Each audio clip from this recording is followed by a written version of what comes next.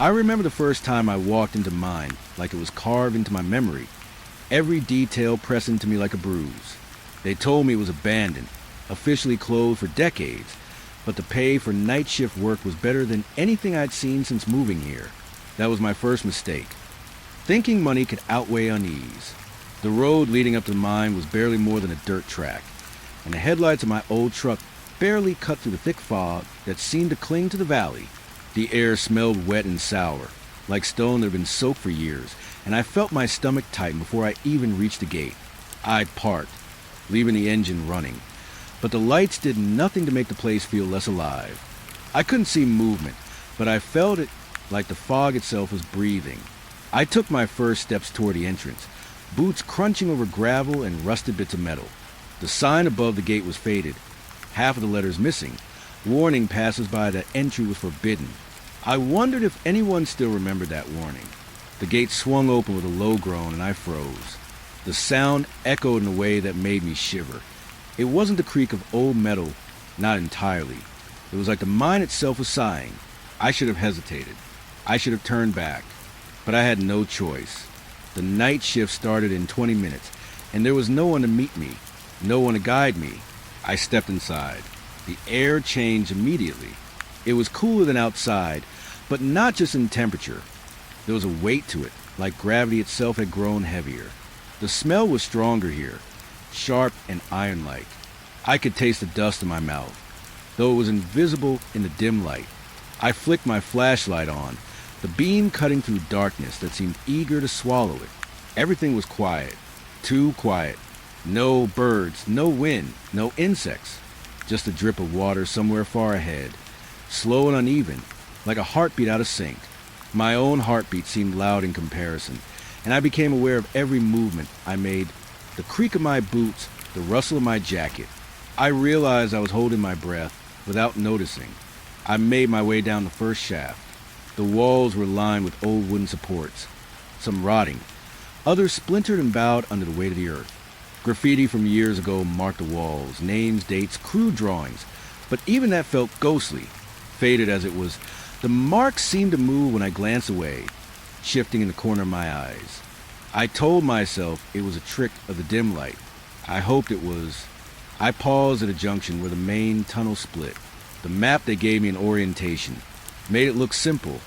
Straight down one shaft, check a few points, then back to surface. But looking at the tunnels now, all covered in shadow and dripping water, I wondered if the map had been made by someone who had never been here. The paths forked in ways that felt deliberate, confusing, like the mine wanted to trap me, wanted me to get lost. The silence grew oppressive. My own flashlight's hum sounded like shouting in my ears. I took a few steps forward, telling myself it was normal to feel anxious in a place this old. Normal, yes, but every instinct in me screamed otherwise. I started to notice patterns in the darkness, or what I thought were patterns. Shadows clinging to corners, not caused by my light. Shapes moving against the wall. When I blinked, I told myself it was just my imagination, and yet I couldn't shake the feeling that the walls themselves were watching.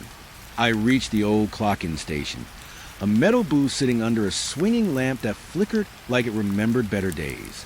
The station was dust-covered, abandoned, with a single pad and pen left behind. I wasn't supposed to clock in here. I had to use a new digital terminal. But the sight of the old station unsettled me. I could almost hear voices, faint and overlapping, arguing about shifts, about accidents, about someone who hadn't come back. I forced myself to focus. I had to log in. I tapped my card at the digital terminal. The screen flickered, and for a moment I swore I saw my reflection shift. My face elongated, eyes darker, mouth slightly too wide. And then it was gone. Just my face staring back at me. My pulse sped, and I exhaled shakily. I had imagined it. I had to have. The mind seemed to respond to my fear. The air grew thicker. The darkness pressed closer. Even my flashlight, strong and new, felt inadequate, as if the shadows weren't just absences of light, but something alive, waiting. I walked toward the main shaft, trying to remember the steps from orientation, trying to keep calm. Every sound echoed differently down here. A drop coin would have reverberated like a cannon.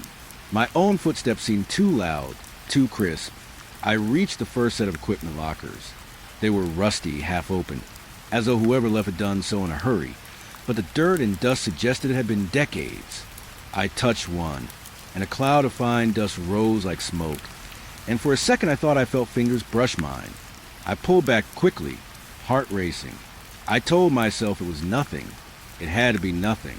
But my skin remained crawling long after I stepped away. Deeper into mine, the walls narrowed. The ceiling sagged and the sound of dripping water became uneven, almost conversational. My mind tried to reason with it. Water dripping unevenly can echo strangely, can sound like footsteps.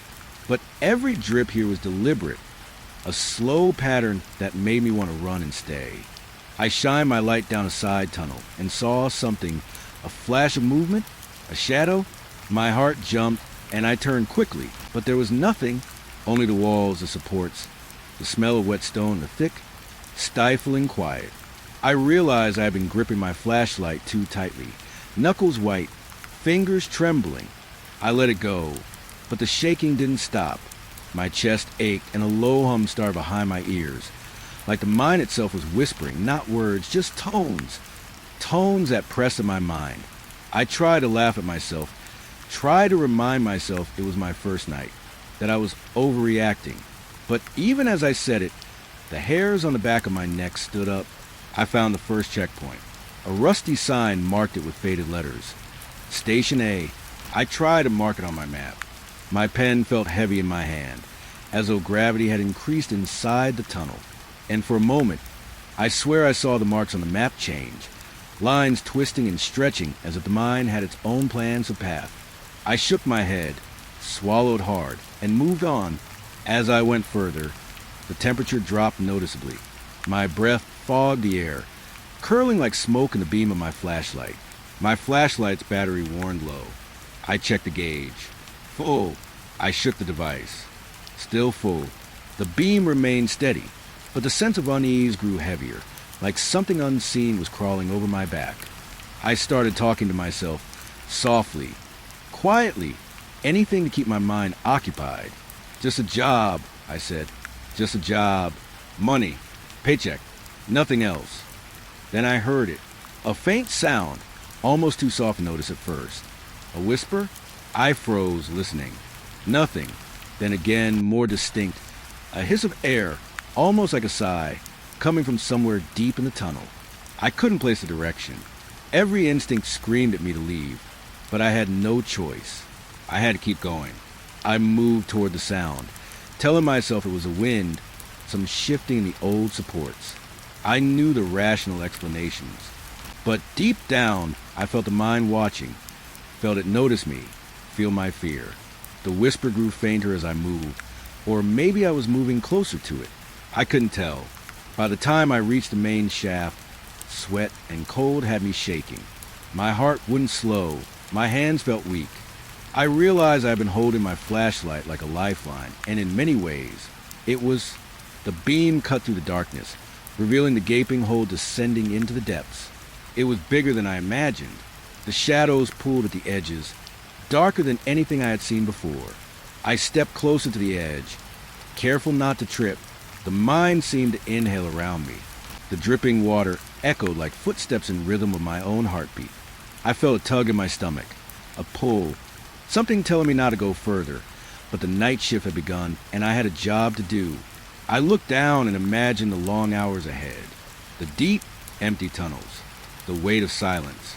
And I felt the first real, sharp prick of fear, the kind that sinks into your bones and makes your muscles ache. This wasn't just an abandoned mind. This was something else, something patient, something that had waited for me. I swallowed hard, tightened my jacket around me, and started walking down the main shaft. Every step echoed. Every shadow seemed to flicker. And somewhere, deep beneath the earth, the mind breathed around me, waiting, watching, as if it had been expecting me all along. I told myself I would be fine.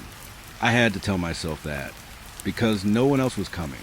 And in that silence, I understood the first rule of the mind. It doesn't like to be watched, but it loves being noticed. I had convinced myself that the first night was about getting used to the mind, that my nerves were simply reacting to a dark, silent place that no one had entered for years. But by the time I reached the second checkpoint, I realized something was different. The air was no longer just heavy with damp stone. It carried something else, something older, something that felt alive in a way I couldn't describe. I paused, flashlight sweeping the walls, trying to see through the thick darkness. The tunnel was long, straight enough to think I could map in my head, but every corner seemed to stretch farther than it should. The drip of water, which had been random and uneven, now fell in patterns, almost like footsteps pacing in rhythm of my own. I stopped moving for a moment, listening, and that's when I heard it, a faint whisper. At first, I thought it was the wind. The mind was full of drafts, shifting current of air that made the shadows move and my skin crawl. But this whisper wasn't just air. It had rhythm, a cadence that sounded like someone muttering words just out of reach. I strained to hear. "Hello," I called softly, my voice small, swallowed by the tunnel. No answer, just a whisper again, teasing, distant, fading and returning like waves. My pulse quickened, and I told myself I was imagining it, that it was my mind straining to make sense of the emptiness. Yet every instinct screamed that something was there. I remembered the stories the older workers told. Vague things about the mind remembering you. I had laughed at them when I first heard it. But now, deep underground, alone in the darkness, the words felt like a warning I had ignored. The mind does remember, they had said, every step, every sound, every mistake. It keeps it all. And I was leaving footprints in the memory of this place. I took a careful step forward, trying to steady my breathing. The whispers shifted, moving around me. I couldn't tell if they were ahead, behind, or inside the walls themselves. I felt a chill creep up my spine. Every instinct in my body told me to leave, but I had to keep going. The night shift was just starting, and turning back wasn't an option. The walls of the tunnel were slick with moisture. My flashlight's beam caught reflections in the stone, brief flashes that made me think of eyes watching. I shook my head, trying to shake off the paranoia. Eyes don't hide in walls. Walls don't watch. And yet, for every step I took, I felt like the mind was observing me, like it was aware of my heartbeat, my shallow breaths, my trembling hands. I reached a junction where a smaller tunnel branched off. The map showed it as a dead end, but I thought I heard a movement coming from it. Something light, almost a shuffle. My skin prickled. I wanted to ignore it, but curiosity, stubborn, foolish curiosity, made me point my flashlight down the side tunnel. The beam caught nothing. Empty rock, old wooden supports, and shadows thicker than before. Yet the sound had been real. It had to be. I forced myself to move on. I told myself it was probably a rat or a falling piece of rock. Some mundane explanation to calm the rising panic. But as I continued, the whispers became clearer. Not words, not full sentences, but syllables soft and echoing. The mind wasn't silent anymore. It was speaking, or at least trying to. It was aware of me in a way that made my stomach twist with fear. Every so often, I thought I could make out names. Faint, fleeting. Names that sounded old, like echoes of people who had worked here decades ago. I couldn't be sure if I was imagining them, but I felt a strange familiarity, as though the mind was dredging up memories I didn't have. Memories of labor, of darkness, of waiting.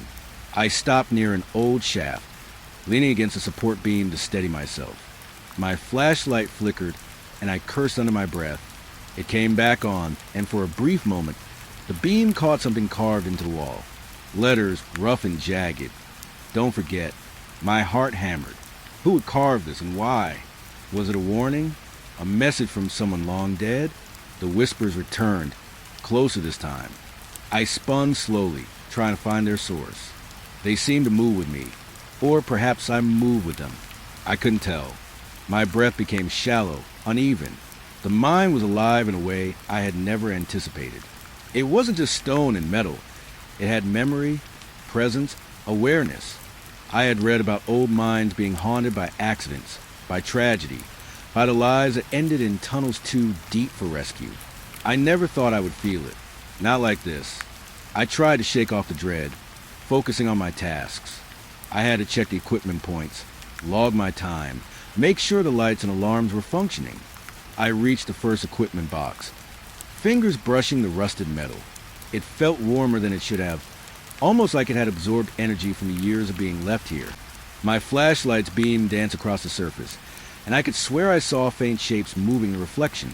Workers, shadows, figures frozen in time. I blinked. Nothing. Just rust and dust. I walked further, whispering to myself to stay calm. It's just an abandoned mine, I told myself. It's just old. Nothing more. But the whispers didn't stop. They grew louder, more insistent, though still just out of comprehension. I started imagining faces in the darkness. Workers I would never meet, eyes dark and hollow, staring from the walls themselves. I tried to focus on the flashlight beam, to remind myself it was all shadows, trickery of the light.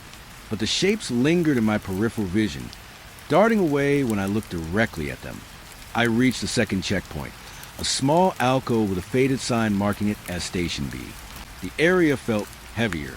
My stomach tightened, a sinking feeling that had nothing to do with hunger. The air seemed thicker, harder to breathe. And then I heard it, clearly this time, a voice. Not a whisper, not a syllable, but a full, human voice. Low, strained, like someone calling from far away. Over here. I froze. My throat went dry. The voice echoed off the walls, impossible to pinpoint. It could have been 10 feet away or 10 miles. My logical mind screamed that it was impossible. No one should be down here. Yet every hair on my body told me it was real. I took a cautious step forward, flashlight shaking my grip. The voice didn't call again. But the whispers, oh, the whispers, grew in intensity. They layered over each other, creating a murmur that filled the tunnel like water in a bottle. I pressed my hands to my ears for a moment, willing them to stop, but it only seemed to make them louder. And then I understood. The mind wasn't trying to scare me. It was trying to communicate, trying to tell me something. I thought about turning back, retreating to the entrance. But the path seemed longer now, stretching in ways that didn't match the map. The mind had changed, or maybe I had. Every turn looked unfamiliar, even though I knew I had passed it before. The walls seemed closer, the shadows deeper. My flashlight illuminated shapes that shouldn't have been there. Handprints, smudges, outlines of figures frozen in time. A memory flashed unbidden. My grandfather telling me stories about old miners, about the tunnels that ate men and memories alike. I had laughed then. I didn't laugh now. I could feel the mind remembering me, pulling at pieces of my mind, whispering fragments of lives I didn't live.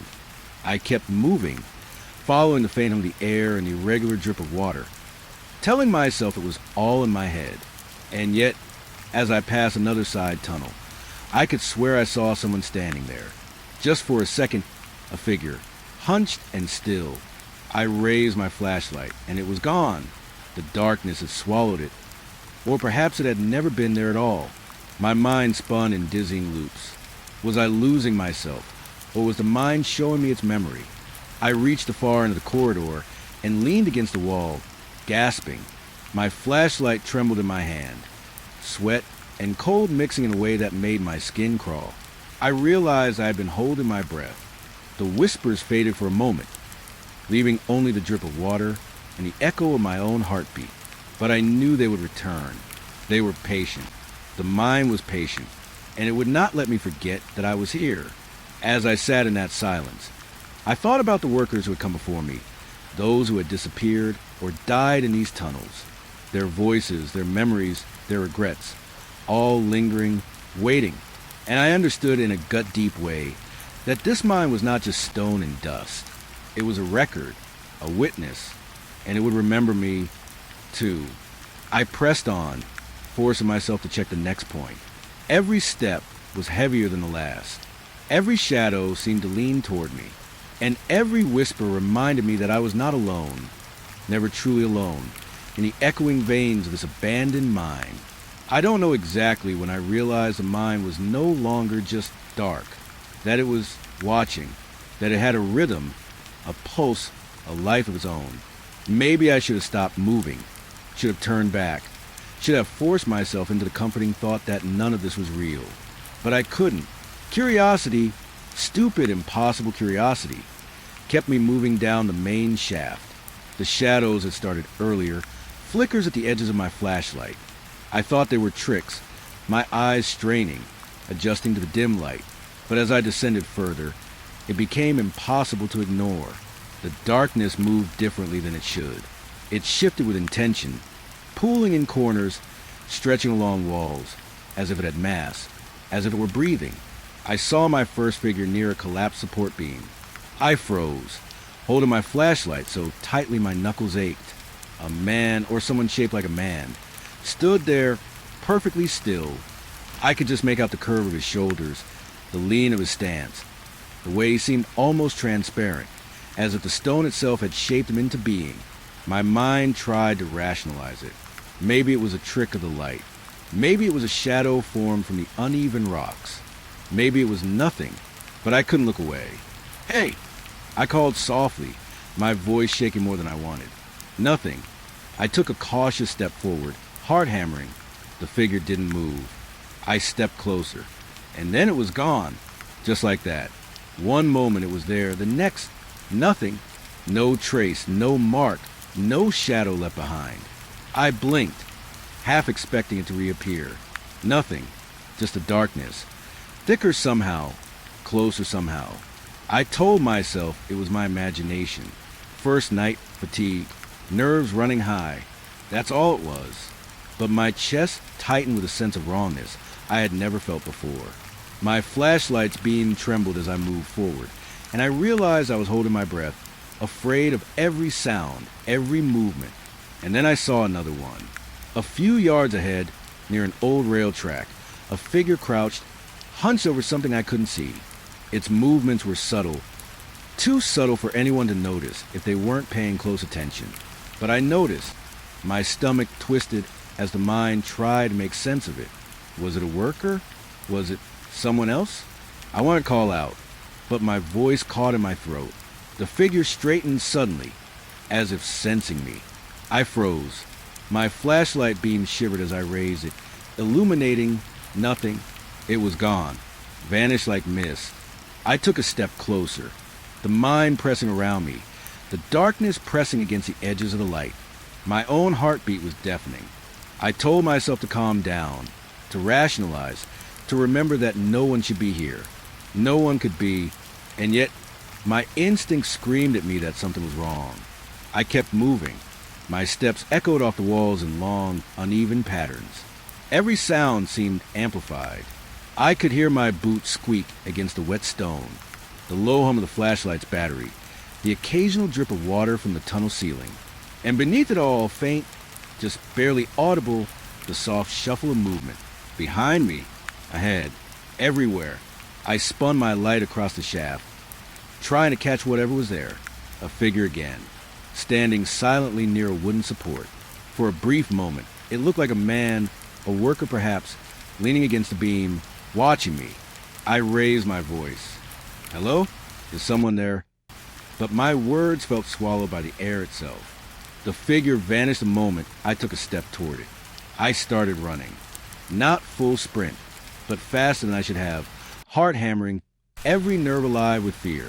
And yet, the more I moved, the more the mind seemed to shift. The walls stretched further away, the tunnel growing longer, the shadows deeper. I began to hear whispers again, soft and unintelligible, as though the darkness itself were speaking to me. I stumbled to a halt near an old cart track. Something glimmered in the beam, movement at the edge of my vision. I turned quickly, but nothing was there, only the darkness, only the mind, only me. My breath came in short bursts. My hands were slick with sweat despite the chill, and I realized for the first time that I wasn't just afraid of the dark. I was afraid of what the mind could do to me, of how it could bend my mind, of the memories it could pull out of me. I remembered the old stories, the rumors I had laughed at when I first heard them. Miners who vanished, equipment left behind, footprints that never led anywhere, voices that called out names no one else knew. I told myself it was superstition, myth, exaggeration. But as I moved down the shaft, seeing shadows that shouldn't exist, hearing whispers that carried knowledge of my own life, I realized those stories were warnings, not tales. Another figure appeared, smaller this time, crouched in the darkness near a fallen beam. I froze again, flashlight trembling. It moved, slowly, deliberately, as if testing me. I stepped forward. The figure dissolved into shadows. I spun in a circle, searching for it. But there was nothing. The mind swallowed it again, leaving me alone with my own fear. I slowed, trying to calm myself, trying to rationalize. The mind was old, abandoned, full of creaking wood and shifting stone. My mind was playing tricks on me. But even as I said it, even as I repeated it like a mantra, I couldn't shake the sensation that the shadows were intelligent, that they moved with purpose, that they were aware of me in a way that went beyond natural instinct. Every corner I turned, every beam I passed, I thought I saw them again. Figures in the dark, vanishing when I approached. Workers? Ghosts? Memories of people who had died here. Trapped forever in the walls? I didn't know. And I didn't want to know. But I couldn't stop looking. Couldn't stop moving. Couldn't stop feeling the darkness crawl over me. The air grew colder. My breath fogged in the beam of my flashlight. The tunnel seemed to narrow, the walls pressing in as if the mind itself were aware of my presence, aware of my fear. I thought I saw hands press against the stone, reaching out, or maybe just my mind creating shapes in the shifting shadows. I blinked. Nothing, but the feeling remained. The mind was alive and it was watching. I reached another junction and the figures appeared again, multiple this time, fleeting glimpses of forms just beyond the light. They didn't speak. They didn't move like living things. But their presence was undeniable.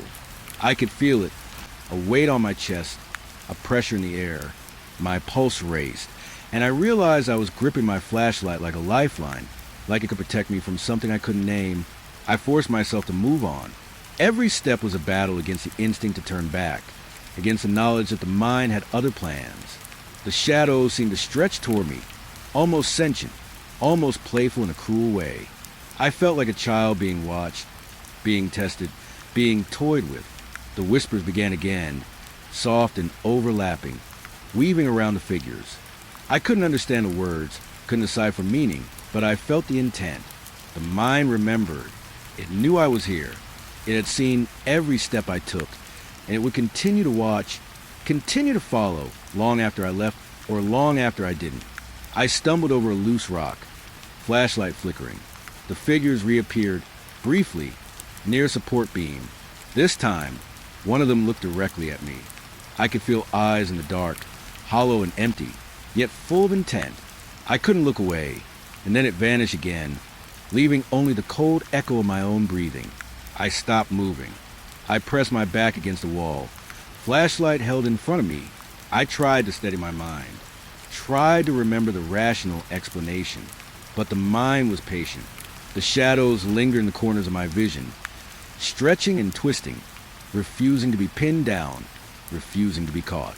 And I understood that this wasn't about ghosts or hallucinations. This was about the mind itself, about the way it remembered, the way it held on to presence, the way it bent reality around the living. I swallowed hard, forced myself to move. Each step forward felt heavier than the last, each shadow a weight on my soul. I knew that every time I saw one of those figures, every time I heard a whisper, I was being marked, cataloged, remembered, and that thought chilled me deeper than the darkness ever could. By the time I reached the next checkpoint, sweat and cold had left me trembling.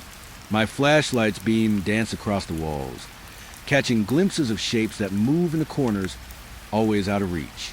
I knew then that the mind had accepted me, acknowledged me, and that the shadows weren't going anywhere. They were patient. They waited, and so would the mind. I sat down briefly on a fallen beam, trying to breathe, trying to calm my mind. But the feeling lingered, heavy and pressing. The mind was alive, the shadows were alive, and I understood now that being here meant more than just walking through dark tunnels. It meant becoming part of something bigger, something eternal, something patient and unforgiving. I forced myself to stand, flashlight shaking in my grip, and moved toward the next checkpoint. The whispers followed. The shadows followed.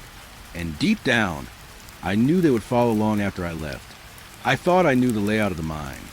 I had studied the maps, memorized the checkpoints, and traced the tunnels in my head countless times.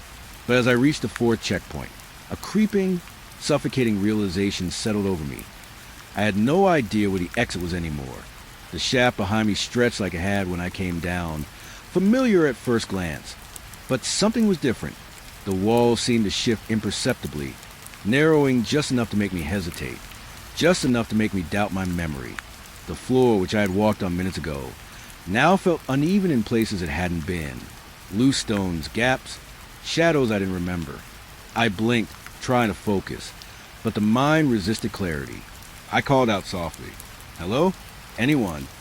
My voice felt swallowed by the darkness, absorbed and returned to me as a faint echo that wasn't my own. I swallowed hard. No answer. Of course there was no one. It was just me, and yet the whispers had returned. Faint, distant, overlapping voices that I could not understand, but that filled the mind in a way that made my stomach twist. I moved forward, flashlight cutting through the darkness, illuminating walls slick with moisture. The beam caught glimpses of things I couldn't identify, shapes that looked like machinery, shadows that resembled figures hunched over tools, frozen mid-motion. I thought back to the stories, the warnings from old miners. The mind remembers, the mind watches. I had laughed at them before. I didn't laugh now. Every turn I took felt wrong. Corridors that should have led to familiar tunnels now curved in impossible ways, leading me deeper into shadow. The map was useless. Every checkpoint seemed farther away than it should be. I tried to mark the walls, scratch marks into the stone, but when I looked back, they had disappeared. The walls had no evidence of me ever being here. Panic began to creep in, slow and insidious. My breaths came in short bursts, my chest tight, my hands trembling as I gripped the flashlight. I could feel the mind pressing closer, like the walls themselves were aware of my fear. Shapes flitted in the corners of my vision. Workers? Shadows? Memories? I didn't know. And every time I turned to look directly, there was nothing. I reached a dead end, or what I thought was a dead end. The tunnel ended in a collapsed wall of rock and timber. My mind rebelled against the thought of going back, retracing steps that no longer made sense. I felt trapped, the way I imagined miners must have felt when the earth shifted, swallowing them whole. I forced myself to breathe, to think, to focus. I remembered the stories again. Miners who disappeared, tunnels that led nowhere, footprints that returned to themselves. I had dismissed them. Now I understood. This mine wasn't just abandoned. It was sentient. It remembered everyone who had passed through it, and it remembered their fear, and it was feeding on mine. I took a cautious step forward, touching the walls, hoping to find some clue, some sign that would guide me back. The stone was wet, cold, unyielding. And then I noticed them. Faint marks on the walls, not scratches or graffiti, but impressions, almost like handprints pressed into soft clay. They were everywhere, following the path I had taken, reaching out from the walls, begging, warning, waiting. I shivered. The whispers grew louder, more insistent. They weren't random anymore. They were layered, overlapping, like conversations frozen in time. I couldn't understand the words, but I felt their intent. They were aware of me, aware of every movement, every breath. And the mind, it was alive in a way I could feel, pressing against my mind, bending reality around me. I moved faster, trying to find a corridor that looked familiar, but the mind resisted. Tunnels twisted, forked, doubled back on themselves. The exits I had memorized seemed to vanish. The mind was no longer a place I could navigate. It was a labyrinth that remembered me, reshaped itself around me, and refused to let me leave. I stumbled, heart racing, flashlight beam flickering across the walls. Shapes appeared again, figures in the shadows, frozen mid-task, watching. They didn't move when I approached, and yet I felt their eyes follow me, their presence heavy, pressing. The mind had preserved them, trapped them in its memory, and now I was part of it. I called out again, louder this time. "Is anyone there?" My voice sounded strange in the tunnel, hollow and weak. The only response was the whispers, rising in intensity, almost rhythmic, almost conversational. I pressed my hands to my ears, trying to block it out, but the sound burrowed into my head. I felt dizzy, disoriented, like the mind was pulling at the edges of my mind. I tried to retrace my steps, but the corridors shifted with every turn. The dead ends I had passed before were now open, leading to tunnels I didn't recognize.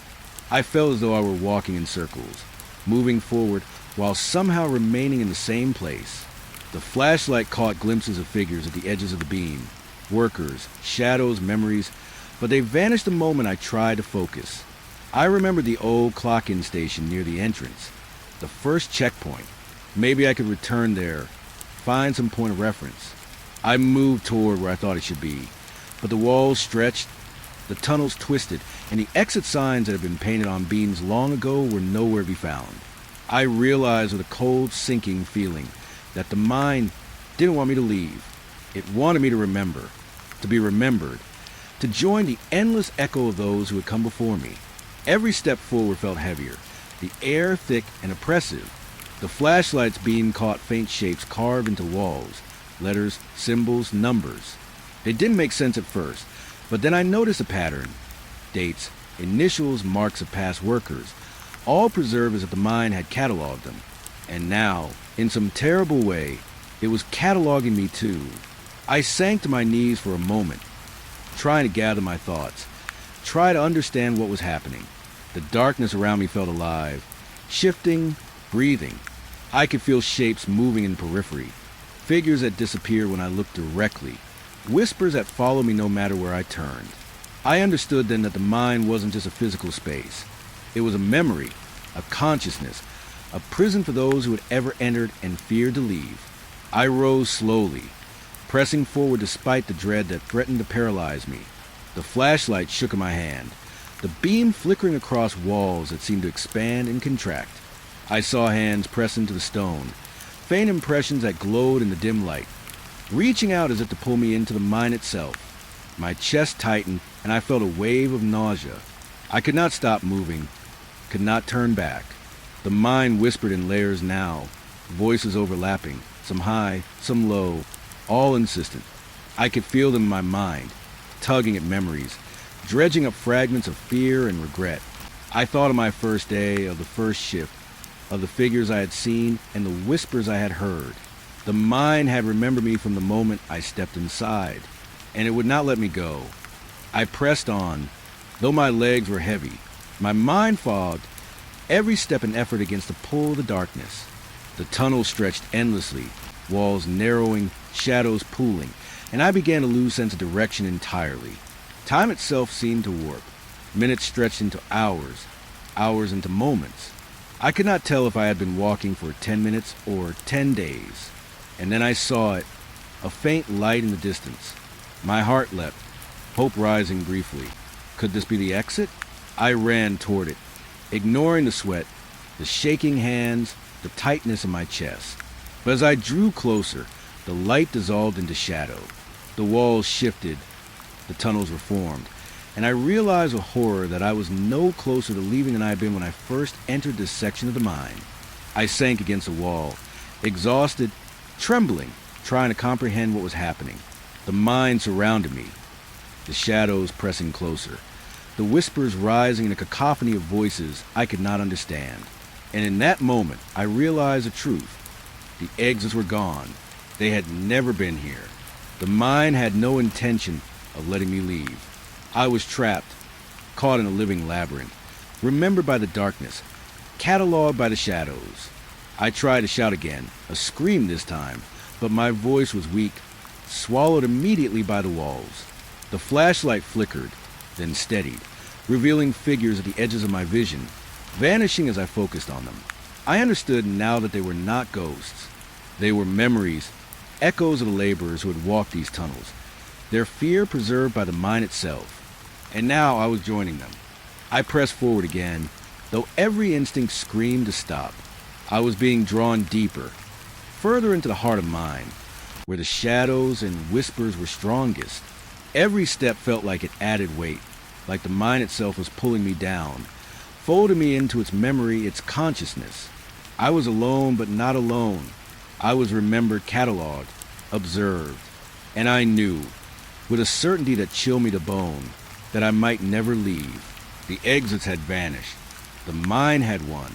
And I was trapped in its memory, surrounded by whispers, shadows, and figures that would never let me forget. We didn't mean to be here. I tell myself that all the time now, even though my legs carried me further than I should have gone. But the thrill of the abandoned mine drew us in, a siren song for people like us. City kids chasing the ghosts of adventure in rusted tunnels. I remember standing at the mouth of the shaft, flashlight beams bouncing off the jagged rock, and feeling that first twinge of unease I should have listened to. The air smelled of wet stone and dust, old and sour, the kind of smell that sticks in your nose and throat, reminding you that this place hadn't been touched for decades.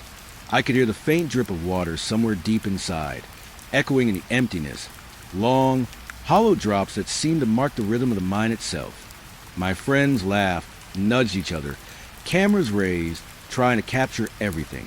But even in the bright beams of our flashlights, the darkness seemed too thick, too patient. I thought I heard at first a whistle, high-pitched, faint, far off, like someone played with flute somewhere deep in the tunnels. I stopped, heart-skipping, listening. My friends didn't hear it first. Just the echo of our own laughter and footsteps. But then it came again, clearer this time, curling around the stone walls, lingering like smoke in the air. Did you hear that? I whispered. My voice felt too loud. What? It's probably the wind, one of them said. But even as he spoke, I could see his eyes flicking toward the shadows, uneasy. He didn't say more, didn't want to admit it. None of us wanted to admit it, because the whistle, it was wrong.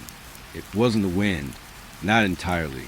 We moved further in, flashlights cutting through the gloom, careful not to trip over broken timber or rusty rails. Every step made the echoes of the mine louder, our laughter and whispers bouncing back at us, stretched, twisted, distorted, and always, under it, the faint whistle, curling in from somewhere unseen. I thought at first it was an echo, some sound bouncing down the tunnels. But the more we moved, the more impossible that seemed.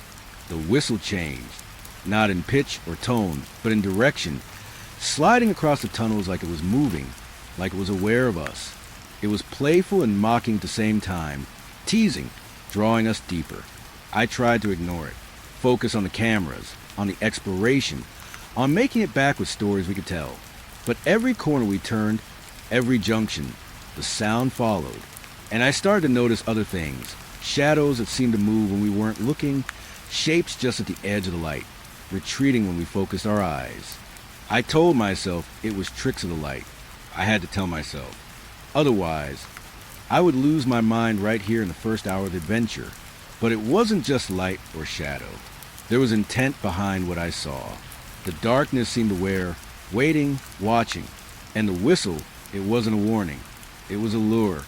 We came to a section where the main tunnel split, a narrow shaft leading down into the bowels of the mine. The whistle grew louder here, resonating in ways that made my chest tighten, like it was vibrating through my bones. I stepped back, uneasy. My friends, caught in their own excitement, moved forward. I wanted to stop them, to turn and run, but my voice stuck somewhere between my chest and my throat. The whistle changed again. It dipped, slowed, elongated, like someone drawing a breath in time with us. I froze completely, flashlight shaking my hand. My friends didn't notice at first. They laughed again, but it was nervous, edge-struck, the way laughter sounds when your brain knows something is wrong, but your body wants to deny it.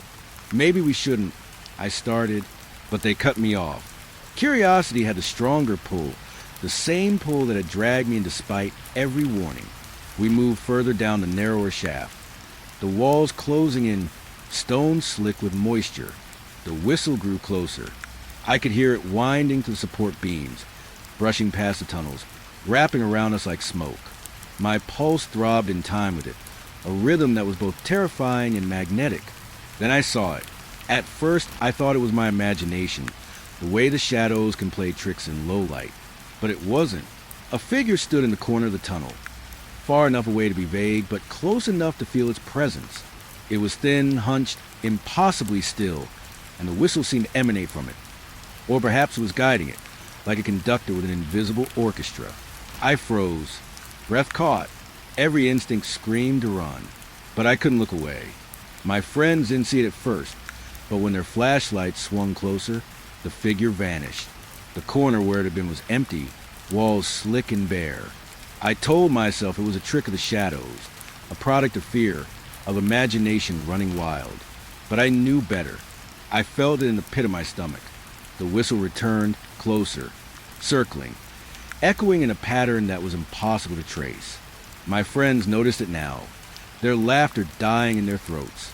Unease spread across their faces, but curiosity, stubborn, foolish curiosity, kept us moving. I could feel the mind itself pressing in on us, patient, alive, as if it had been waiting for someone to come this far. Every few steps we thought we heard movement, a shuffle, a scuff, something brushing against the walls. We would swing our lights around, nothing there, but the feeling remained. Something was following us, something that didn't belong. And then the whistle, warping, teasing, echoing, grew louder still. We reached an old rail cart, tipped over, rusted and dry-rotted. I leaned against it, trying to steady myself. My hands were trembling. The whistle twisted in the tunnels again, rising, then dropping suddenly. It wasn't just sound anymore. It had a presence, a weight, a consciousness. It was aware of our fear, and it was feeding on it. I wanted to speak, to tell the others to stop, to turn back, but no words came out. The whistle shifted to the left tunnel, longer this time, drawn out, almost like a sigh or a warning. My friends followed it instinctively, cameras out, hands shaking slightly, oblivious of what I was starting to understand. The mind wasn't just empty, it was alive. It remembered, it responded, it played with us. I forced myself to move, following the others, but every step made the whistle more insistent. Every shadow seemed to stretch toward us. I could feel eyes in the darkness, though I didn't see faces, only shapes and silhouettes that crouched and shifted, hiding just out of sight. I could hear breathing, or maybe it was my own, but it wasn't in rhythm with my pulse. It was slower, deliberate, like the mind itself was breathing around us. Then the whistle stopped, sudden, abrupt, and in the silence, I realized something terrifying. It had been guiding us somewhere, and now we were alone. The tunnel opened into a larger chamber, ceilings high and jagged. The shadows pooled in every corner, even where the flashlight beam cut through. And there at the far end, faint and almost imperceptible, the figure returned. Not moving, just standing, watching. The whistle had returned as well, soft now, almost tender, curling through the chamber like smoke. I could feel it in my bones, vibrating in my chest, pulling at something deep inside me. I wanted to move closer, but my legs wouldn't obey. I wanted to run, but my feet were rooted to the wet stone floor. And the figure, it was watching me, patient, still, impossible to measure. I told myself to blink, to shake my head, to remind myself it wasn't real. But it was real. I could feel the presence, the consciousness, the weight of something that had existed in these tunnels far longer than I could imagine. My friends were at the edges of the chamber now, whispering nervously, unaware of the figure I could see. Or maybe they were pretending not to see it, convincing themselves that the shadows were just tricks, that the whistle was nothing more than wind. But I couldn't pretend. I could feel it watching, aware, waiting, and then it vanished again. The whistle lingered for a moment longer, soft and melodic, before disappearing entirely. The silence that followed was heavier than anything I had felt before. The mind seemed to breathe around us, patient, knowing, alive. I knew then that the whistle had not been a warning. It had been a lure, and we had taken it. I wanted to leave, to find a way back, but every tunnel seemed unfamiliar now. The walls stretching, shifting, reshaping. I realized we had been drawn deep into a place we couldn't navigate, a labyrinth that didn't exist on any map. The mind remembered. It responded, and it had claimed us, if only temporarily, in its endless dark memory. I stayed close to my friends, heart pounding, flashlight beams cutting through shadows that felt alive. I didn't speak. I didn't dare, because the whistle might return at any moment. And when it did, I knew it would be waiting, guiding, testing. The mind was patient. The mind remembered. And we were walking in its memory now, unable to tell if we were explorers, trespassers, or something else entirely. The deeper we went, the more the mind seemed to close in around us. I had thought the tunnels would feel vast, echoing with our footsteps and laughter, but instead they felt like a cage, walls bending closer with every step, swallowing sound and light. My flashlight, which had been steady when we entered, now flickered intermittently, like it was nervous too, like it sensed something watching. It started with a brief dim, a pulse in the beam that made the shadows waver unnaturally. I shook it, hoping it was just a battery, but the light steadied only for a moment before flickering again, faster this time, as if the mind itself was breathing through the bulb. My heart thudded. Every instinct screamed that this wasn't normal. The others laughed nervously, brushing it off as old equipment, but I could see the unease in their eyes. Then I saw it, or rather, I thought I saw it. A shadow, crouched near the corner of the tunnel, moving just at the edge of the flashlight's beam. I froze, the beam wavering in my trembling hand. For a moment, I could make out the shape of a person, hunched over, staring at something on the ground. But when I swung the light directly toward it, nothing was there. The corner was empty, stone slick with moisture, shadows pooling in the edges. I told myself it was a trick of the light, our eyes adjusting, fatigue, imagination running wild. But the flicker returned, and with it, the shadow moved again. This time, it wasn't crouched. It was upright, stepping slowly, deliberately along the tunnel wall. Its motion mimicked the way we walked, careful, measured, eerily human.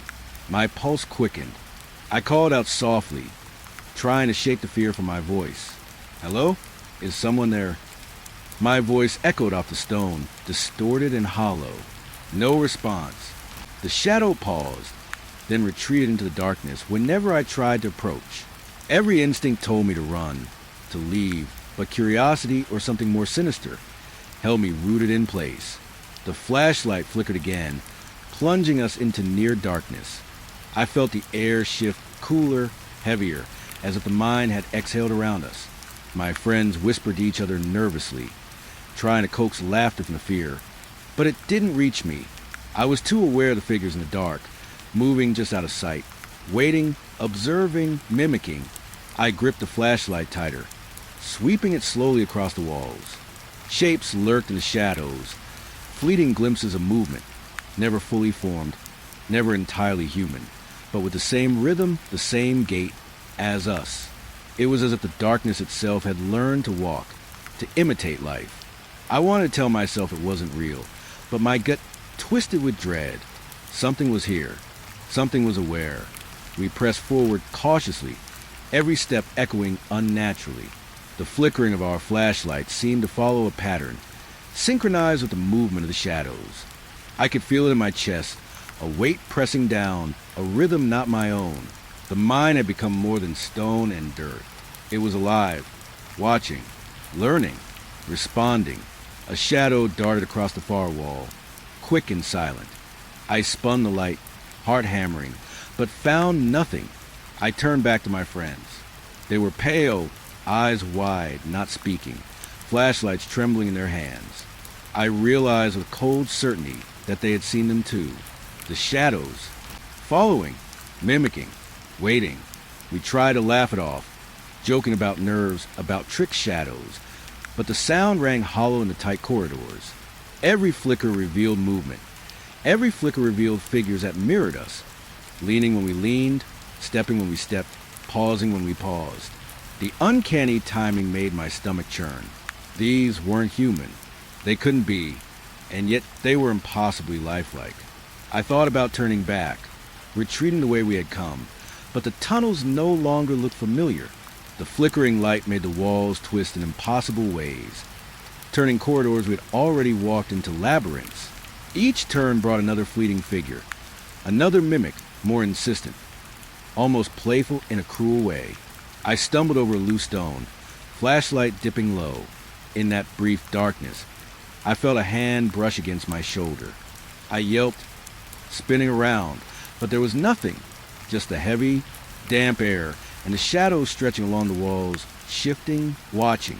My friends murmured anxiously behind me, moving closer, but the shadows seemed to multiply with our fear, rising from the corners, pooling behind pillars, forming silhouettes that mirrored every subtle movement we made.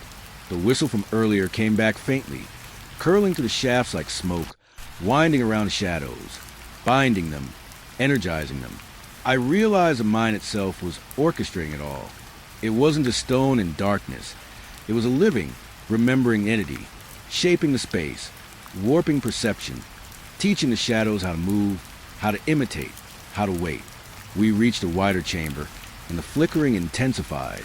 Flashlights blinked out completely for a heartbeat, plunging us into a darkness so thick it felt like water. In that instant, I knew the figures were closer, circling us, aligning with our steps, breathing in time with us. My chest tightened.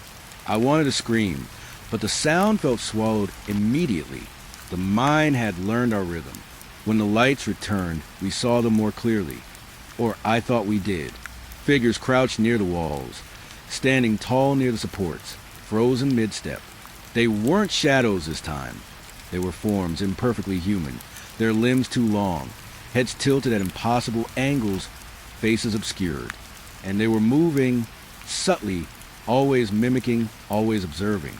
I could feel them, a presence in the pit of my stomach, an understanding that we were intruders in a place that had long memories. I swallowed hard, trying to force courage into my shaking limbs. We need to keep moving, I said, my voice rough. My words echoed unnaturally, like the mind was repeating them back at me.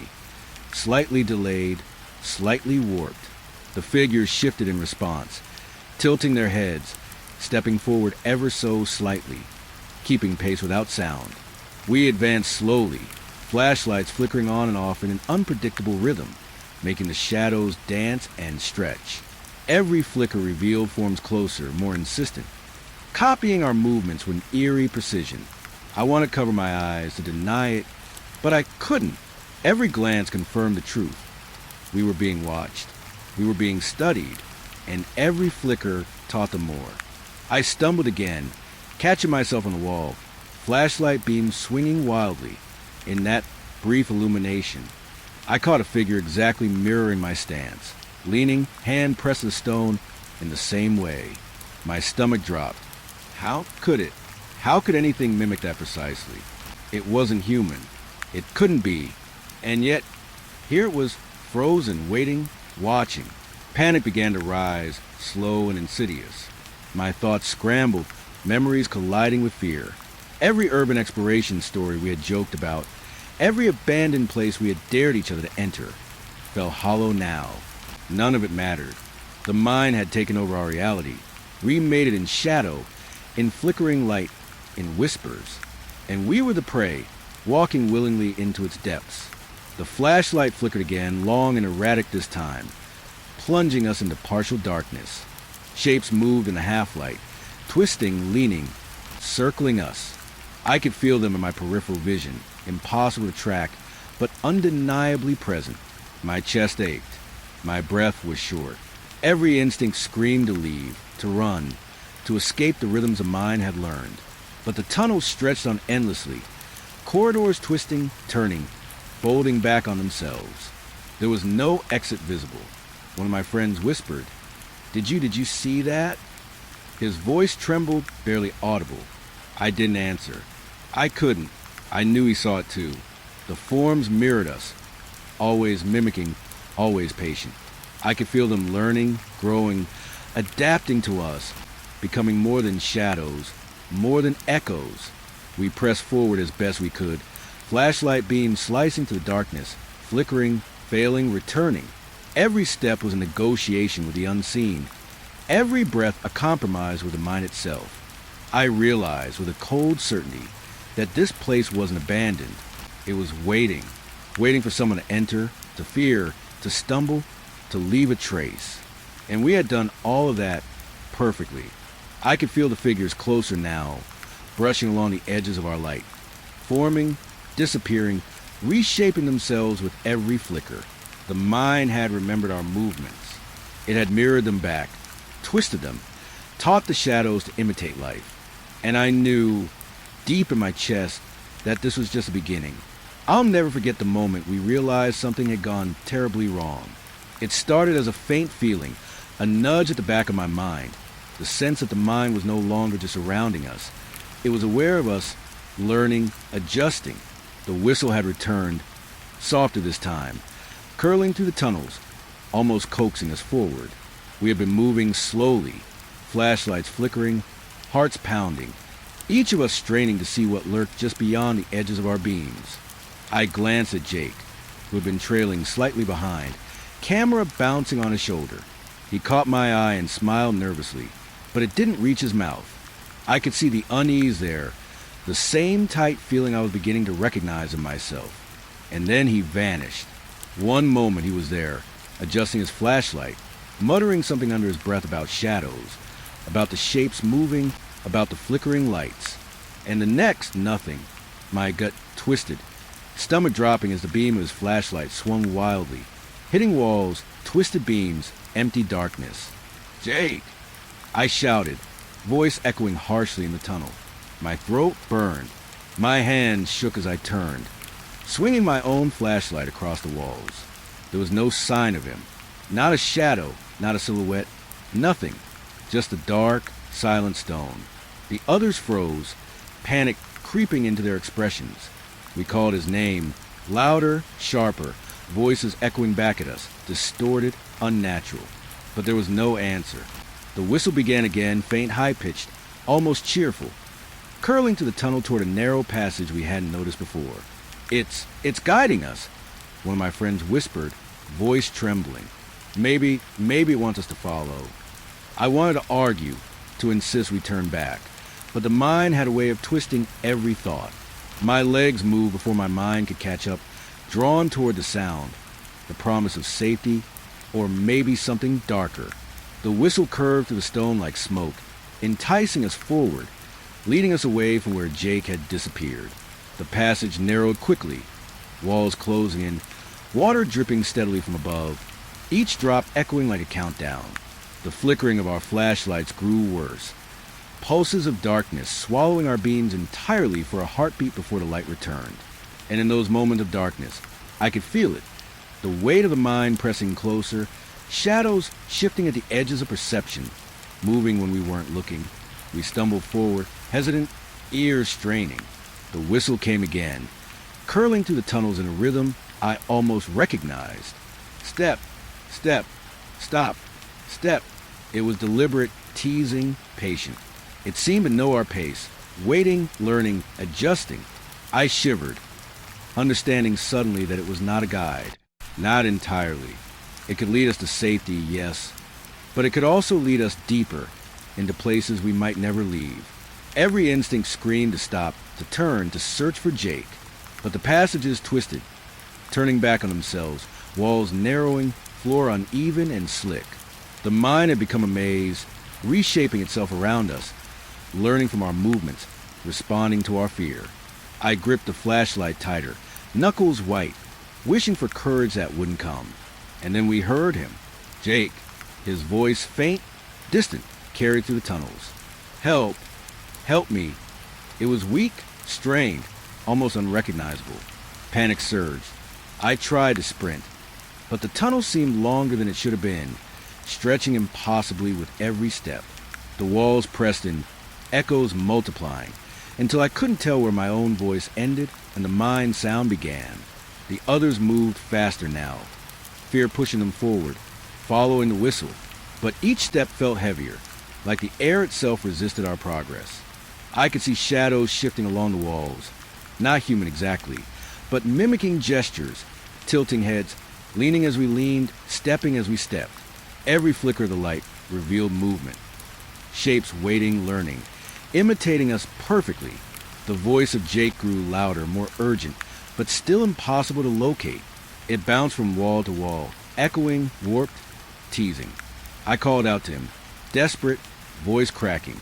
The shadows responded, shifting, leaning closer, mimicking the panic in our steps.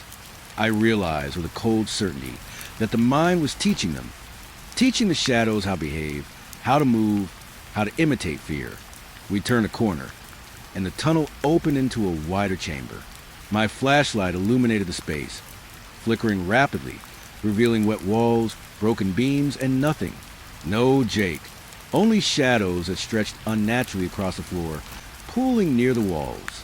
The whistle had stopped, leaving a heavy silence, like the air itself was holding its breath. And then it started again, lower this time, almost coaxing. It wound to the chamber, curling around us, wrapping around the edges of our vision. The shadows shifted, sliding closer, moving in unison, tilting, stepping, pausing exactly as we did. Every instinct in me screamed that we should run, but the exit, or what we thought was an exit, was nowhere in sight. The mind had swallowed it, reshaped it, hiding it. "Do you hear that?" whispered one of my friends. Her voice trembled, barely audible over the pounding of our hearts. The others nodded, silent acknowledgement, faces pale in the flickering light.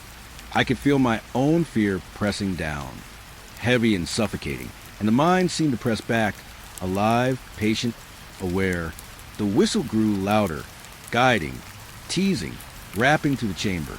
It was impossible to tell if it wanted to lead us to safety or lure us further into the mind's grasp. I felt my legs move again, drawn toward the sound, toward the promise of finding Jake. Though I knew somewhere in the pit of my stomach that the mind didn't care about him or us, it cared only for fear, for presence, for being remembered. As we moved, the flashlight flickered violently, plunging us into near darkness. In that instant, I thought I saw figures at the edges of the beam, tall, thin, impossibly still, imitating us. I blinked, and they were gone. Only the echoes of our own movements remained, twisted, warped, mirrored back at us by the walls themselves. The mind was learning, teaching, shaping everything around us. I realized then that we were no longer following the whistle. It was leading us, and we were walking blindly into a labyrinth that didn't exist on any map. Every corner, every turn, revealed shadows that mirrored us, leaning when we leaned, stepping when we stepped, pausing when we paused. I could feel them pressing in, a consciousness built from stone, memory, and dark imitation. We came to another junction. The whistle curled through both paths, longer this time, higher, almost jubilant, like a predator playing with prey. My pulse quickened. One path seemed narrower, darker. The other slightly wider, walls damp, floor slick. I didn't know which way to go. The mind didn't want us to leave. It wanted us to choose. And whatever we chose, we would learn that the distinction between safety and danger no longer mattered here. A faint voice echoed again. "Jake, help, hurry." I strained to locate it, to push my fear aside. But the echo warped, bouncing from wall to wall, disappearing, returning behind us, ahead, everywhere and nowhere.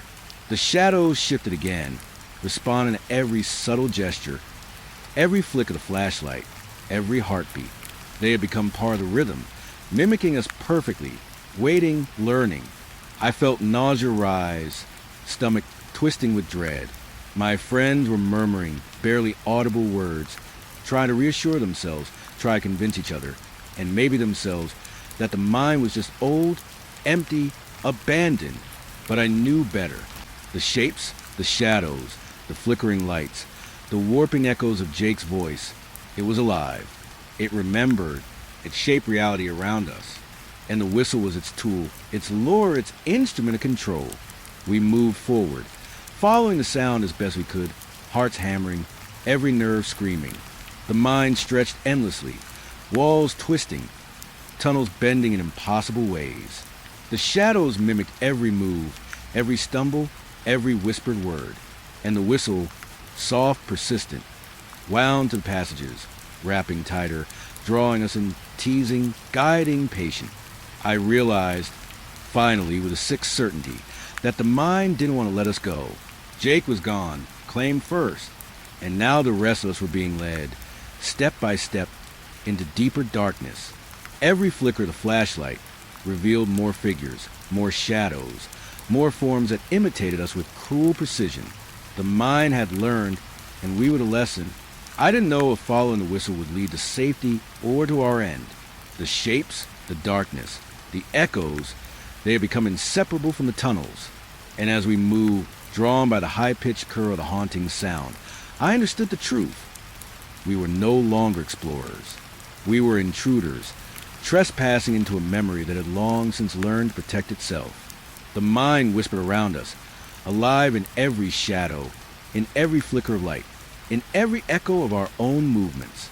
And I knew, as the whistle guided us forward, that we had crossed a line. The mind had claimed one of us, and the rest of us were walking, willingly or not, into its grasp. I don't know why I keep coming back to places like this. Maybe it's a thrill, or maybe it's the part of me that wants to see something no one else will. I parked my car a few meters from the old mine entrance, the headlights cutting through the early evening mist. The air was already cold, sharper than it should have been for this time of year. My breath puffed out in little clouds, vanishing almost immediately into the darkness. I tightened my jacket around me, even though I knew it wouldn't matter once I went inside. The mine had its own temperature, its own life. You could feel it in your bones before you even took a step past the entrance. The wooden beams creaked overhead as I leaned my flashlight against the entrance, testing it. The beam cut through black, but only a few feet ahead. Beyond that, the darkness seemed to swallow everything. And then there was the quiet, not just the absence of sound, the kind you get when there's no wind or traffic, but a pressing, unnatural silence, like the world had exhaled and forgotten me. My recorder was on, capturing every minute detail. I clicked it, and a red light blinked back at me. "Okay," I whispered to myself, even though I knew the voice would echo back, distant and strange in the hollow mouth of the mine. I stepped inside. The ground was uneven, loose stones and dust crunching under my boots. The air hit me differently here. It wasn't just cold. It was empty, as if the mine itself had sucked all warmth from the world. My fingers were numb almost immediately, and I had to force myself to keep moving. I held the flashlight steady, though my hand shook just a little. The walls were slick with something, maybe old water or just damp stone. I couldn't tell. Shadows crawled along the rough surfaces, twisting with every tiny movement of light. I stopped for a moment, trying to listen. There was nothing. No dripping water, no rustle of rats or bats. Just silence. My own heartbeat thumped in my ears. And then I thought I heard breathing. Not mine, not anyone near me, but shallow, deliberate. I froze, held my breath. The darkness ahead seemed to pulse, almost like it was watching me, waiting. I shook my head, trying to convince myself it was nothing. The stories about this place, miners disappearing, strange cold spots, whispers in the tunnels, had circulated for decades. Everyone called it cursed. Paranormal, they said, but I'm a professional. I tell myself that. I've documented haunted houses, abandoned hospitals, even a derelict asylum once. Nothing had ever felt like this. Nothing had ever made the air itself feel wrong. I moved forward, step by careful step. The beam of my flashlight barely reached 10 feet before fading into the black. The deeper I went, the heavier the air felt, like it was pressing in on me. I could taste it on my tongue, a metallic tang, like rusted iron, and something else I couldn't name. My recorder was picking up my footsteps. Every scrape of stone, the occasional shiver of the wooden support beams. I kept talking, narrating everything for documentation, for sanity. Entering main tunnel, temperature dropped. Air feels thick, silence is oppressive.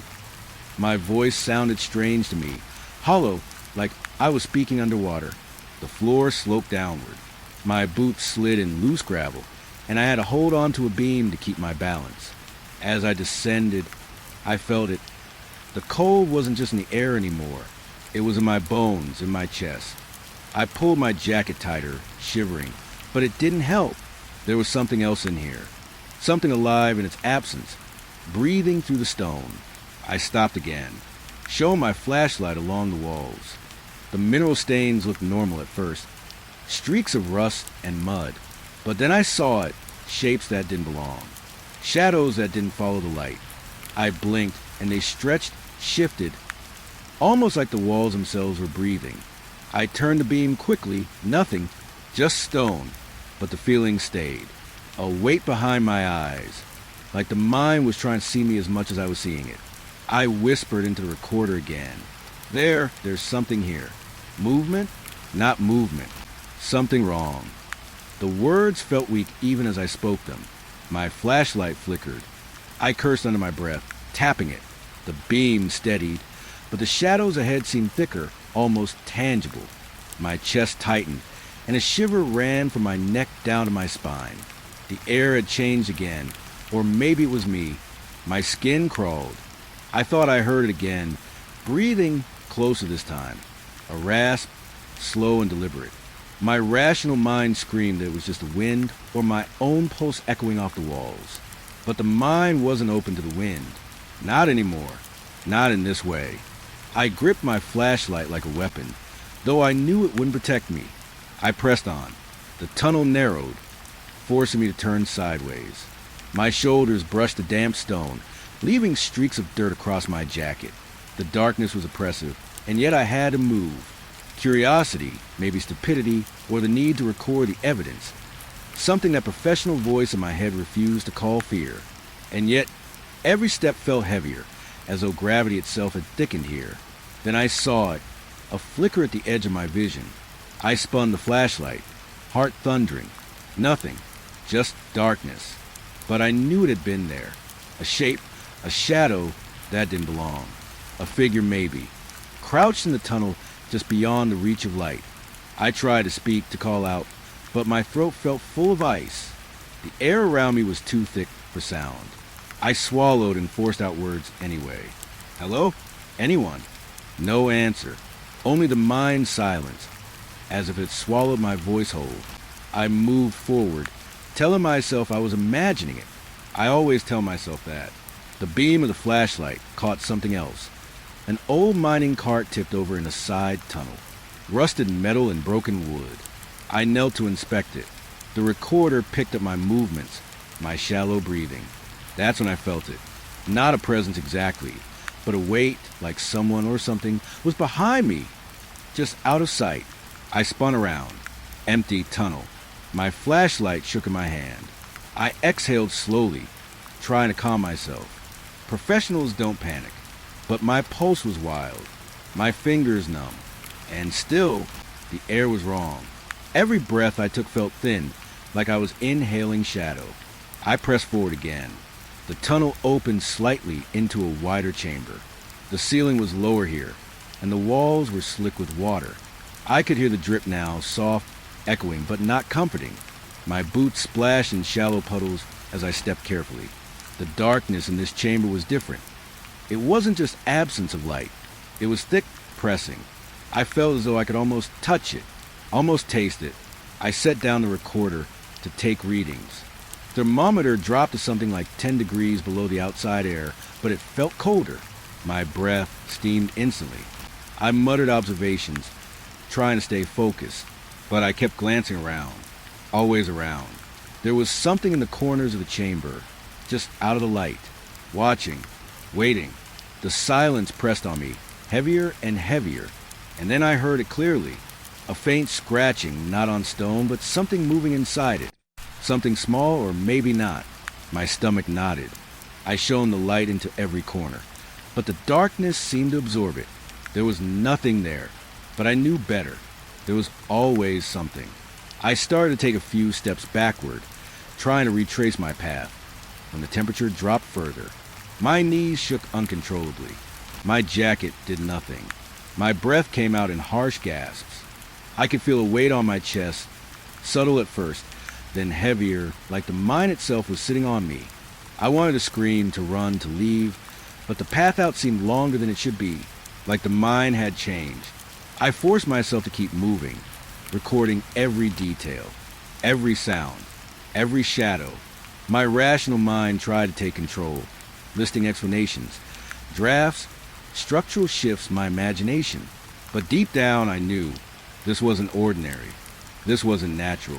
There was something here, something older than the wood, older than the stone, something that didn't belong in the world above. I stopped again, flashlight shaking in my hands. I thought I heard whispering, faint, almost indistinguishable from the echo of my own voice. I couldn't tell if it was real or a trick of the tunnel. My heart raced. I swallowed hard.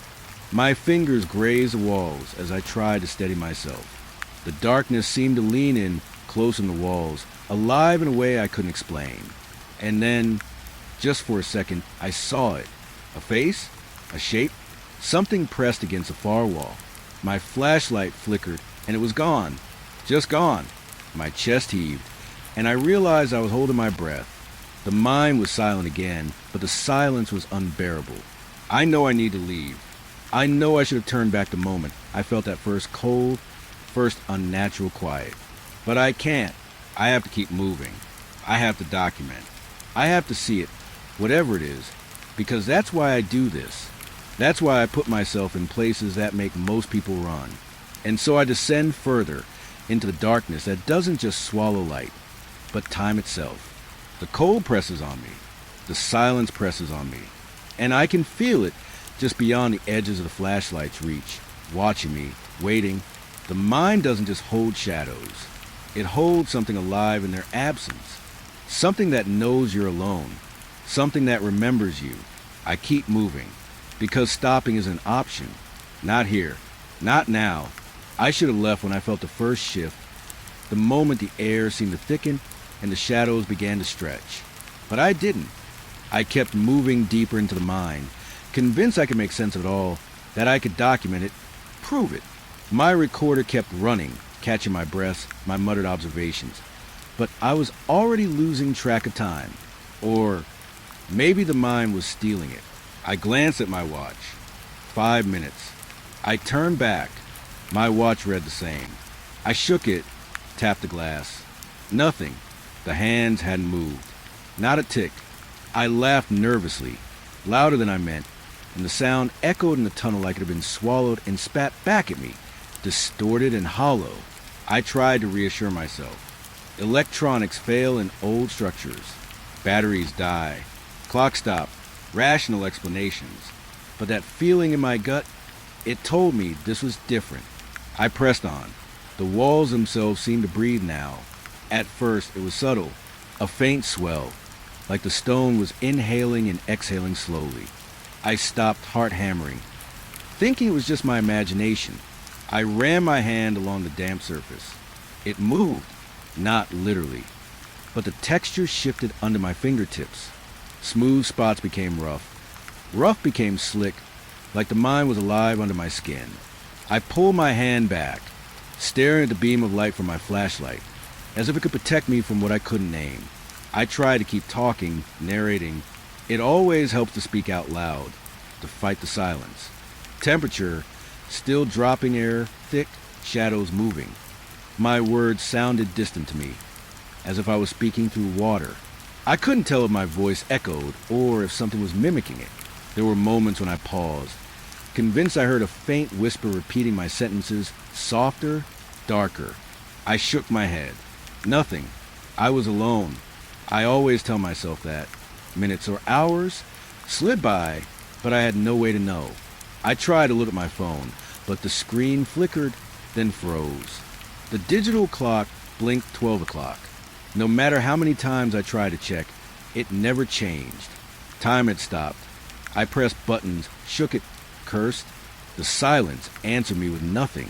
I started walking again, slower this time. The mind had changed. The tunnel that had sloped gently downward before now felt constricted, walls bending inward, pressing against me like the stone wanted to push me into itself. My flashlight trembled in my hands. Shadows moved at the corners of my vision, not fast, but deliberate, creeping. Every step made my chest tighter, every breath more difficult. I thought I heard someone or something laughing far ahead.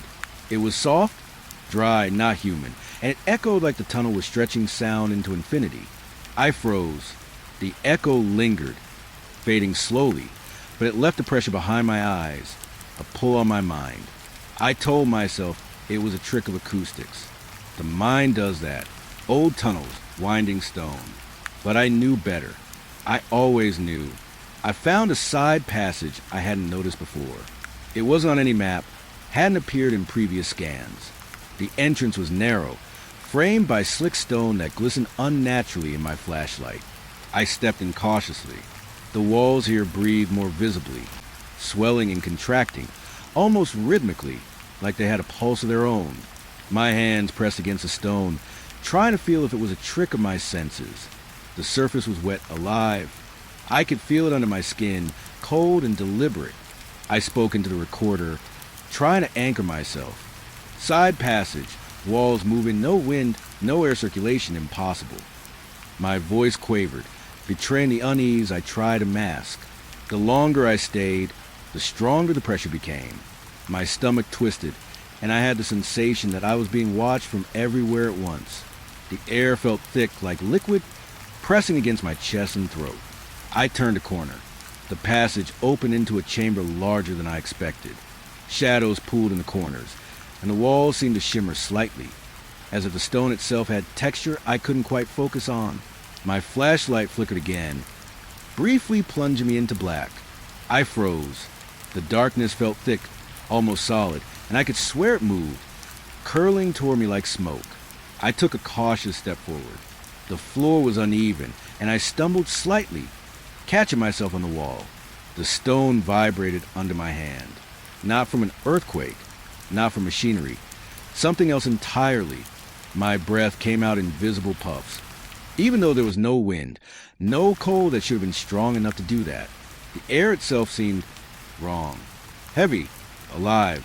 I tried to keep a mental note of my path, but I failed. Every time I glanced at the entrance, it seemed farther away, almost as if the mind stretched when I wasn't looking. I stopped and marked the wall with chalk. Not that it mattered. Later, I realized the marks weren't there. Or maybe they were, but I couldn't see them. Or maybe I hadn't made them at all. Hours, minutes, I couldn't tell. My watch, my phone, my recorder, they all told different stories. My memory felt stretched, twisted. I remembered walking past the initial tunnel only moments ago, but my knees ached as if I had been moving for days. My stomach growled, but I had no recollection of eating. Hunger and exhaustion and fear blurred together. The chamber seemed to respond to my presence. Shadows thickened when I looked at them directly, thinning when I glanced away. I heard faint scuffing sounds along the walls, like something was pacing behind me, just beyond the flashlight's reach. I couldn't see it, couldn't tell if it was solid or just a trick of my senses. But I felt it, always felt it. I tried to call out, to speak to whatever might be there. Hello? My voice broke, the words swallowed instantly. The mind laughed softly. Not a human laugh. Not something I could name. Just laughter, echoing and hollow, resonating inside my skull. My recorder caught it too, faint, almost mocking. I stumbled backward. The chamber felt wrong. The walls breathed faster now, pulsating like the mind had a heart, or was mimicking one. The air pressed on me, denser, heavier. I tried to turn around, to leave, but the path I had come through had vanished. Or maybe the mind had shifted. I couldn't tell. Panic clawed at me, but I forced my breathing steady, counting silently. 1, 2, 3. I repeated it over and over, grounding myself. I pressed on, blindly, letting the walls guide me. They seemed to pulse with each step, contracting and expanding rhythmically, almost intentionally. I felt dizzy, as if the mind was spinning around me, and I had lost the sense of up and down. The shadows thickened, curling like smoke around my legs, trying to trip me, to hold me in place. I tried to record my thoughts, speaking into microphone. Time impossible, walls, moving, breathing. Something's watching. The words felt inadequate, weak, but they were all I had. My pulse thundered in my ears, drowning out my own voice. Then I noticed something I hadn't before. Small marks along the walls, faint scratches like nails or claws. They weren't recent. They were old, crusted with grime, but they followed a pattern, as if the mind itself had been trying to communicate or warn. My skin crawled. I pressed my hand to the nearest scratch. Cold, Not the usual stone cold, but something colder, almost malignant. I tried to leave, forced myself to retrace steps, but the mind resisted. Every turn brought me deeper. The walls breathing faster, shadows thickening. Time had no meaning here. Clocks were useless, recordings meaningless. My body ached, my mind fraying. I realized that the mind had trapped me in its own time, its own rhythm. Minutes stretched into hours. Hours collapsed into moments. I didn't know how long I had been here, or how long I would remain. The shadows moved with intent. The walls watched. The air pressed in like a living thing. I stopped, closed my eyes, tried to steady my mind. I whispered to myself over and over that I would leave, that I would survive. But the mind didn't answer. It only waited. And somewhere in the black beyond my flashlight's reach, I knew I was not alone. I didn't notice it at first. The mind was always noisy in its own way. Stones shifting, loose gravel under my boots. But then I started hearing them. Footsteps, faint but deliberate and always behind me. At first, I told myself it was my imagination. Echoes in the tunnel can do that, can make your own movements sound multiplied, stretched, distorted. I even laughed quietly to shake the tension. You're losing it, I muttered, but the rhythm didn't match mine. Not exactly. It was delayed, yes, but it was there. And it was deliberate. I stopped, held my breath. The footsteps stopped. My heartbeat filled my ears. I stepped forward. The footsteps started again. A split second later, just behind me, I spun around. Nothing. Just empty darkness, walls slick with damp stone. The beam of my flashlight shook slightly in my grip. I tried to speak. Hello? Anyone? My voice sounded odd to me, too loud, too small at the same time. There was no reply, only the footsteps, pacing behind me now, following my every movement. I took another step. They followed. I stopped. They stopped. Panic crept into my chest, cold and insistent. I forced myself to keep moving. The mind was twisting again, just as it had in the last chamber. Corridors I swore led one way now looped back unexpectedly. Walls bending at impossible angles. And the footsteps, they stayed with me, always behind. Never beside me, never ahead, just behind. I spoke into my recorder, trying to keep my voice steady. Footsteps behind me, no one there. Pattern matches my own steps, impossible. My words sounded hollow, like they were swallowed before leaving my mouth. I pressed forward, moving faster, heart hammering, and the footsteps kept pace. I turned a corner sharply, hoping to catch whoever, or whatever. It was nothing. The tunnel ahead was empty. The flashlight revealed only stone, shadows, and darkness. And yet when I moved, the footsteps followed.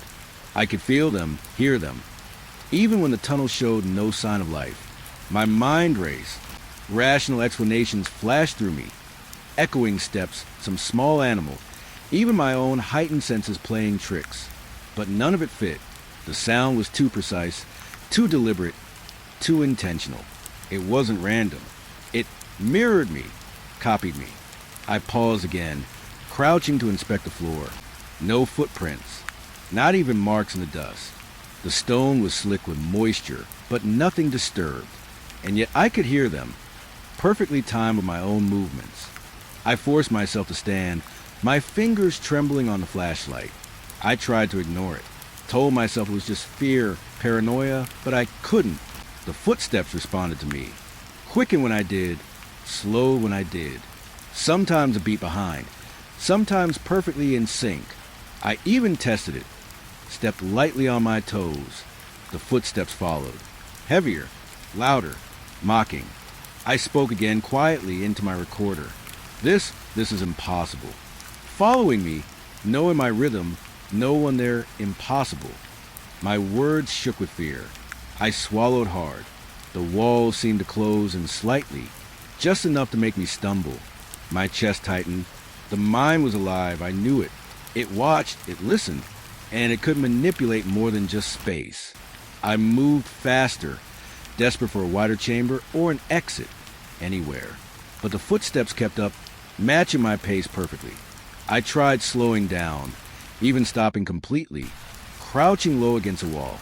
The footsteps did the same. It was waiting, observing, testing me. I stumbled over a loose rock and cursed, gripping the wall. My flashlight flickered, throwing shadows in every direction. For a brief instant, I thought I saw movement just beyond the beam. A shadow, tall, indistinct, bending with the walls. But when I swung the light fully, nothing remained. Only the echo of my own breaths and the persistent footsteps behind me. I pressed on, forcing myself to talk. I'm alone. You're not real. The words felt meaningless. Swallowed by the walls, by the oppressive air, my recorder was still running, capturing everything. And I hoped, somewhere in the playback, someone would hear, someone would understand that I wasn't imagining this. The mind's corridors twisted again, tighter, narrower. My arms brushed the walls, leaving streaks of dirt on my jacket. The footsteps stayed behind me. I turned abruptly, swinging the flashlight. Nothing.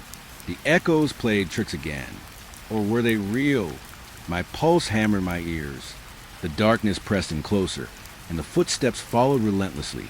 I tried to find a pattern, a place to trap it. A side passage appeared, narrow, slick. I slipped inside, hoping to surprise whatever was there. The beam of the flashlight cut a small circle of light. I froze. The footsteps paused. I waited, and then, slowly, deliberately, they started again exactly behind me. I shouted this time, frustration and fear mingling. Stop. Show yourself. My voice was swallowed instantly. No answer, only the footsteps, perfectly timed with mine. I spun around again, flashlight trembling. Empty walls, empty shadows. I gripped the light tighter, knuckles white. I realized then that the mind had become a mirror, a trap. Every step I took, every movement I made, was mirrored by something I could not see, could not touch. It was learning me, mimicking me, waiting. I felt trapped in its rhythm, enslaved to its echo. I stumbled into a larger chamber, hoping the space would break the pattern, give me an advantage. The walls here shimmered slightly in the flashlight, breathing slowly, almost imperceptibly. Shadows pulled in corners, curling around themselves. And still, the footsteps followed, louder now, sharper, almost synchronized with my heartbeat. I sank to my knees, exhausted, my hands pressed to the cold stone floor. My chest heaved.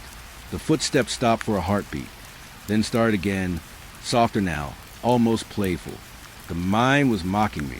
I could feel it, alive, sentient, not just stone and dirt, but aware, patient, and cruel. I whispered to myself, trying to regain some composure. It can't hurt me. It can't touch me. But as the words left my lips, I felt a presence brush past my shoulder, a cold sweep of air.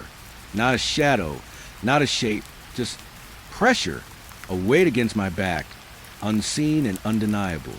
I scrambled to my feet, flashlight swinging wildly. The chamber seemed endless now, corridors folding in impossible ways. I tried to run, to escape, but the footsteps followed, matching every step. Panic clawed at my mind. The walls themselves seemed to pulse with the rhythm of the echo, breathing with it, alive in a way that made my skin crawl. I collapsed against the wall, trembling, heart racing.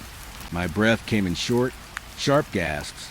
The footsteps continued behind me, relentless, omnipresent, perfectly timed. I wanted to scream, to beg, to plead for it to stop, but the mind didn't answer. It only listened. It only followed.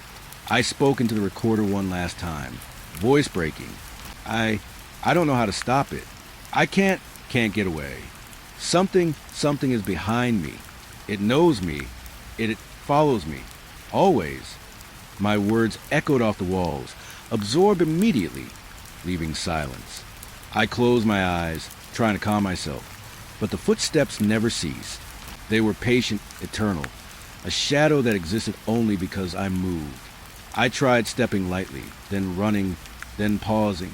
The footsteps mirrored all, always behind, always waiting, learning. I don't know how long I stayed like that, kneeling in the dark chamber, listening to a presence I could not see. My mind drifted, memories blending with fear. I remembered childhood nightmares, the fear being watched, of shadows moving when no one was there. It was all come alive in this mind, pressed into reality with a cold, deliberate hand.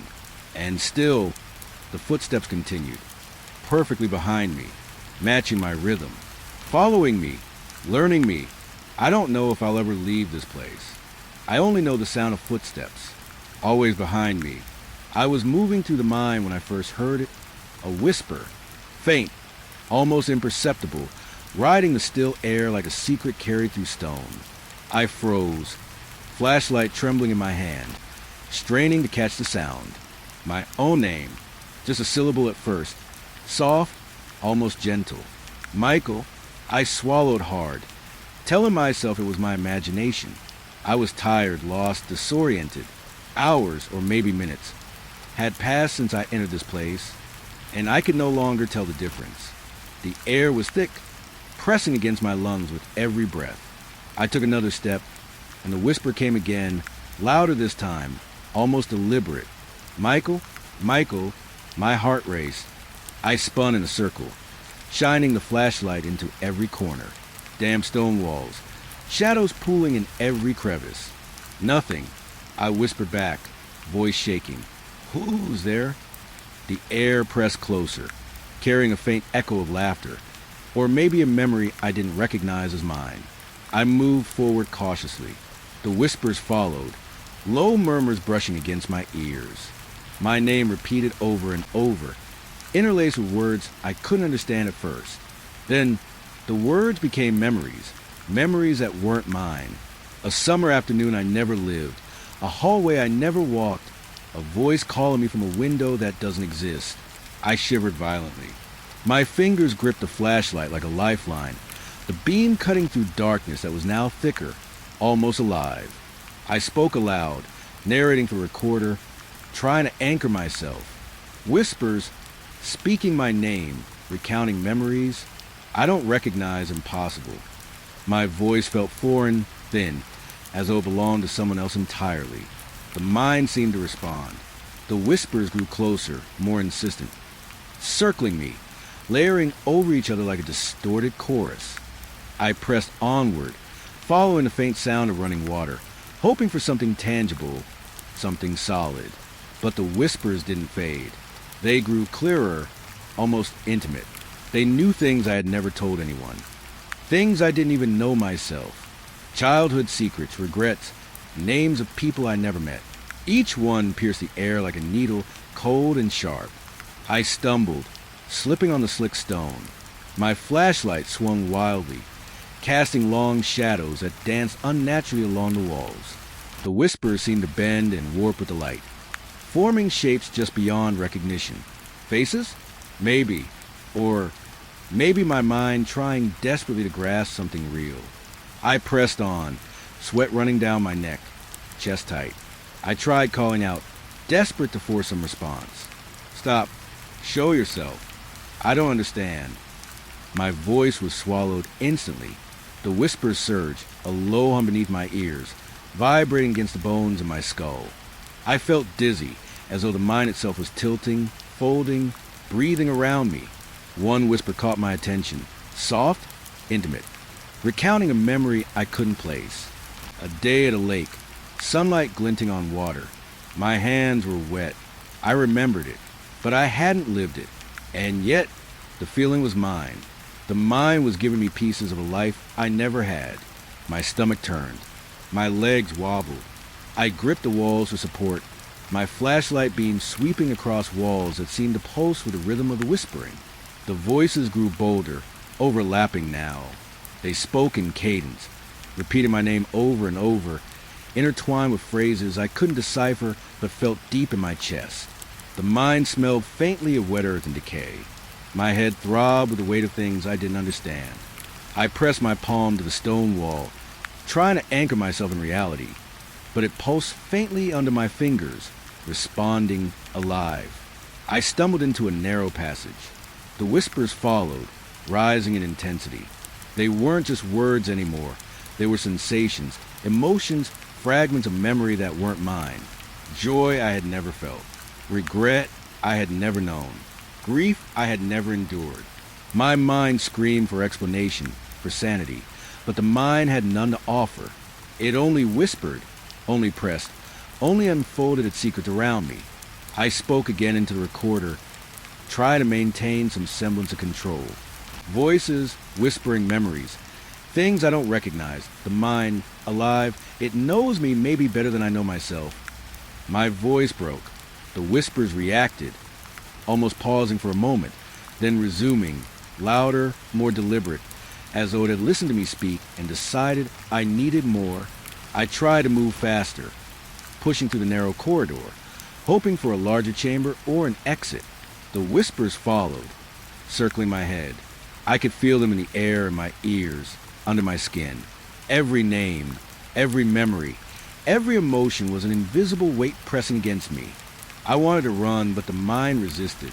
I felt my feet dragging, the walls subtly shifting to slow me down, almost guiding me deeper.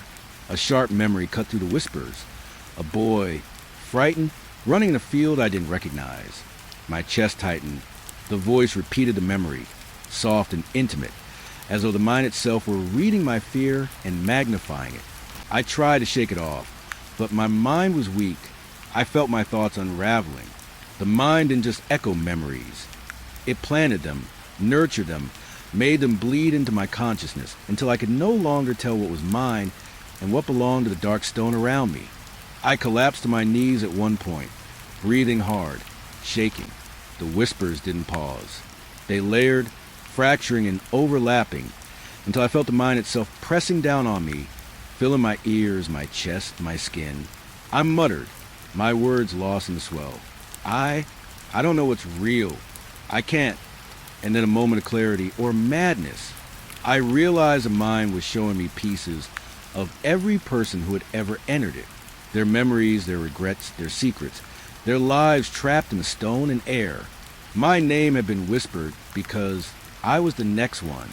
I was becoming another fragment in its infinite memory, another echo in the walls. My heart pounded with terror.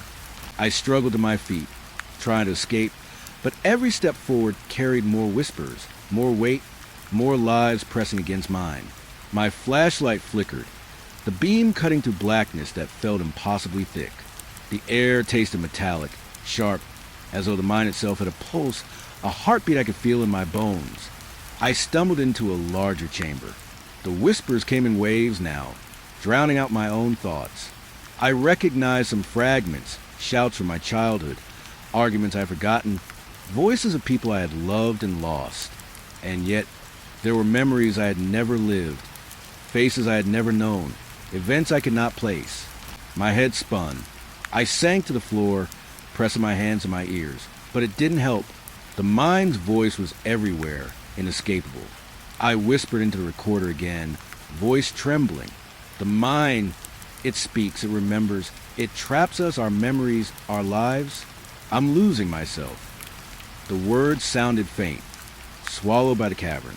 The whispers seemed to shift in response, almost playful, repeating phrases I had just said, weaving them into the chorus of other voices.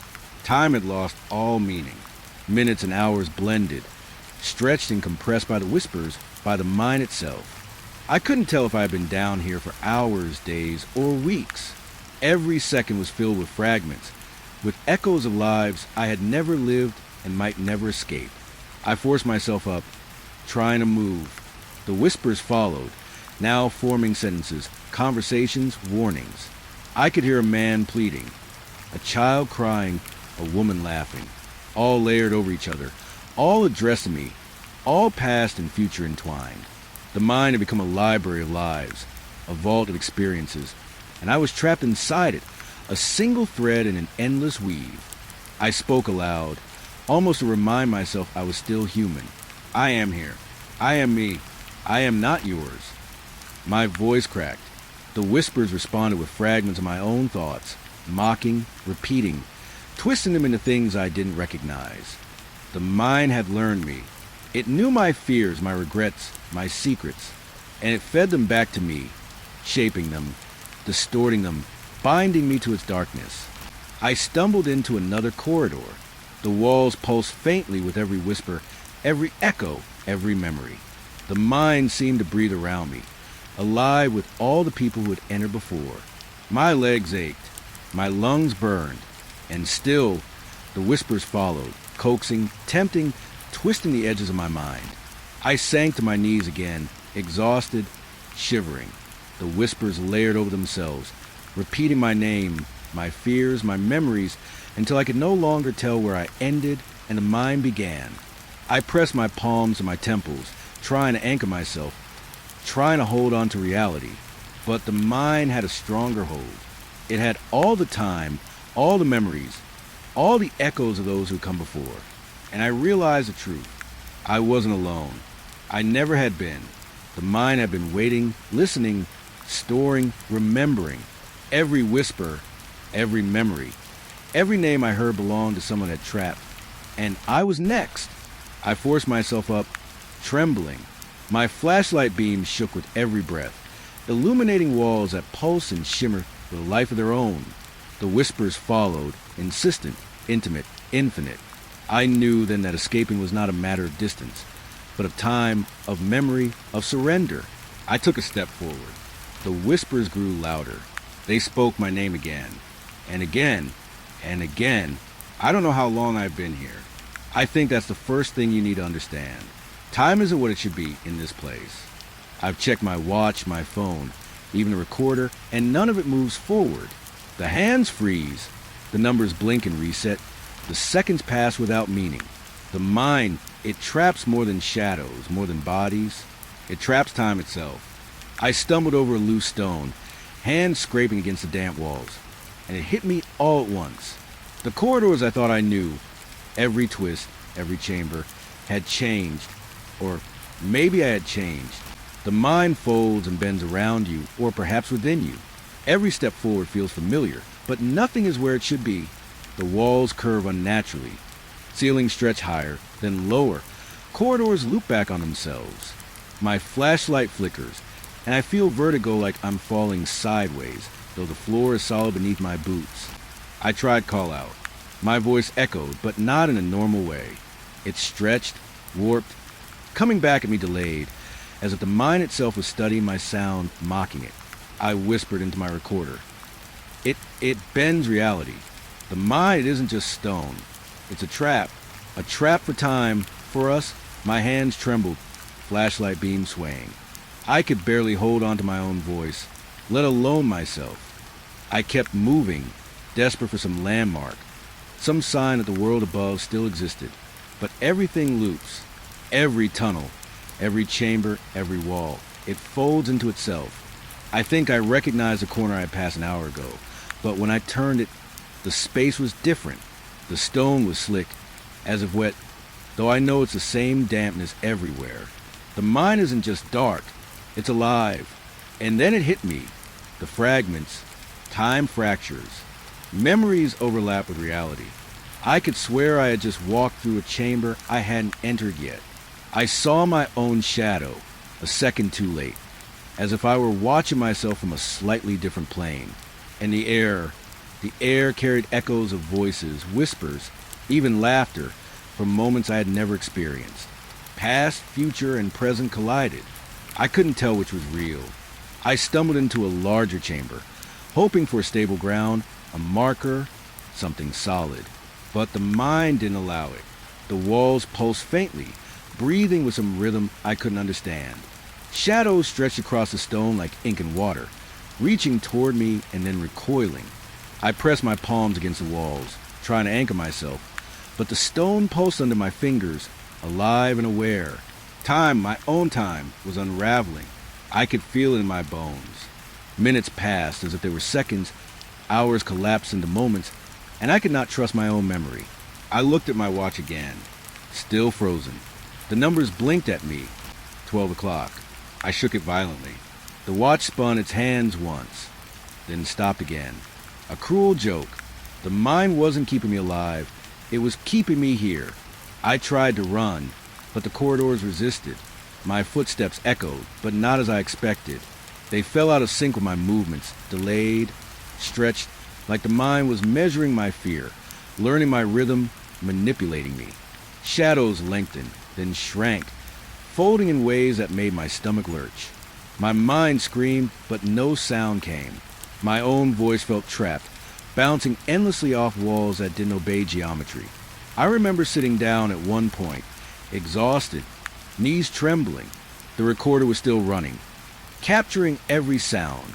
My ragged breaths, the soft slap of boots on stone, the eerie silence between. And then, time fractured again. I looked up, and for a brief instant, I saw myself. Not my reflection, not a shadow. Me, standing still, watching me, hands pressed on my knees, head hanging. The figure blinked slowly, then disappeared. My chest constricted. My mind couldn't process it.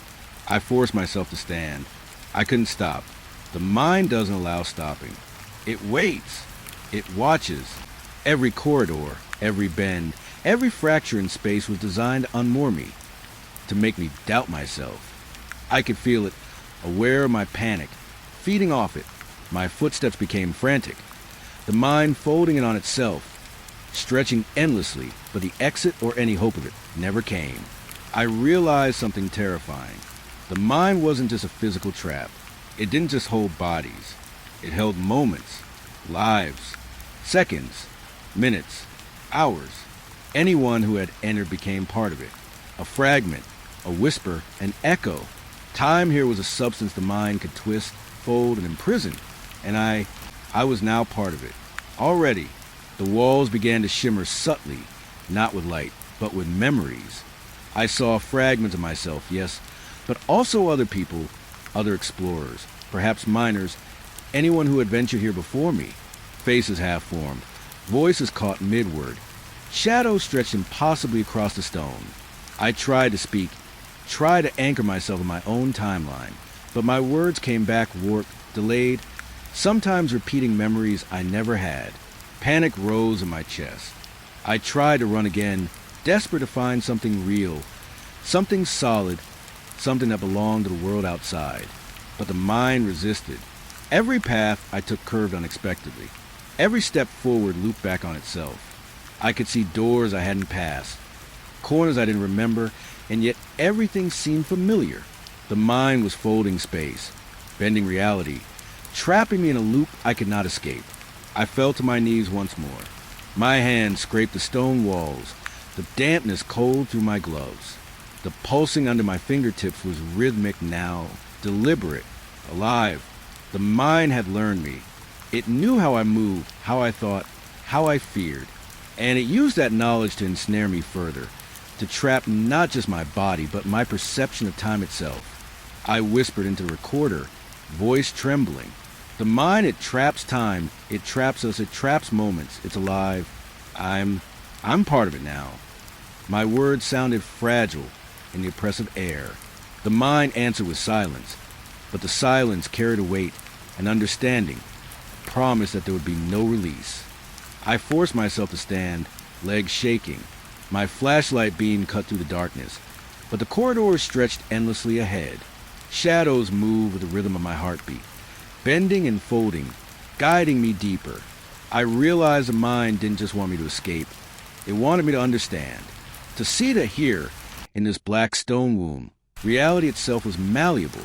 Time could be twisted, memories stolen, futures erased. I pressed forward. Every step felt heavier than the last. My lungs burned, my chest tightened, and yet the mind kept me moving, kept me aware, kept me conscious enough to feel fear. It was cruel, brilliant, perfectly patient. I stumbled into a chamber that seemed impossibly large.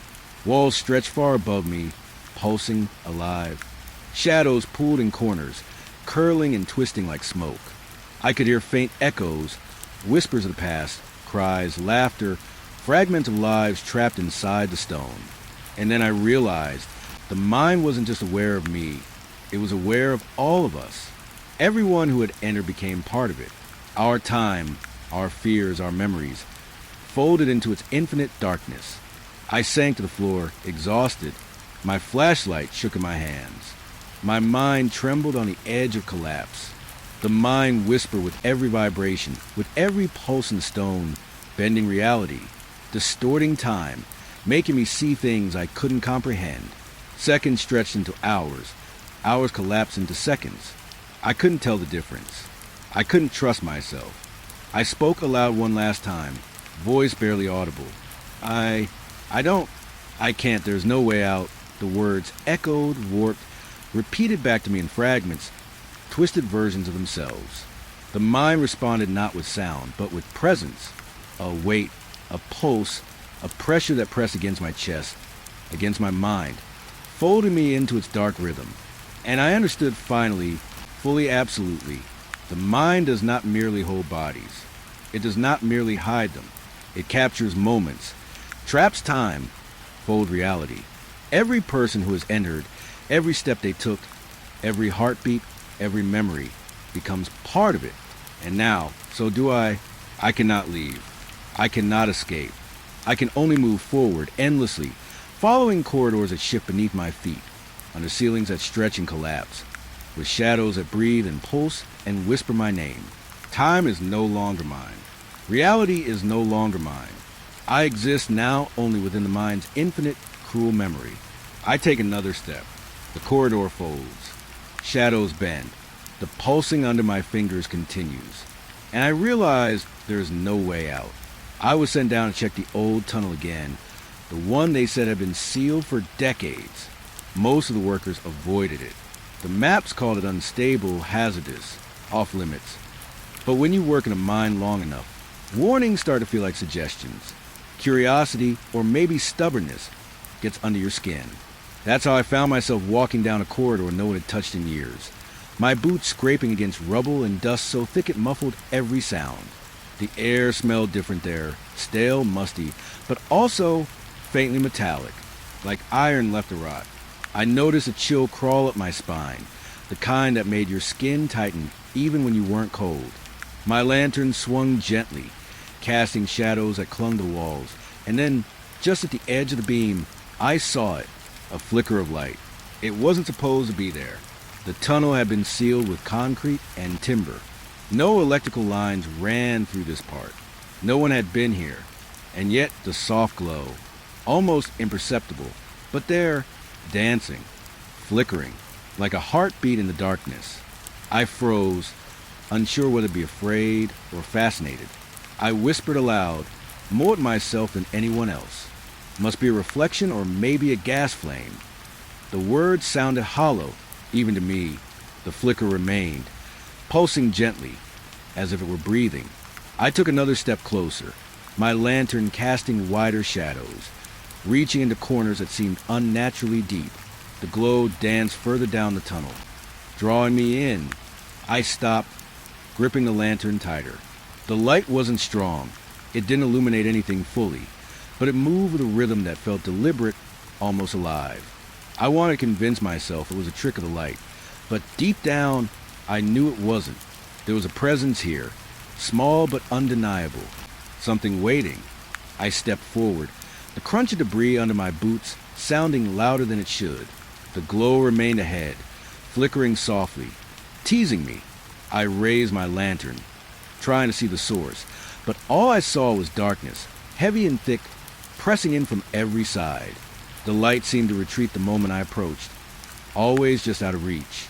I remembered the warnings now, the old tales about that section of the mine, miners disappearing, strange lights in the dark, whispers no one could explain. I had always laughed at them, told myself stories grew in the dark, but laughter felt wrong here. My chest tightened and a cold sweat ran down my back. The mine was too silent, too still, as if it had been holding its breath, waiting for me. I whispered again, voice shaking. Hello? Anyone there? The echo returned, warped, bouncing back in the corners of the tunnel. Not a reply. Just the sound of my own fear mirrored back at me. The flicker moved again, this time closer. I took a cautious step forward, try and catch it, and it darted away, as if aware of my gaze. I paused, listening. The air was still, almost thick.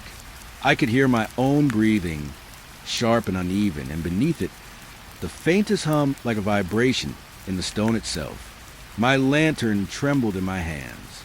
I wanted to leave, to turn back, but the curiosity, the compulsion to know, held me there. The tunnel narrowed, walls pressing in slightly, and the glow grew brighter. I could see it clearly now, not a reflection, not a gas flame. Something in the distance, small and faint, yet unmistakably alive. The edges of the light flickered, like it had a pulse. And then I noticed shadows, thin, moving at the periphery of the light, always just beyond the reach of the lantern. I swallowed hard, chest tight, trying to keep my mind rational. Could be a miner's lamp left behind, maybe a trick of the reflection, but the words didn't convince me. I knew better. This light, this presence, wasn't accidental. It was deliberate, watching, waiting. I stepped closer, heart hammering. The shadows seemed to recoil slightly, like they knew I was coming. I raised the lantern higher, scanning the walls. Marks, scratches, faint but deliberate, etched into the stone.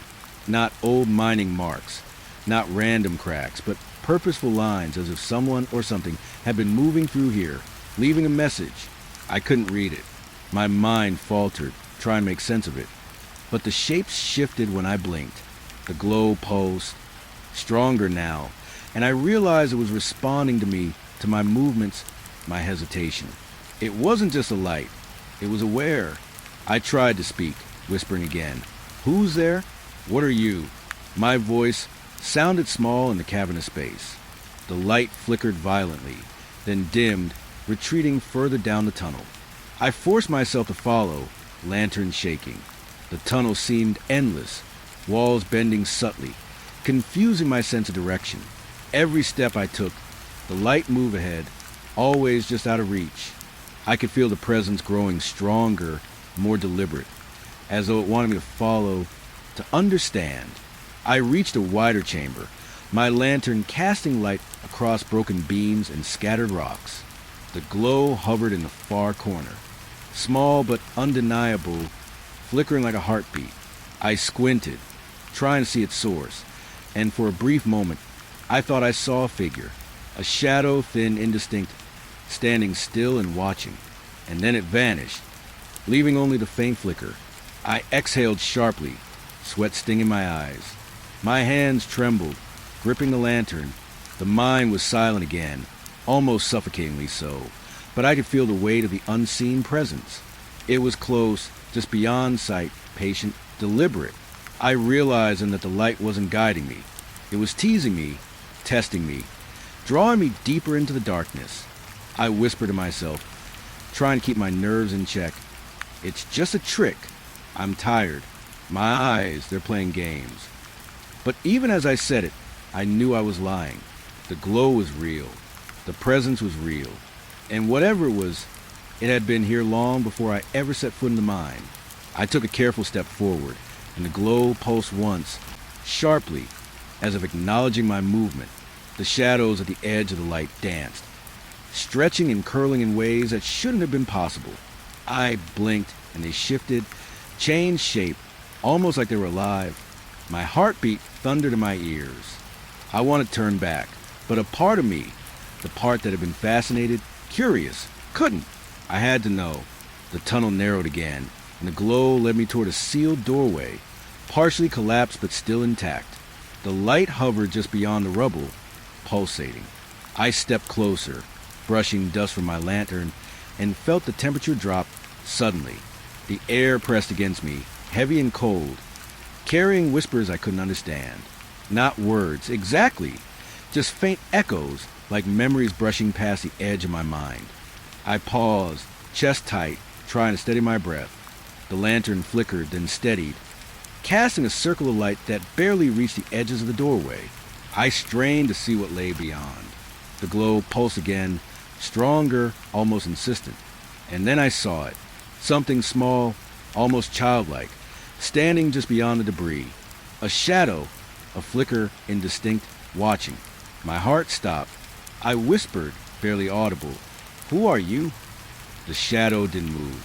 The glow pulsed again, brighter this time, and I felt in my chest a cold pressing weight, like the mine itself was breathing, watching, alive.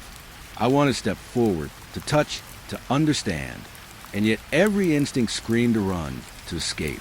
I took one hesitant step.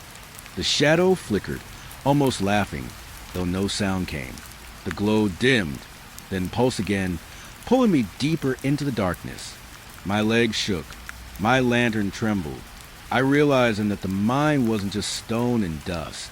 It held presence. It held awareness. And whatever I had seen, the glow, the shadow, it was just a beginning. I swallowed, chest tight, voice trembling as I spoke into the recorder.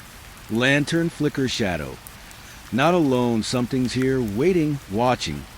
My words echoed, swallowed by the silence, leaving only the faint pulse of the glow ahead. I wanted to run, but the compulsion to see, to know, to follow was stronger. My hands gripped the lantern tighter. I stepped closer. The shadows shifted, almost beckoning, and I realized then that the mind had always been alive, always been aware, and I was the newest intruder in its dark heart. I took another step. The glow pulsed again. The shadow moved slightly, vanishing and reappearing, always just out of reach. And I understood, finally, that this was only the beginning. The mind had a heartbeat, and now, so did my fear. I couldn't stop myself. The glow, soft flickering, impossibly alive, pulled me deeper into the mind. Every instinct screamed to turn back, to run. But something about it held me, a quiet, insistent compulsion that pressed at the edges of my mind. It wasn't just curiosity. It was more than that. It was as though the light knew me, understood me, and wanted me to follow. The tunnel curved, narrowing in places until I had to squeeze past jagged stone. My lantern swung, casting uneven light across the walls, but it couldn't reach the edges of the darkness. The glow was always ahead, teasing me, pulsing faintly like a heartbeat. I noticed shadows along the walls. At first, I thought they were my own, distorted by the flickering light, but they moved differently. They bent and stretched in ways my body couldn't. I whispered to myself, trying to sound rational. It's just shadows, just light, nothing more. But the shadows didn't obey the lantern. They shifted with intent, curling toward the glow, stretching, retreating, reacting to something I couldn't see. My chest tightened.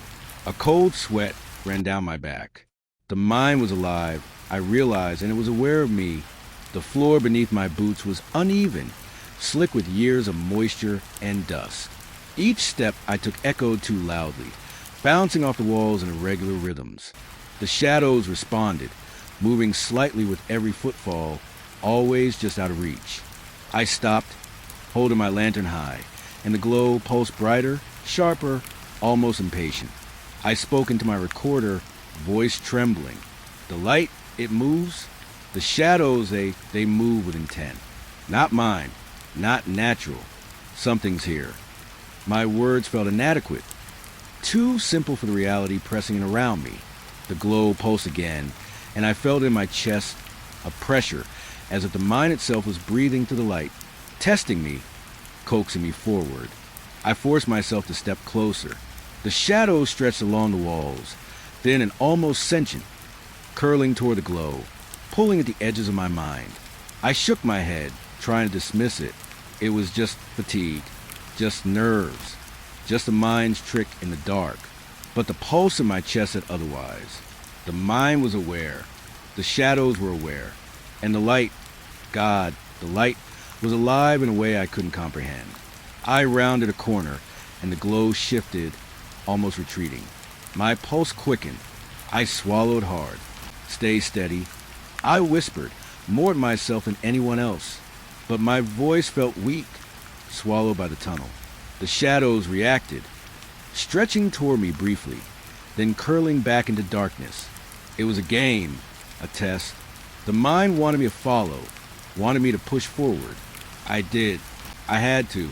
My feet moved almost without my mind's permission, drawn forward by some irresistible compulsion. The glow pulsed again, brighter now, and I noticed the walls were not entirely solid. Fissures ran through the stone, subtle cracks that seemed to breathe faint light themselves. The shadows along these cracks twitched and bent, forming shapes that disappeared the moment I blinked. I whispered into my recorder again, voice shaking. The mind, it's not just stone, not just darkness. The light, it's alive. Shadows, they react. Something watches. Something waits. My hands trembled as I gripped the lantern. I wanted to turn back, wanted to flee. But every instinct in me was overridden by the need to see, to understand. The tunnel widened slightly, and I realized I wasn't alone, not in a physical sense, but in presence. The shadows shifted again, curling and stretching toward a glow in deliberate patterns. They weren't random. They had intent, intelligence.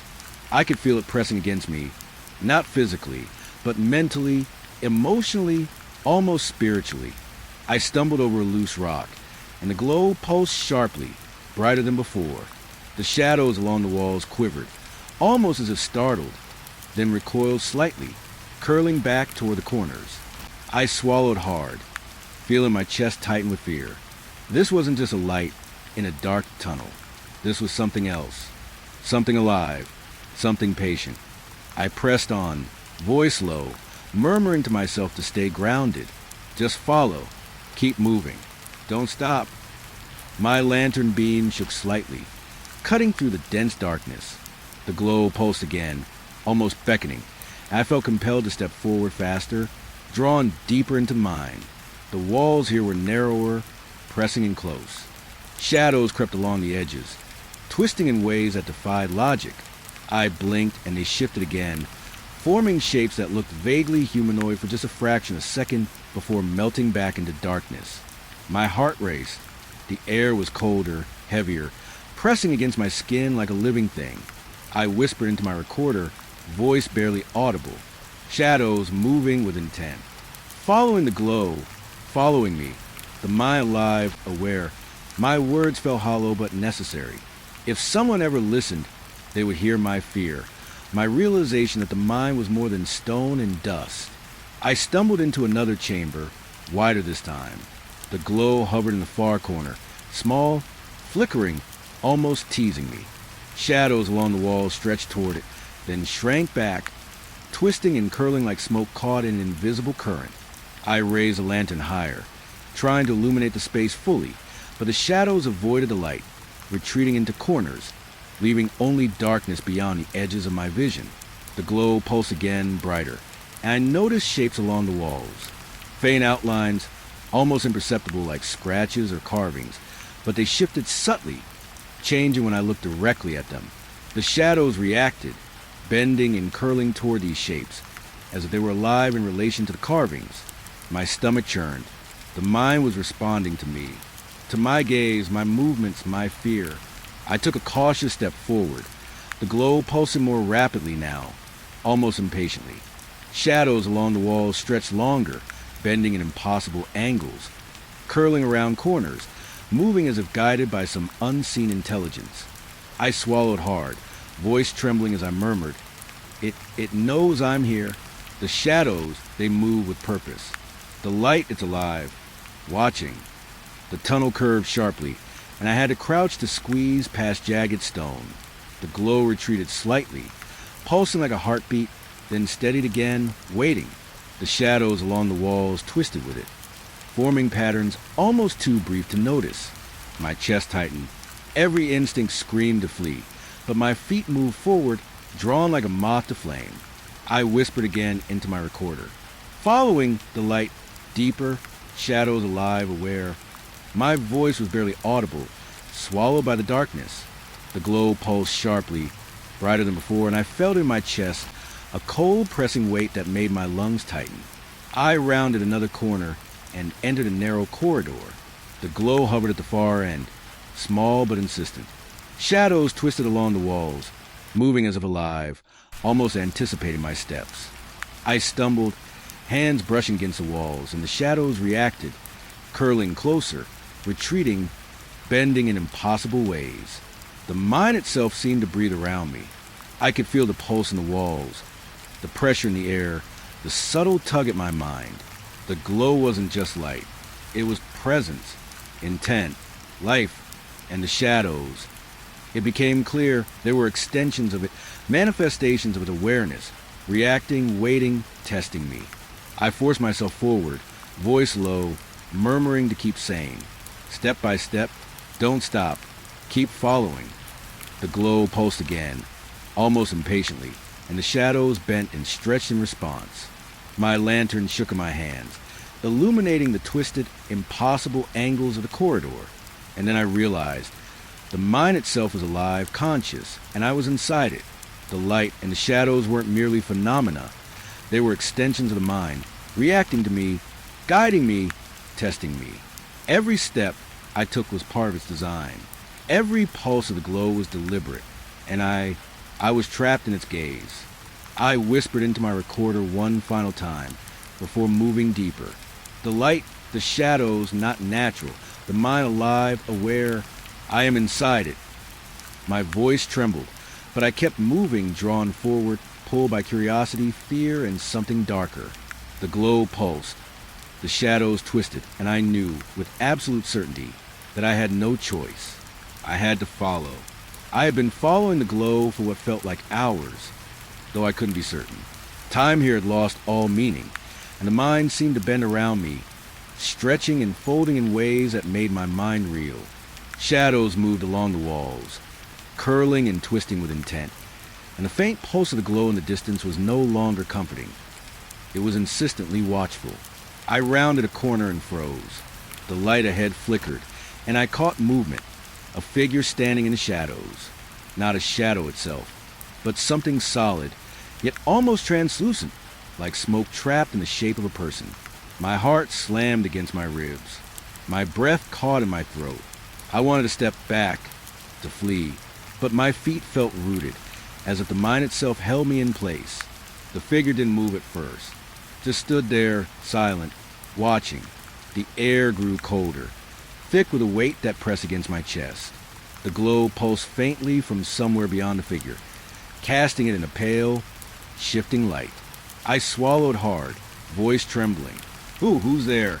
A soft exhale, almost like wind through a cave, and then words. The voice was low, slow, hollow, echoing in a way that made the stone walls seem to hum. "You shouldn't be here." I froze, straining to understand. The words weren't coming from anywhere I could see. The figure remained still, its edges blurring, indistinct. "Who are you?" I asked, trying to sound braver than I felt. My lantern wavered in my hand. "I am the keeper," the voice said, soft but firm. "Ancient. I watch. I wait. You have trespassed where many have fallen." A cold chill ran down my spine. "Fallen? You mean accidents?" My voice cracked. The figure shifted slightly, almost imperceptibly, as if acknowledging my question. "They were not accidents. Not all of them. The mind has ways of claiming what it desires. Many did not survive because they wander where they were not meant to go. The stones remember, and the darkness is patient." I could feel my stomach turn. Memories surfaced unbidden. Old tales I had heard as a child, whispers from miners long gone, disappearances, sudden collapses, moments that had always seemed like misfortune. But the keeper's words twisted those memories, giving them a purpose, a design. The mind wasn't random. It had intent. It had will. I don't understand. I whispered. My voice felt thin, small, swallowed by the oppressive darkness. "What do you mean it has will?" The figure's edges shimmered, light bending unnaturally around it. "This place is alive. It remembers every footstep, every heartbeat, every thought of those who enter. Some are trapped, some are changed. You walk on the bones of the past, yet you do not see them." I swallowed, chest tightening. "Bones!" I tried to move, but my legs felt heavy, as though the mind itself resisted my flight. I just came to explore." The keeper's voice, patient and low, echoed around me. "Curiosity is common. Few resist. Those who enter without understanding become part of the mind's memory. You have already begun to feel it, have you not?" I nodded slowly, unable to speak. I could feel it. The pulse in the stone, the shifting shadows, the pressure in the air. It was all alive, all aware, and all focused on me. The glow that had drawn me here pulsed faintly, as if confirming the keeper's words. "Do not mistake me for friend or foe," the figure continued. I am witness, sentinel, guide. The mind claims, yet I watch. Some trespassers leave, if they are fortunate. Others linger. You have seen the shadows. You have felt the pull of the light. You have glimpsed the hunger of the stone. I swallowed hard, voice barely audible. What do you want from me? The keeper's form blurred, edges folding slightly in the dim light. I want nothing. I am witness. I am memory. But the mind desires all who enter. You must decide whether to retreat or continue. Few who walk forward return unchanged. Some never return at all. I shook my head, panic rising. I can't leave. I need to know what this is. I need to see. The keeper's voice softened, almost pitying. To see is to enter fully. To understand is to risk all. Many thought themselves prepared, and many are now whispers in the stone. You feel them, do you not? The echoes, the shadows, the pulse in the walls. You walk among the remembered. You are already part of their memory. I press my hands to the walls, slick and cold beneath my fingers, and I could feel it, the subtle vibration, almost like a heartbeat. My mind wavered, uncertain where my thoughts ended and the mind's influence began. Whispers of fear, memories not my own, fragments of lives I could not place. They brushed at the edges of my consciousness. I don't understand. I stammered. Are you trying to warn me or trap me? The keeper's form stretched slightly, shadow-like, and the voice carried a weight that pressed against my chest. Both. I warn because I must. I observe because I cannot do otherwise. You may yet leave, if you possess the courage to turn back. But those who linger, they become part of the mind. Time, memory, body, they are claimed, folded into the stone itself. I could feel a cold dread settling over me. My curiosity, my need to follow the glow, suddenly seemed reckless, foolish. Every instinct in me screamed to flee. But the corridors twisted in ways that made retreat confusing. The glow flickered in the distance, teasing, patient, aware. Tell me, I whispered, voice shaking. Those who didn't survive, what happened to them? The keeper paused, edges flickering like smoke in a draft. Some vanish. Some are claimed in pieces, in echoes, in whispers. The mind keeps them, remembers them, folds them into its memory. Some days I see them, others I hear them, and sometimes I feel them.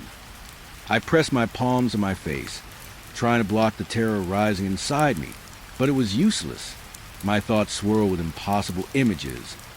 Faces I did not know, shadows I had glimpsed only briefly, echoes of voices that might have been mine or might belong to someone else. You can leave, the keeper said quietly, almost kindly. But to leave is not to forget. The mind marks all who trespass. You will carry its memory with you.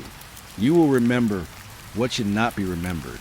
You will feel in your sleep, in your shadow, in every heartbeat. This is the cost of curiosity. I shook my head. I can't stop now. I need to know what's beyond.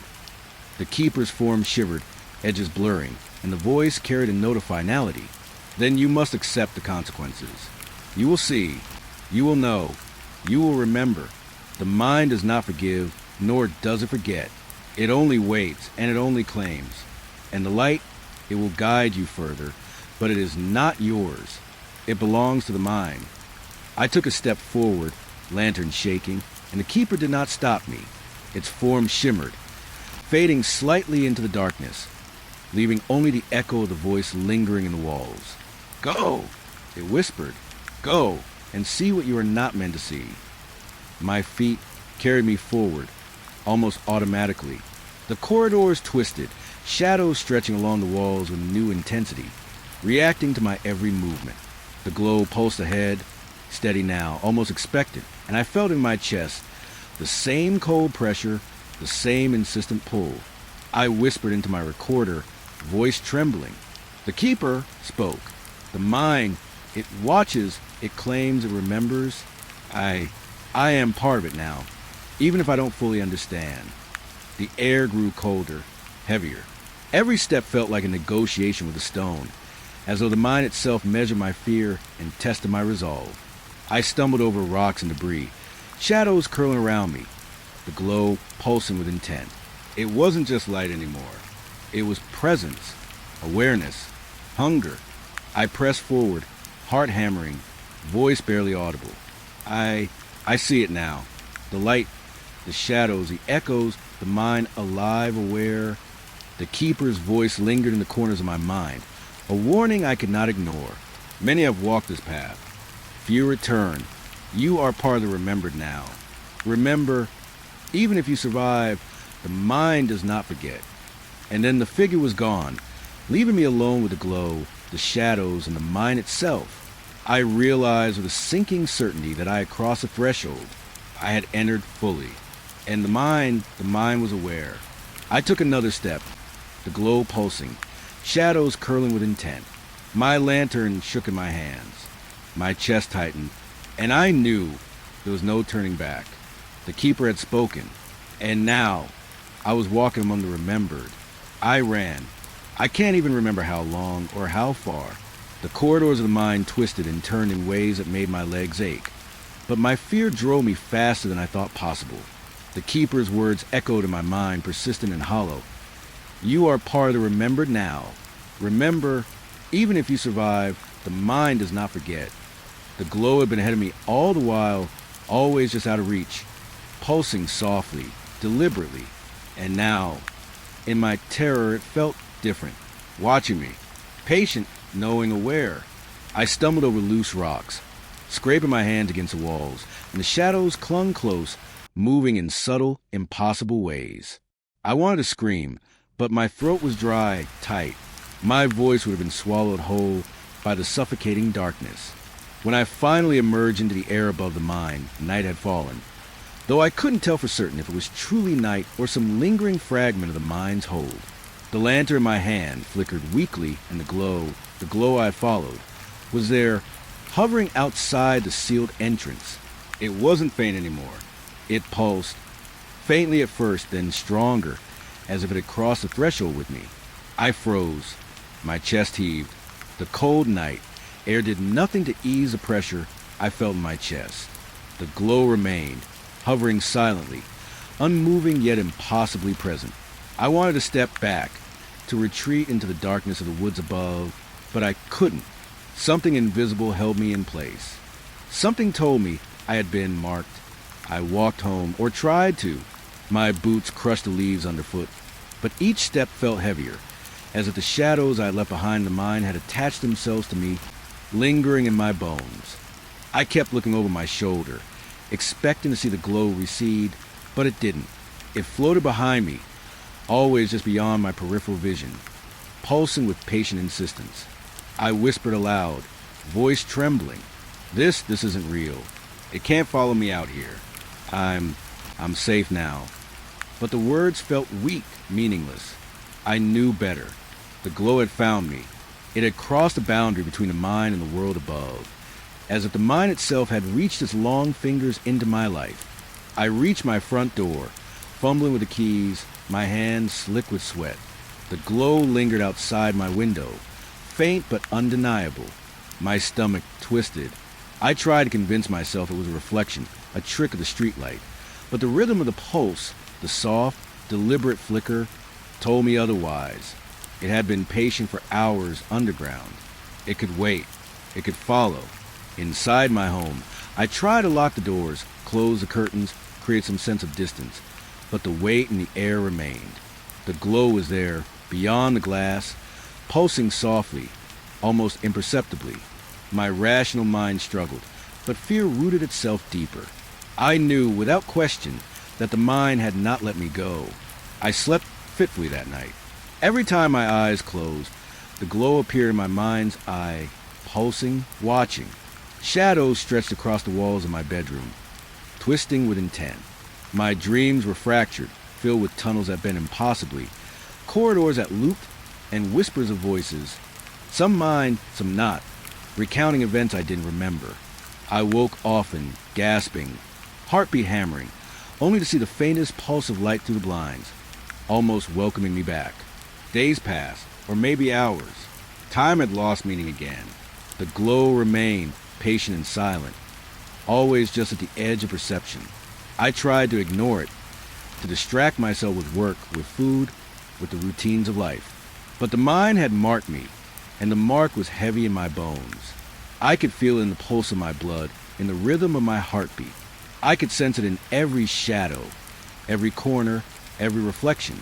I went outside one evening, desperate for normalcy, for reassurance that the world beyond the mind still existed and had not been corrupted.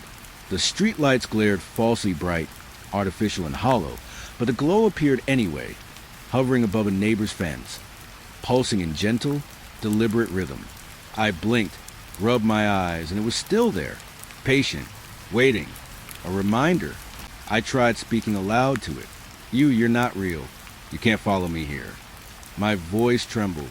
The glow pulsed brighter, as if in response, and I could feel it pressing into my chest, a cold weight that made my ribs ache. I realized then that the mind's reach extended farther than I had ever imagined, not just underground, not just in stone, but into memory, into perception, into life itself. I began leaving lights on at night, hoping the glow would fade in the presence of normality, of everyday life. It did not. It hovered just beyond the reach of the lamps, at windows, across the street, pulsing with a rhythm that matched my own heartbeat. I could feel it tracking me, always aware, always patient. I thought of the keeper's words. Few who walk forward return unchanged. Some never return at all. You are part of the remembered now. I understood then that I had returned, but I was not unchanged. The mind had left its imprint on me. The glow, patient and deliberate, was the mark of its memory, its claim. I could not escape it. I tried to speak to others about it. Friends, neighbors, anyone who would listen. I described the flickering light, the shadows, the pulse that seemed to follow me wherever I went. They laughed, suggested fatigue, stress, maybe some trick of my eyes. But I knew better. The mind does not forget. The mind does not forgive. And now, a fragment of it, its awareness, its presence, followed me into the world above. I started avoiding the streets at night. I left my curtains drawn, but the glow was patient. It waited for moments of inattention, flickering faintly through cracks, through windows left open by mistake. I could feel its gaze, cold and deliberate, tracing my movements, folding itself into the rhythm of my life. I walked cautiously even during the day, half expecting it to appear behind walls, through reflections in shop windows, in passing cars. I began noticing shadows where there should have been none, subtle movements at the corner of my vision, and always the pulse that reminded me, quietly but insistently, that I had been marked. Sleep became nearly impossible.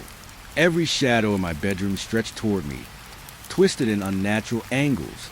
Every soft creak in the house sounded like the mind itself moving. I dreamed of corridors that folded endlessly, of light pulsing just out of reach, of whispers that I could not place but felt in my bones. I could not shake it. I could not escape it. I realized, finally, that the glow was not just a light. It was memory, awareness, intention, a fragment of the mind that had crossed the threshold, that had embedded itself in my perception, my mind, my life, and I, helplessly, endlessly, was now tethered to it. Even now as I write this, it waits, patient, outside my window, faint but undeniable. The rhythm is there, subtle, almost comforting if I close my eyes long enough to ignore the terror. But I cannot. I am reminded constantly. The mind does not forget, it does not forgive, and it does not release what it claims. I have tried rational explanations, streetlights, reflections, tricks of the eye, but the pulse is too deliberate, too aware. It reacts to me, moves with me, waits for me to falter. I feel it in my chest, in my limbs, in the spaces where shadows should not be. It is patient and I am marked. I cannot go back. I cannot enter the mind again, not physically, but I am already inside it, in a way that goes beyond stone and darkness. The glow follows, remembers, waits.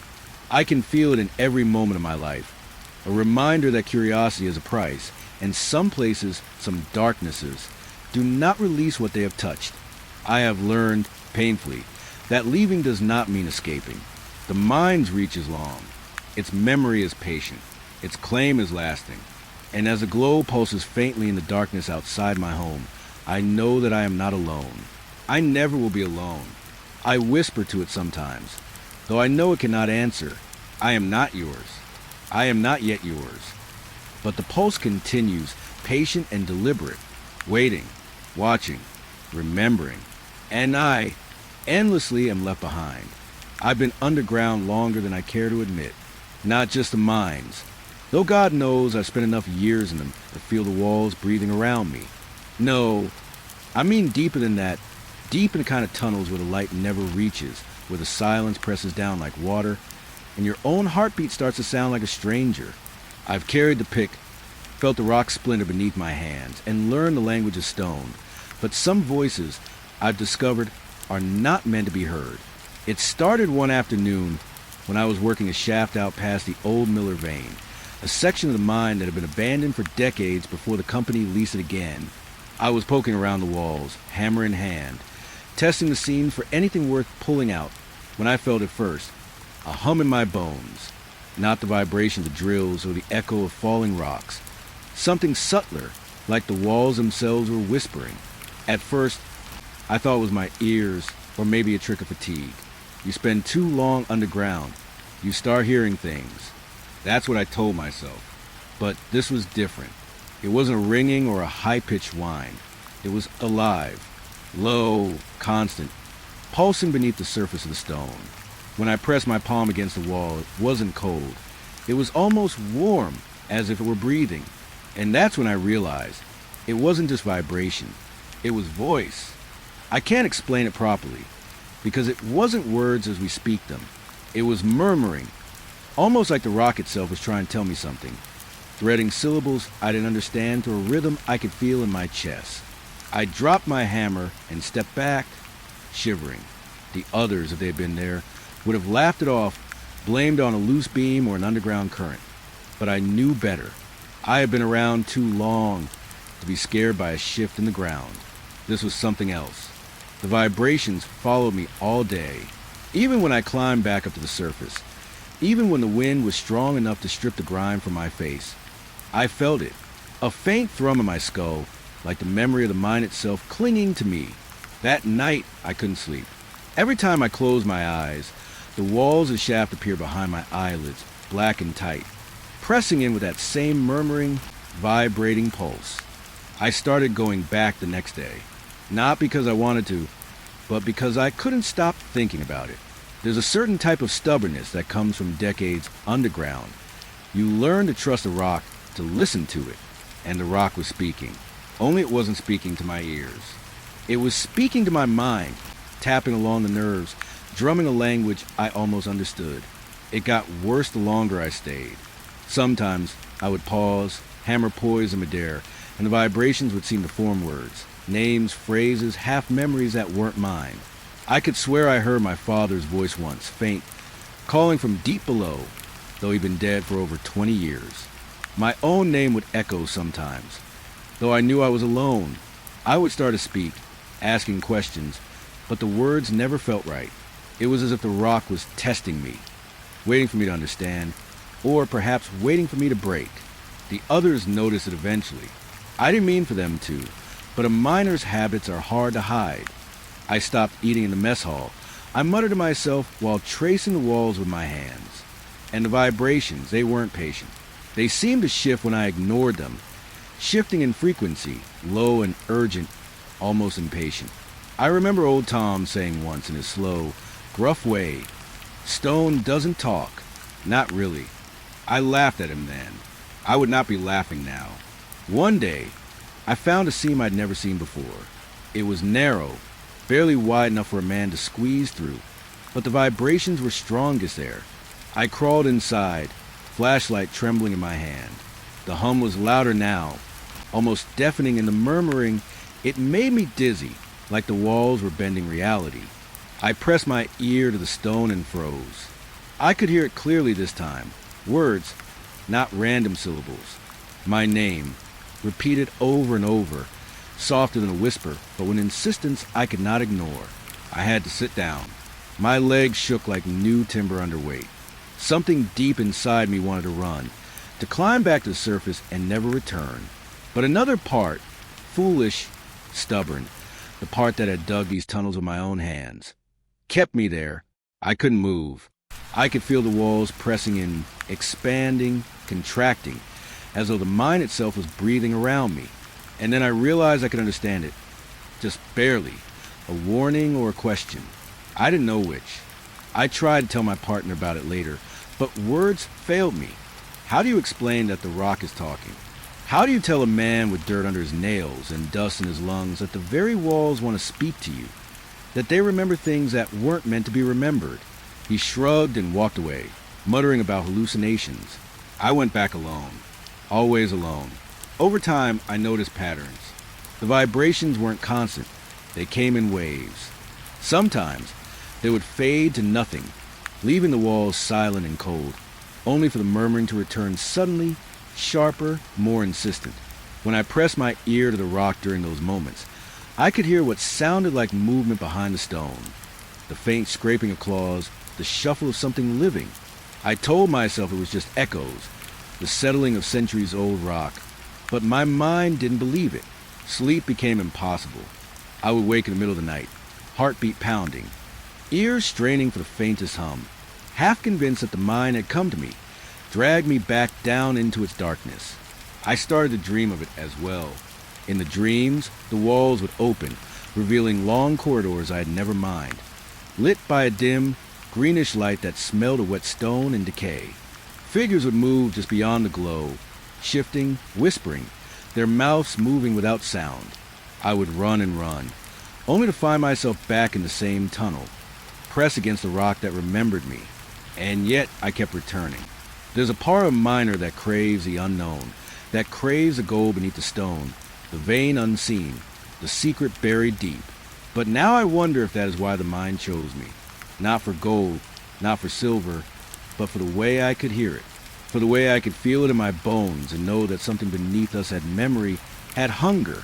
I tried leaving once. I packed my bag, put my helmet on, and walked toward the surface. But the vibrations followed me, not just in my ears this time, but in my chest, in my fingertips, in the soles of my boots. They pressed against me in waves, murmuring, humming, calling. I couldn't go. Every step toward the light felt heavier than the last, and so I turned back. Now I walk the shafts every day, hammer in hand, listening. I don't know what I am waiting for, or if I am waiting at all.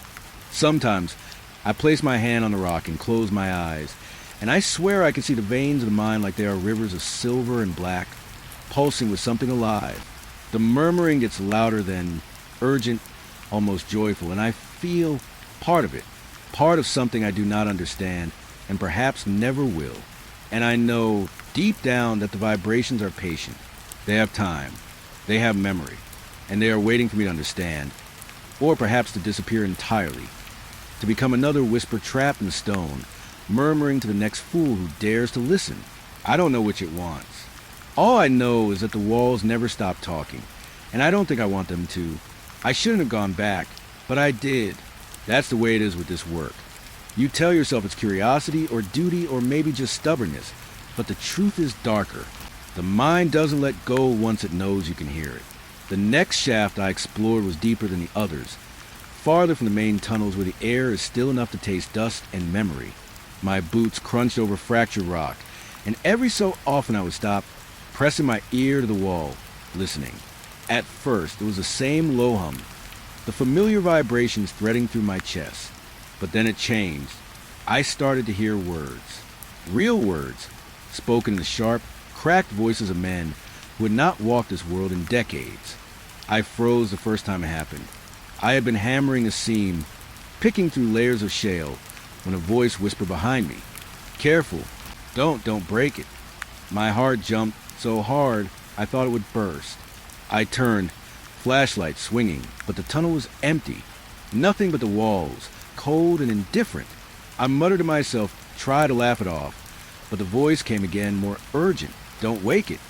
I pressed my hands to my ears, hoping it was a trick of the echo, the rock, my own mind unraveling from months underground. But it wasn't. The voices didn't stop.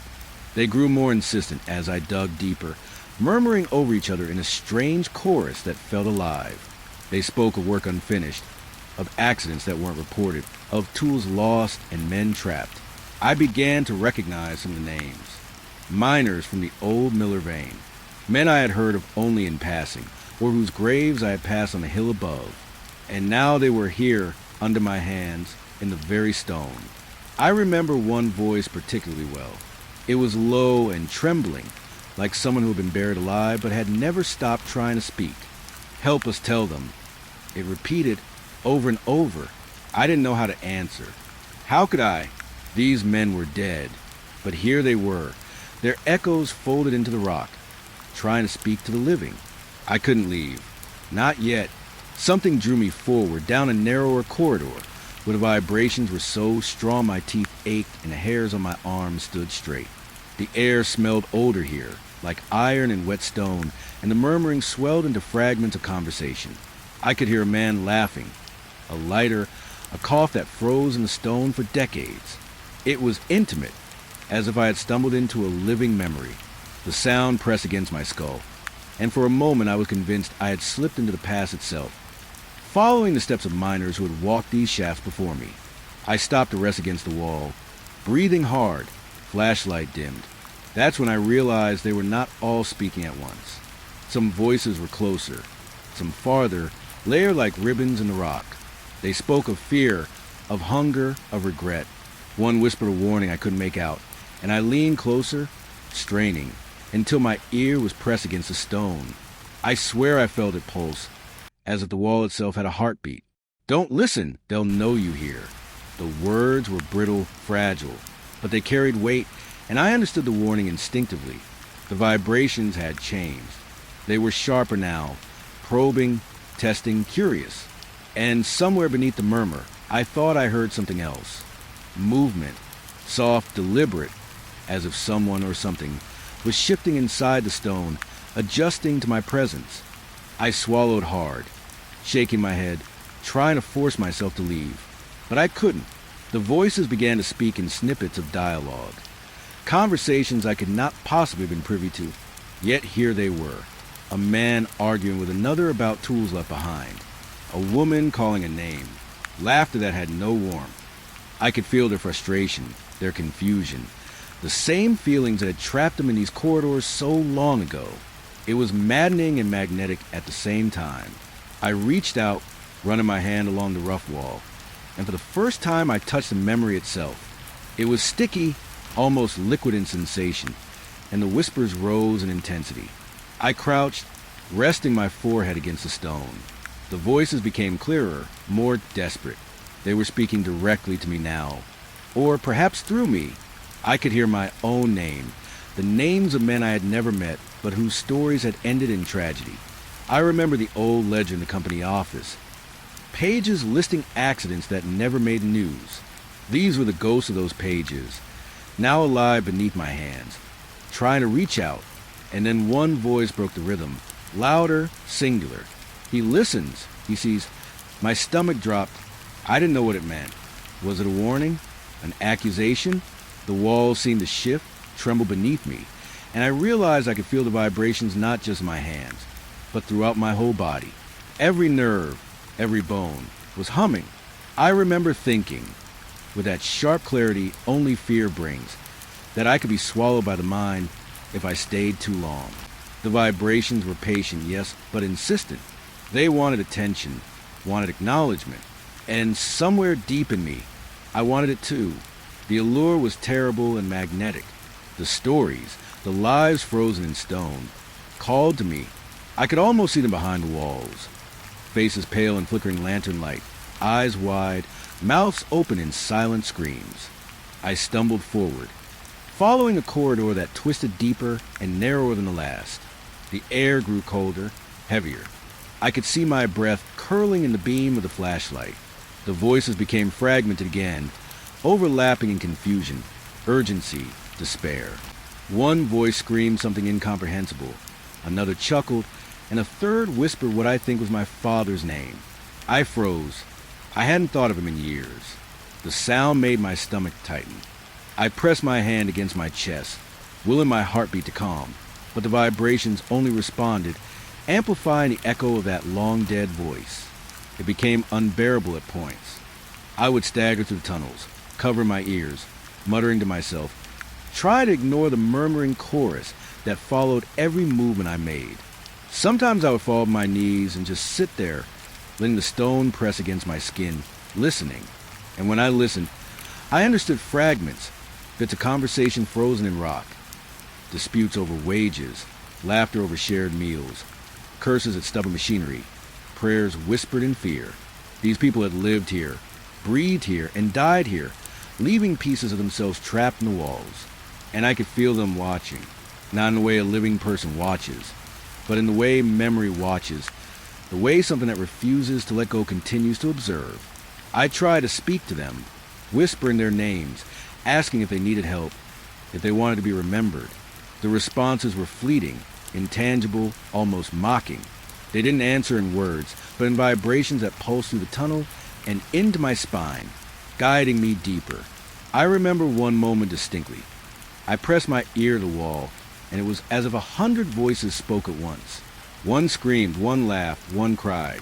I felt tears run down my face, though I hadn't realized I was crying. I wanted to flee, to escape, but my feet moved of their own accord, carrying me deeper into the mine. And there, in a small chamber I had never mapped, I found the remnants of tools left decades ago. Rusted picks, shattered helmets, gloves stiff with age. The voices surrounded me then, closer, more personal. I felt the weight of every life that had ended here pressing in on me. It was beautiful in a way that terrified me. The past and the present, layered like sediment, intertwining in a chorus of stone and memory. I could feel the sorrow, the regret, the unfulfilled lives of men and women who had worked themselves to death in these tunnels. And I realized that the vibrations weren't just voices. They were consciousness itself, trapped in rock, waiting for someone to hear them, to know they had existed. I staggered back toward the main shaft, tried to put distance between myself and the chamber, but the voices followed, always following. They murmured names, told half-stories, asked questions I couldn't answer. And I understood then that I wasn't the only one who could hear them, but I was the only one who could respond. Or at least, I thought I could. The next day, I returned to the surface, exhausted and hollow. The air above ground felt different, almost wrong in comparison to the thick, memory-laden tunnels. I could still hear the faint hum of stone beneath my feet, a reminder that the mine had not released me, and perhaps never would. I had glimpsed a world beneath ours, a layer of life that had been swallowed and preserved in rock, and I knew I would return, not out of courage, but out of necessity, because now I knew the truth. The walls remember. They remember everything, and if you can hear them, if you can feel them, then you belong to them in a way you cannot deny. I thought I had grown used to the murmuring, to the vibrations threading through my bones like a second heartbeat. But the mind has a way of reminding you that familiarity is a lie, that nothing down there is meant to be understood, and even less meant to be tamed. It started slowly. At first, I noticed odd scratches on the walls as I walked the older shafts. Faint, barely visible, almost like someone had dragged a fingernail along the rock.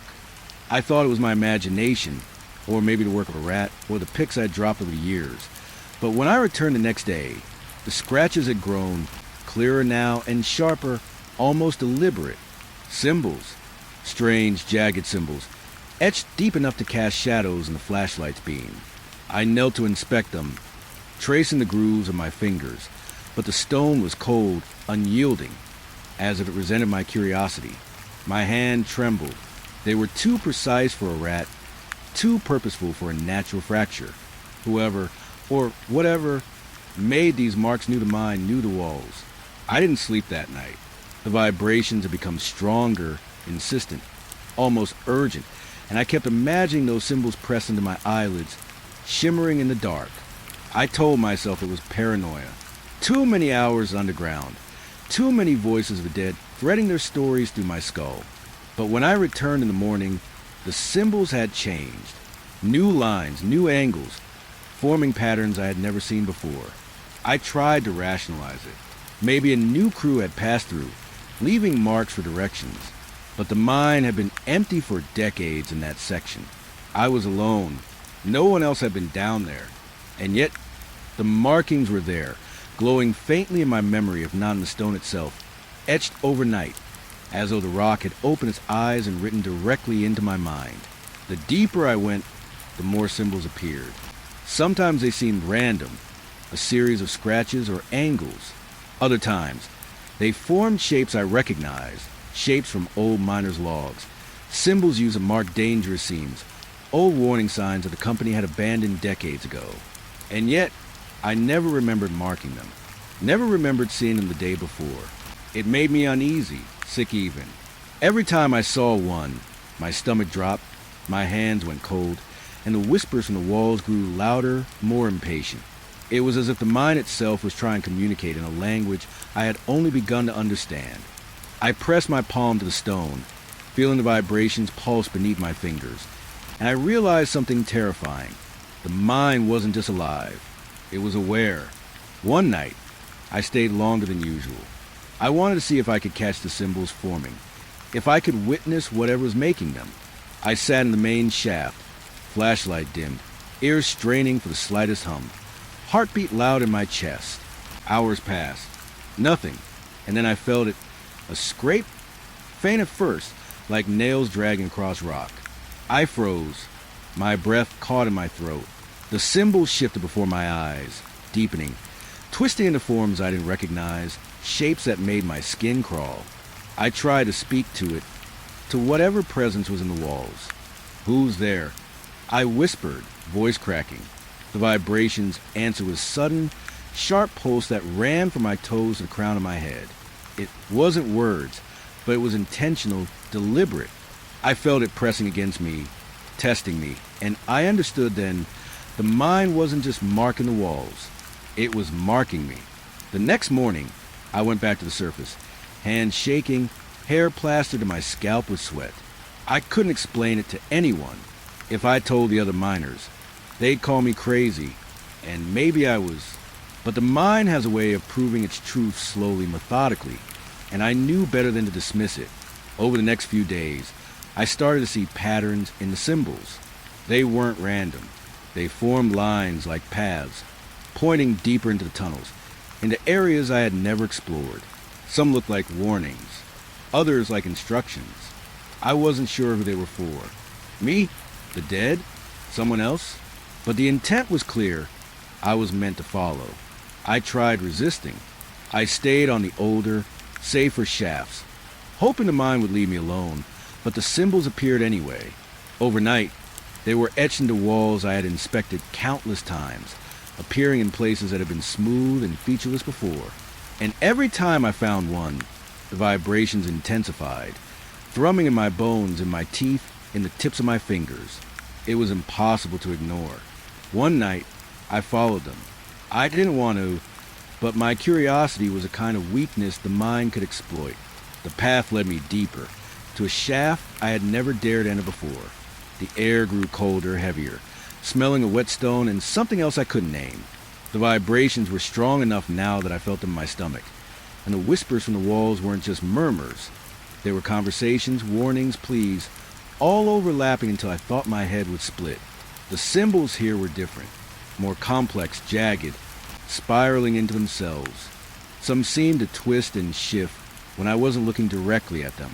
I traced one with my fingers, and it felt alive. I could almost feel it pulse beneath my skin. And then I noticed something that froze my blood. The shapes seemed to form faces, not like carvings or drawings, but impressions in the stone, like the walls were showing me the people who had died here.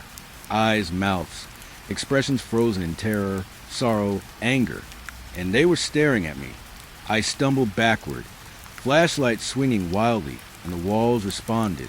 The vibrations surged, humming through the rock, through my bones, through my very blood.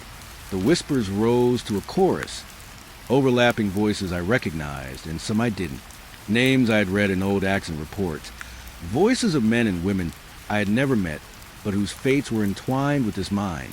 Called out to me. I fell to my knees, gasping, pressing my forehead to the cold stone. Help us, they seemed to say. Understand us. I didn't know how. I didn't even know if I could. And then it came to me in a flash so sudden it made me dizzy. The symbols weren't just warnings. They were a language, a map, a record. The mind had memory, and it was trying to teach me to read it, to understand it. I realized then that the mind had been trying to communicate with someone for decades. Maybe it had chosen me because I could hear it, because I had spent long enough underground to know the rhythm of stone. Maybe it had chosen me because it knew I would listen. I don't know. I only know that from that moment on, I saw the symbols not as threats, but as messages, fragile and terrible, waiting for me to decipher them. And still, the fear remained. Every time I saw a new mark, I felt my heart tighten, my hands sweat, because these weren't ordinary messages. They carried weight, intent, a sense of something that could not be ignored. The mind wasn't passive. It was alive, aware, and infinitely patient. It was testing me, guiding me. But I understood that one mistake, one wrong step, could make it all very, very final. I spend my days now following the symbols where they lead, tracing the whispers and vibrations, learning the language of the mind inch by inch. I know the walls remember everything. And now I think maybe they've begun to remember me too. Sometimes when I pause in the dark and press my hand to the rock, I feel a presence behind the symbols, watching, waiting. The mind doesn't forget. The mind doesn't forgive. And the mind is patient. And I am beginning to understand that I am not the one exploring it. It is exploring me. I should have left the mind that day. I should have taken the path back to the surface, ignored the symbols, ignored the whispers, and let the place be. But I didn't. Stubbornness, maybe. Curiosity, definitely. And now, I can't tell which part of me is alive anymore, and which part the mind has claimed. I have been following a new series of symbols, deeper than I had ever dared go, twisting through narrow corridors that smelled of wet stone and old blood. The vibrations were strong there, stronger than they had ever been. My teeth ached with them. My bones ached with them. Every nerve in my body screamed that I was trespassing where no one was meant to be. The shaft narrowed suddenly, forcing me to crawl on my hands and knees, flashlight barely cutting through the darkness.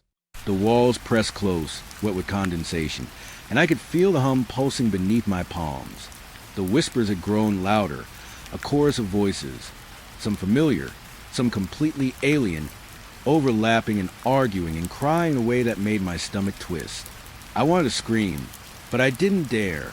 If the mind wanted me silent, then silence would be my only shield. I came to a chamber I hadn't mapped, a hollow deep in the rock where the ceiling sloped dangerously, covered in jagged mineral veins that glinted in the flashlight's beam. That's when I realized I was trapped, not in a cage of steel or timber, but in the mine itself. The walls seemed to breathe, swelling outward, narrowing inward. The vibrations intensified. So sharp, I thought my head might split. The voices were shouting now, chaotic, angry, accusing. And then it happened. The vein of rock above me cracked suddenly, a long, hairline fracture that ran like lightning across the ceiling. Dust rained down. The vibrations shifted. It was no longer a hum, but a pulse, deep and deliberate, as if the mind itself was taking a breath before swallowing me whole. I scrambled backward, chest heaving, flashlight swinging, and a chunk of stone broke loose, slamming down a few feet away, sending shards skittering across the floor. The walls seemed to close in. I ran, crawled, slid. The tunnels twisted, unfamiliar, labyrinthine. Every step I took, the mind seemed to anticipate me. Rocks fell. Dust filled my throat. The vibrations weren't just vibrations anymore. They were pressure, pressing from every angle, trying to mold the tunnel around me. I screamed into the dark, my voice swallowed by stone, but the mind only answered with whispers. Whispers I knew were not warnings anymore, but commands. Somewhere behind me, I heard the unmistakable sound of collapse. The vein I had been following split and fell, cutting off the passage. My chest tightened. I was deep, farther than I had ever dared, and now the mind was trying to bury me alive. Panic surged. My flashlight shook in my hands. I pounded on the walls, hoping to find a fissure, a crack, any escape. The voices swirled around me. You shouldn't have come back. You shouldn't have come back. And I realized with a sickening certainty that the mind remembered every step I had taken, every secret I had uncovered. I clawed through loose stone, cutting my hands and arms on jagged edges. The vibrations now felt sentient, pressing against me from all sides, shaping the tunnels, shifting the rock, as if the mind wanted me reshaped, ground into it, claimed forever. I stumbled into a small cavity and huddled, gasping, trying to make sense of chaos. The whisper softened for a moment, a lull that felt almost like pity. But then I heard it clearly, a single voice, distinct, trembling. He's here. He can hear. He must stay. I didn't know whether to scream or pray. I did neither. I pressed my forehead against the cold stone and whispered back, though I didn't know if it could hear me, though I didn't know if it mattered. I'll get out. I'll leave. The mind laughed, or maybe it was a stone settling, but the laughter carried intent, sharp as a pickaxe. The vibration surged again, stronger, sharper. I felt the ground shift beneath me. I ran blindly, flashlight beam bouncing, walls closing, dust and rubble choking me. Somewhere above, stones cracked, veins shifted, and I realized with a sinking heart that I was not just being trapped. I was being consumed. The mind didn't want to kill me outright. It wanted me to disappear into its memory, to be folded into the rock, become part of its history, a whisper among whispers. And then, just when I thought it was over, I found a fissure, a narrow, jagged slit that led upward. I squeezed through, scraping my shoulders and legs, every inch of torment, and pushed myself forward with every ounce of strength I had left. The vibrations pressed against me, almost mournful now, urging me to stay, to surrender, but I couldn't. I wouldn't. I emerged into a larger shaft, rubble falling behind me, dust thick in my lungs. I clawed at the walls, following the instinct of a man who had spent decades underground. I could feel the mind stretching, twisting, veins shifting, trying to block me, but the fissure led me onward, upward. Every step was agony, every breath a struggle, but the will to survive was stronger than the mind's pull. Somewhere, deep below, the voices shifted. No longer angry, no longer chaotic. They murmured now, soft, almost sorrowful, like echoes of mourning. I pressed my hand to my ears, trying to shut them out, but I couldn't. And I realized then that they weren't just mourning themselves, they were mourning me, or what I had almost become. I broke through to a vertical shaft, debris sliding around me. I clung to fractured beams, pulling myself upward, hands raw and bleeding, heart hammering in my chest. The vibrations followed, relentless, chasing me, a pulse of stone and memory that refused to release me. And yet, inch by inch, I climbed, guided by instinct and fear, until at last I felt the change. The pressure lessened. The walls stopped breathing. The hum softened. I emerged into a wider tunnel, one I recognized, the main shaft, the path I had entered weeks ago. My body was bruised, bleeding, exhausted beyond measure. I collapsed against the wall, gasping, flashlight flickering, chest heaving. The mind had not forgotten me. I knew it would not. I could still feel the faint vibrations under my hands, in my feet, in the very marrow of my bones. But I was free, for now, and yet, even as I staggered toward the surface, the whispers followed me, not loud, not insistent, but always there, curling around the edges of my mind. Faint as a memory you can't shake. I could hear fragments of voices, old miners speaking in hushed tones, fragment of conversation frozen in time. He will hear, he will see, don't let him leave. I have returned to the surface since that day, but I am not the same. The mind has claimed part of me. I can feel it in my dreams, in the vibrations that never quite leave my body, in the murmur of my own thoughts when I lie still at night. I hear the whispers sometimes, not from a rock, not from walls, but from nowhere at all, curling around me in the dark.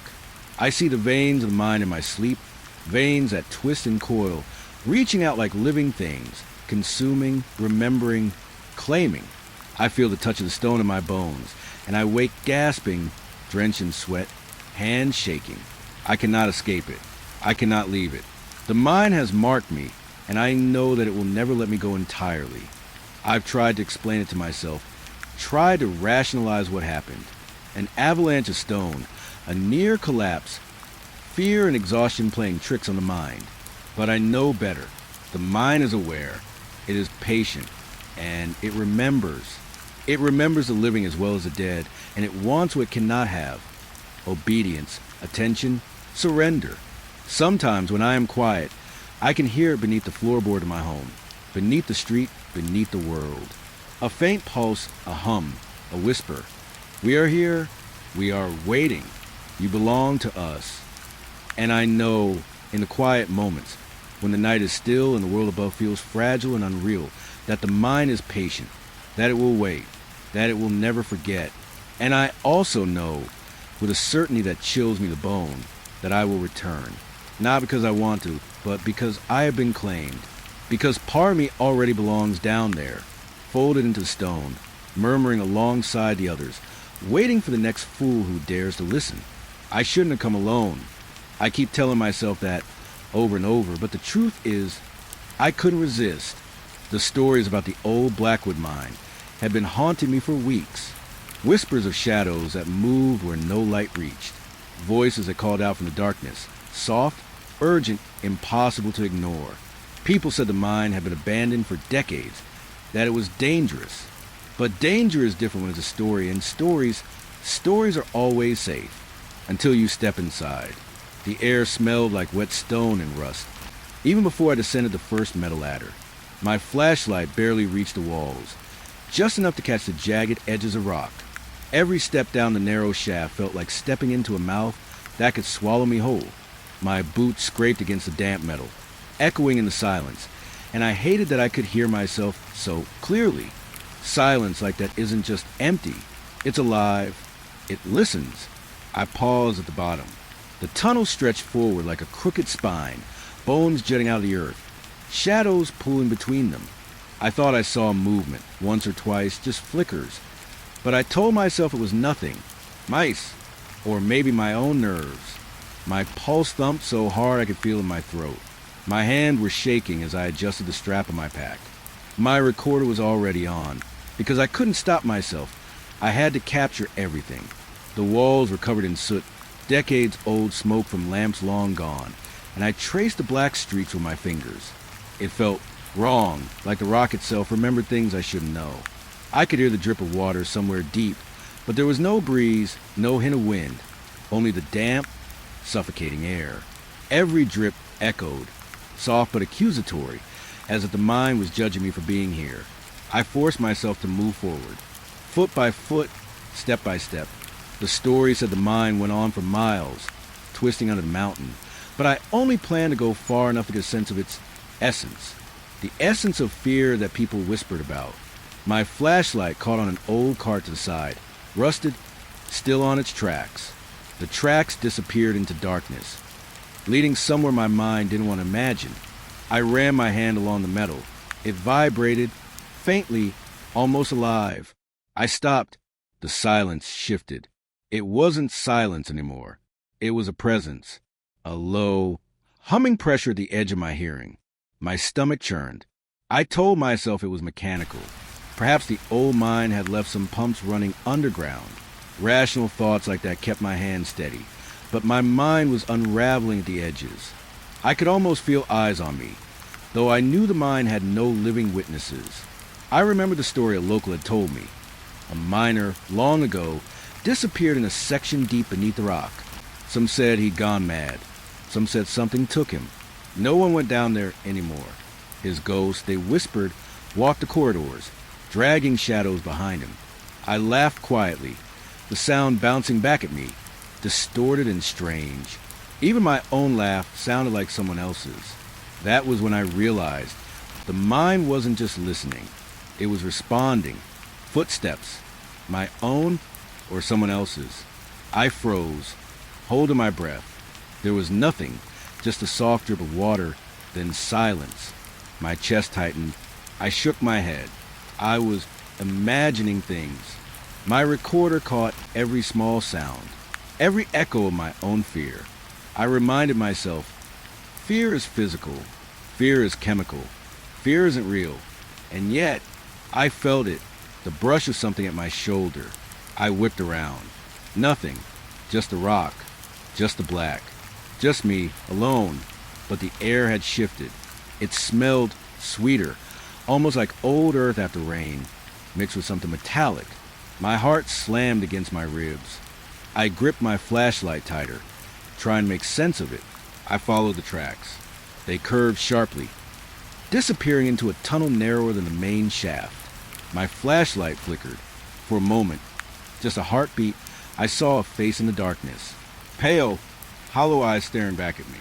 I spun around. Nothing. Just my reflection in a puddle of water, distorted, stretching me into someone I didn't recognize. My breath came in short gasps. This was no longer curiosity. This was survival instinct kicking in, but I couldn't turn back. Not yet. The deeper I went, the more the mind changed. The walls seemed to breathe, pulsing in the edges of my vision. Sometimes the shadows stretched unnaturally, longer than they should have been, and I could swear they moved with intent. I tried to ignore it, focusing on the flashlight beam, the recorder, the metal cart tracks. But my mind was already fraying. Each step was a negotiation with myself, a reminder that I could leave any time. But leaving now, leaving would mean admitting I was wrong. And I wasn't wrong. I wasn't crazy. Not yet. I stopped at a junction. 3 tunnels branching in different directions, all black. I dropped my pack, sat against the wall, and listened. The mind had a rhythm. Not mechanical, not natural. Breathing. Slow, deep, patient. I pressed my hands to the stone, feeling the vibrations. My skin crawled. I thought I heard whispers. At first, I thought they were my own thoughts echoing back. But then a word emerged. Stay. My heart seized. I told myself it was impossible. A hallucination. My own mind filling in gaps. But the word came again. Softer, insistent. Stay. I shivered, knowing instinctively that the mind was speaking. Not through sound, not through words exactly, but through something older, something ancient. I realized I'd wanted this, wanted to touch the unknown, but the unknown wanted something back. I chose the left tunnel, moving slowly. The air was colder here, heavy, wet, pressing against my chest. My flashlight flickered again, and for a moment, I thought I saw the walls writhe, shifting like liquid stone. My rational mind screamed, impossible. But fear doesn't care about logic. Fear only cares that you feel it. I found a small alcove. The wall was carved, old markings, symbols I didn't recognize. They seemed to move when I wasn't looking directly, dancing at the edge of my vision. I traced them with my fingers, and a sharp pain shot through my hand, like a warning.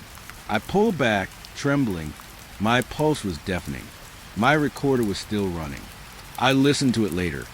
The playback quiet except for my own ragged breathing and a faint, almost imperceptible clicking sound, like footsteps echoing behind me. Though I had been alone, I pressed forward, deeper. My flashlight caught on something shiny embedded in the rock. Old tools? Coins? Bones? I couldn't tell. I dropped to my knees to examine it. And then I heard it again, a whisper, this time unmistakable. Don't leave. My voice caught in my throat. I couldn't move. I couldn't even blink. I was aware only of the dark closing in, thick and suffocating.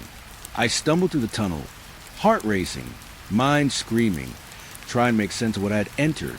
The mind wasn't just abandoned. It was alive. Not alive like we are, but aware. And it was lonely. It had been waiting for someone who would listen, someone who would feel it, someone like me. Hours, maybe minutes, passed. Time was meaningless here. My flashlight dimmed. My battery pack was low. I considered turning back, but the path behind me seemed wrong, twisted. The walls had shifted. The tracks no longer led where they should. I was trapped by the mind itself, guided by some invisible hand deeper into its bowels. And then I saw it, a faint light ahead. Not my flashlight. Something else. Soft, pulsing like a heartbeat. My legs moved before my mind could stop them, drawn toward it. As I neared, I could hear again, clearer this time, A voice low and distant. Stay with us. The words were not threatening. Not yet. Just insistent, mournful. I realized I had become part of the mind story now. Just another whisper in the dark. I sank to my knees, exhausted, afraid, and aware of every breath. I wanted to leave. I wanted to run. But something in me, something curious, foolishly brave, wanted to stay. And maybe I thought that was the point. The mind didn't take people to hurt them. It took them because it was lonely, because it wanted to be remembered, wanted someone to see it. I pressed record again, whispering into the darkness, my own voice shaking. I'm here. I see you. I hear you. For the first time, the darkness didn't feel empty. It felt alive, waiting, watching, and I was alone in the depths, but not entirely alone. Not yet. The deeper I went, the more the silence grew heavy. It wasn't just quiet.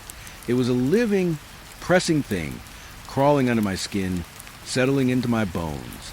Every step I took sounded wrong, too loud, too echoing, as if the mind were mocking me. My boots against the wet stone sent small tremors through the darkness, and each echo returned not like a reflection, but like an answer. I tried to whisper into the recorder, just to feel normal, just to remind myself I was human.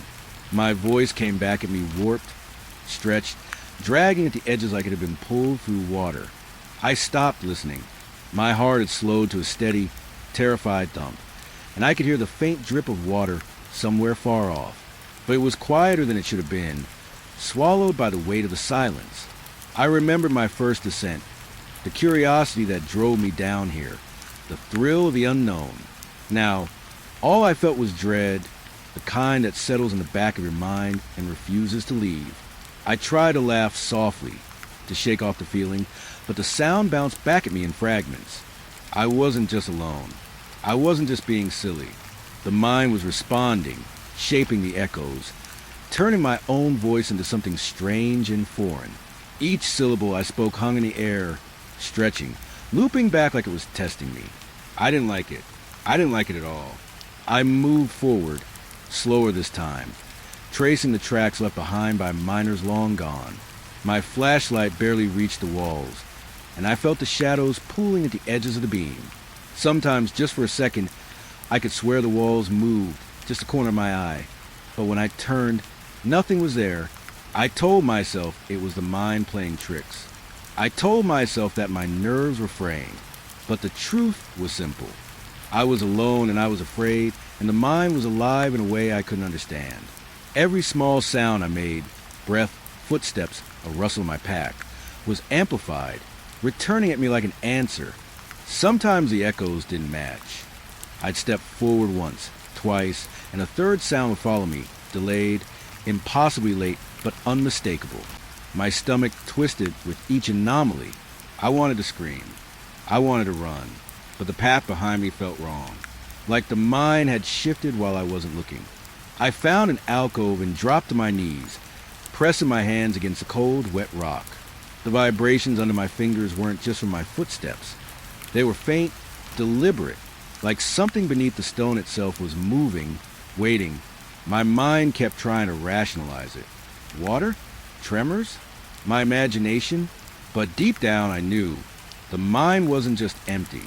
It was aware. I whispered into the darkness, softly, hoping to break the tension. My words echoed, but they didn't sound like me. They came back distorted, slower, warped, as if someone or something was speaking through them. My throat tightened. I could feel my pulse in my ears, loud enough to drown out everything else, and the silence seemed to fold around it. The mind wasn't silent. The mind was listening. I pressed on, following a narrow tunnel that sloped downward, my flashlight flickering with each step. The walls seemed to close in, the ceiling lower, the shadows darker. My breathing grew shallow. I couldn't hear my footsteps as clearly now, only the echoes of some other sound that shouldn't exist. A whisper? A scrape? My mind tried to name it, but the sound didn't belong to anything living. It belonged to the mind. I remembered the warnings I'd read. The local spoke of a breathing deep in the blackwood, something that felt alive in the empty corridors.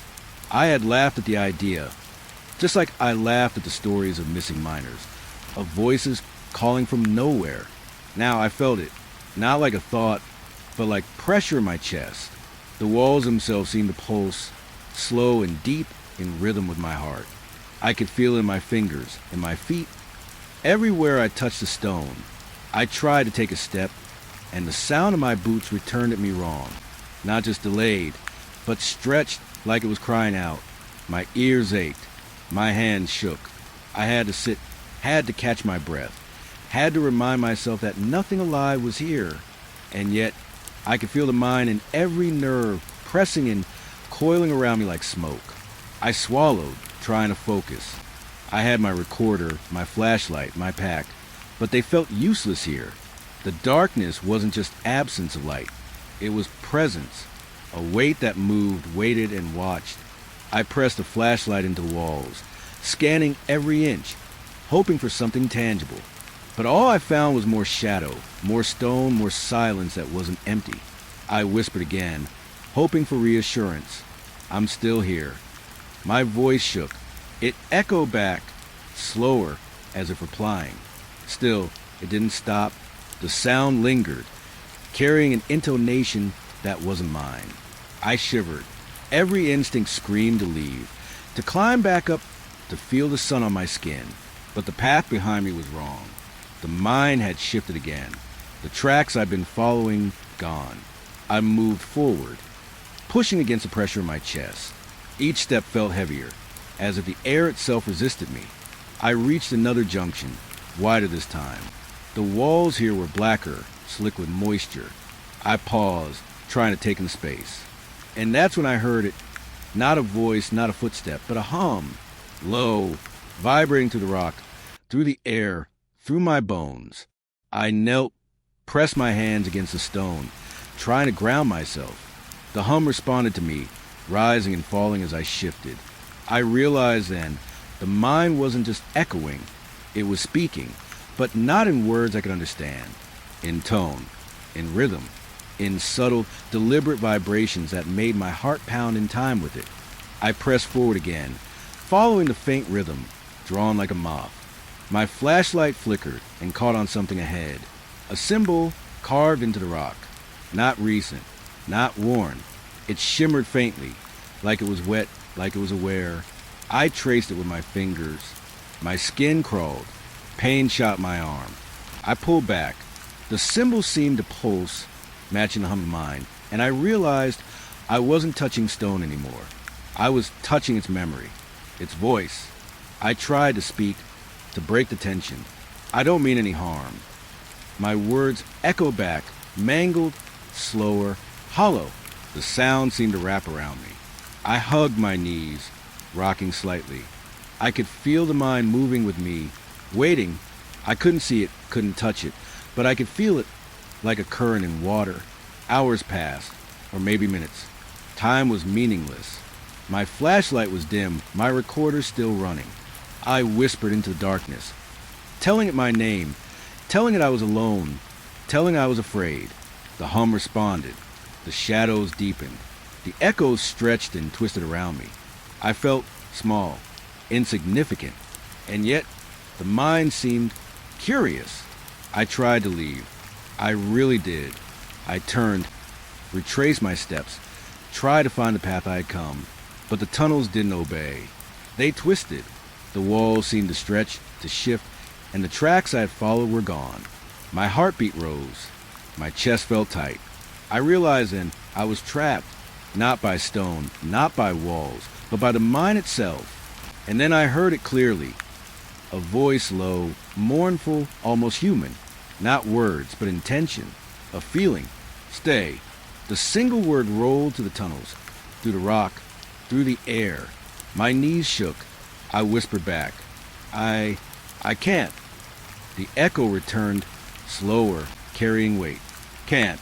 I sank to the floor, exhausted, afraid, listening to the oppressive silence that wasn't silent. I pressed record again, whispering into the dark, hoping someone would hear, hoping someone would understand. I'm here. I see you. I hear you. And the mind listened, and I stayed. I thought I had felt fear before. I thought the mind had already shown me the limits of what a person could endure. But shadows were different. They didn't just hide in the corners. They moved. They slithered along the walls, pooling in cracks and seams, stretching and twisting in ways that defied reason. At first, I thought it was my flashlight flickering, playing tricks on my eyes. But then I realized I was being watched. Every step I took, every breath, every small sound they followed. I tried to keep my voice steady. I whispered into the recorder, naming the shadows, hoping that putting them into words would make them less real. Just shadows, just shadows. I repeated. My words echoed back, slower, distorted, like they had been swallowed and reshaped by the dark. I could feel my pulse hammering in my ears, matching the way the shadows crept closer, not fast, but with patience. I remember the first time I had entered the mind, the naive curiosity that had driven me. Back then, the darkness had been silent, oppressive, but simple. Now it felt intelligent, aware. It reacted to me. When I paused, they paused. When I moved, they mirrored me, stretching in unnatural ways. I could swear some of them even reached toward me, like smoke turning solid, probing for something. My hands shook as I gripped the flashlight tighter. I told myself it was just my mind unraveling, that exhaustion and isolation were playing tricks. But the truth clawed at me. I wasn't imagining it. I could see the shadows stretching over the walls, over the ceiling, moving against the light, not fleeing from it. They wanted me to notice them. They wanted me to know I was alone, but not unobserved. I tried to step forward, and the floor seemed to whisper beneath my boots. The sound of stone against rubber echoed strangely, not in rhythm with my steps, delayed, warped.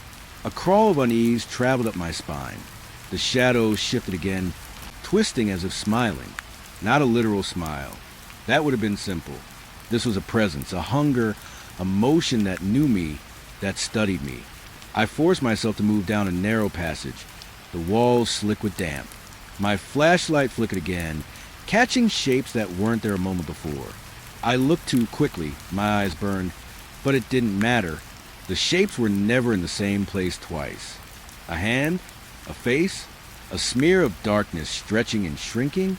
I didn't know, and I didn't want to. I only knew that every inch I moved, the shadows reacted, like a predator testing its prey. I pressed my palm against the wall, feeling the cold stone, needing something real. The surface pulsed faintly beneath my fingers, almost imperceptible, but it was there. The mind itself seemed to breathe. My breath caught in my throat. I realized then that the shadows weren't just on the walls. They were part of the mind, extensions of it. I was inside something alive, something patient, something that had been waiting for me.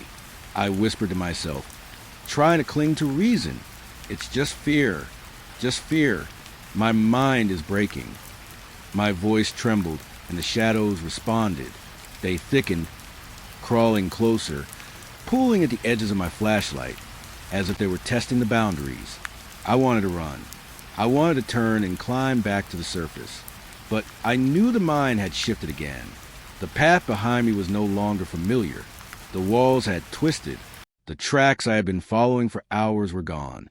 I stumbled forward, tripping over loose rock, and my hand scraped against something sticky, something that left a cold smear. I recoiled, heart hammering, and looked at my hand. It was just mud, or maybe something older, darker. The shadows reacted instantly, retreating slightly, as if disappointed, then moving again, slowly, crawling along the walls with purpose. They weren't afraid of me. I was afraid of them. I whispered into the darkness again, a quiet, trembling voice. I'm here. I see you. The echo came back, longer this time, warped, carrying a sound I couldn't identify. Not a voice, not a word, but a motion, an insistence. The shadows stretched, pulling in corners that hadn't existed before, sliding along the edges of the walls, forming shapes that should have been impossible. They were aware. Every motion I made, every breath I took was cataloged, noted, remembered. My mind kept trying to reason. Maybe there was a natural explanation. Reflections in the wet stone. drafts that moved hanging cobwebs, patterns of light playing tricks. But none of it fit. The shadows didn't behave naturally. They moved against the light. They crept toward the beam instead of fleeing.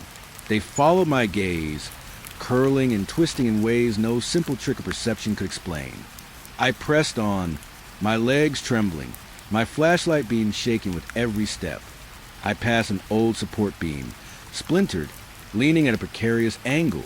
The shadows pulled against it, forming the shape of a figure hunched and waiting. I froze. My throat tightened. The figure didn't move, not exactly, but I could feel the tension.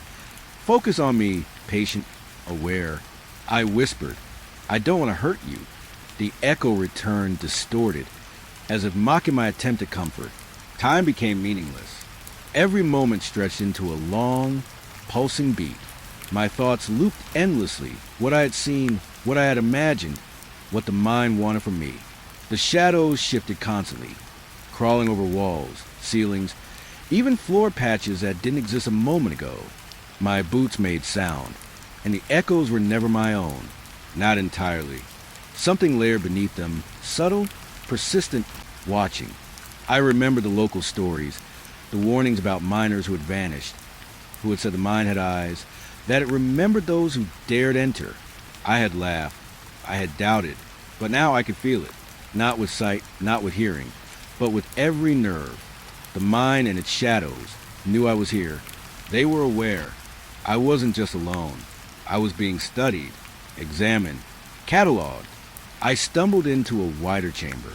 My flashlight caught on shapes along the walls, symbols, carvings, marks I hadn't noticed before. The shadows pulled in these areas, darker than anywhere else, moving with intent. My fingers traced one, and a sharp ache shot through my arm. I recoiled. The shadows reacted immediately, twisting, forming a shape that followed me, crawling along the walls, curling at my feet.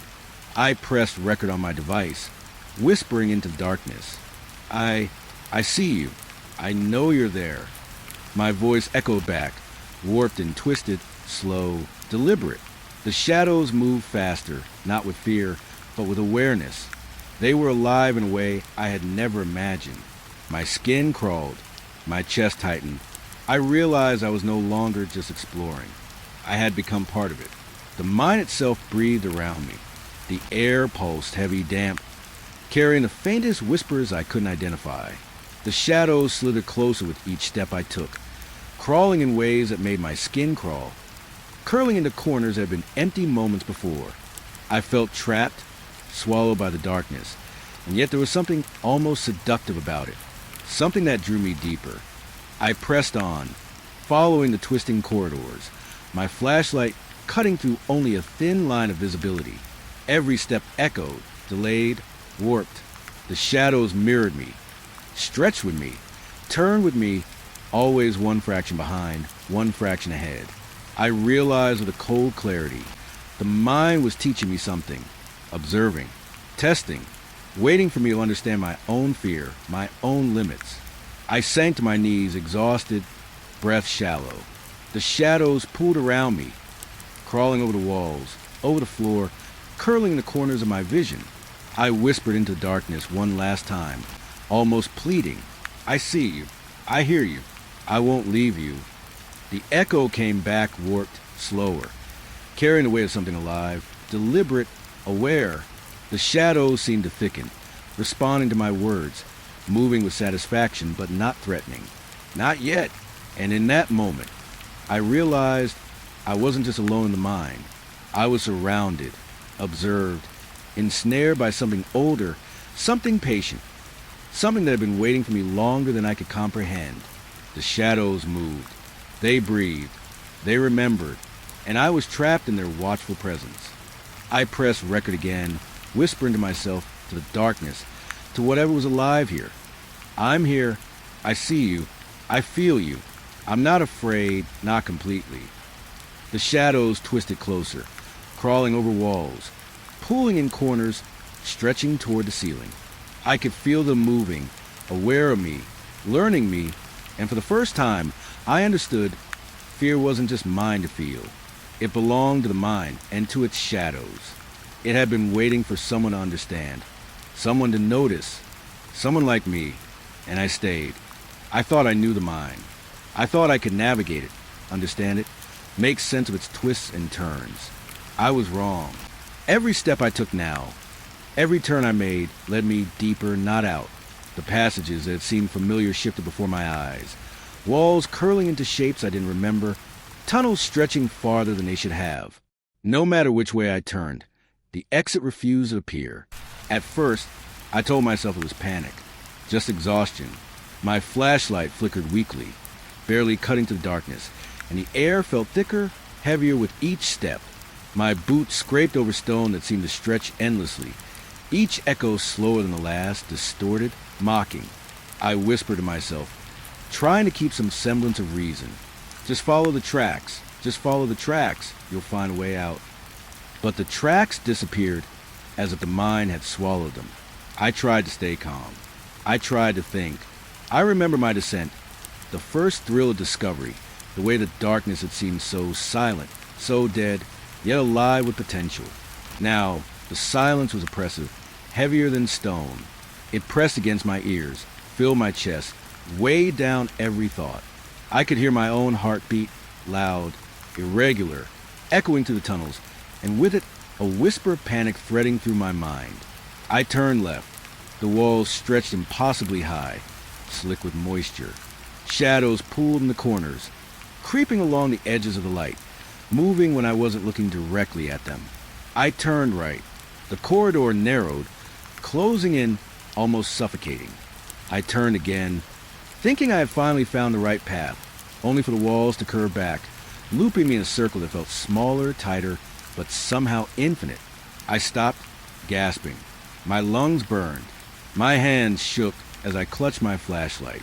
The air tasted damp, metallic, old. My recorder was still running, picking up every breath, every scraping step, every whisper I dared utter into the darkness. I whispered, softly, shakily, I'm here, I'm still here. The echo returned warped, delayed, carrying a weight that was almost alive. I tried to mark my path, scratching lines into the walls of my fingernail, hoping to find orientation in some physical trace. But the marks vanished when I blinked, as if they had never been. The mind shifted again. Tunnels I'd passed were gone, replaced by others that led nowhere, dead ends that stretched into more darkness. Panic began to creep in, subtle at first, then climbing, coiling around my mind. I remembered the warnings, the tales of miners who had vanished, never found. I had dismissed them as superstition, cautionary tales meant to scare children. Now I understood. The mind didn't just trap people physically. It trapped them mentally, emotionally, psychologically. It wasn't just stone and shadow. It was infinite, endless, patient, and aware. I ran a hand along the wall, feeling the rough, wet surface, try to anchor myself. The flashlight caught on something. A curve in the tunnel I didn't remember, an indentation in the rock. I crouched, inspecting it. Nothing, just stone. But the shadows reacted immediately, thickening, crawling along the walls, pooling in places the light hadn't yet reached. They were aware of me, aware of my fear, and they were patient. I moved forward, forced myself to breathe, to take one step, then another. My boots scraped over stone that felt different here, older, rougher, alive under my weight. Every echo of my movement returned at me wrong, distorted, stretched. I whispered again, I'm okay. I can find a way. The echo came back, slower, warped, carrying a timbre of amusement, almost gentle, almost knowing. Time lost meaning. I couldn't tell if minutes, hours, or days had passed. My flashlight flickered weakly. My legs ached.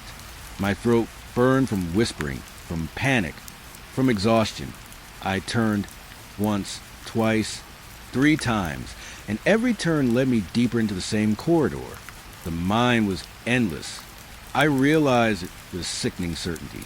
There was no exit. Not for me. Not for anyone. I stumbled into a wider chamber.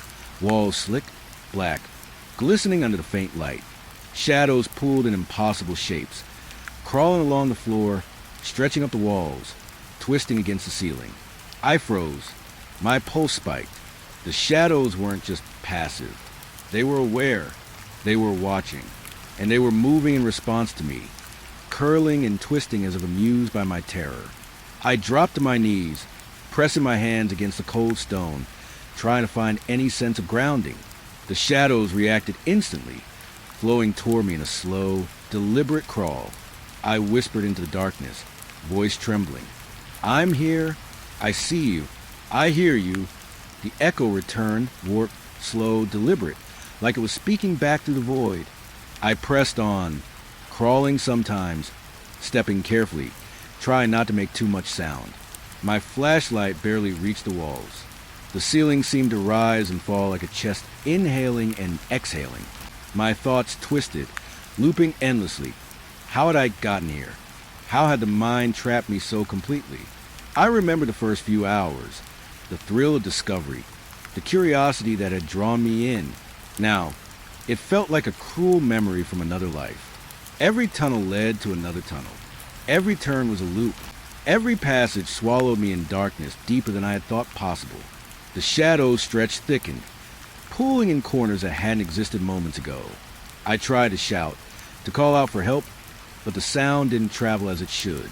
It echoed, yes, but not in the way the physics of sound should allow. It came back altered, warped, slow, like the mind was reshaping it, mocking me. I pressed my back to the wall, trying to rest, trying to catch my breath. The air was damp, heavy, carrying a metallic tang that made my stomach churn. I whispered to myself, a mantra against a rising panic. I can find a way out.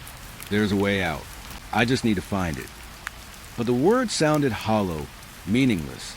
The mind didn't care about my mantras. The shadows didn't care about my promises. I thought I saw a movement at the edge of my light. A figure? A shadow stretching in a shape vaguely human? I turned sharply, heart hammering. Nothing. Just darkness. Just the walls curling impossibly, twisting into a passage I didn't remember. I swallowed hard, forcing my legs to move forward, each step heavier than the last.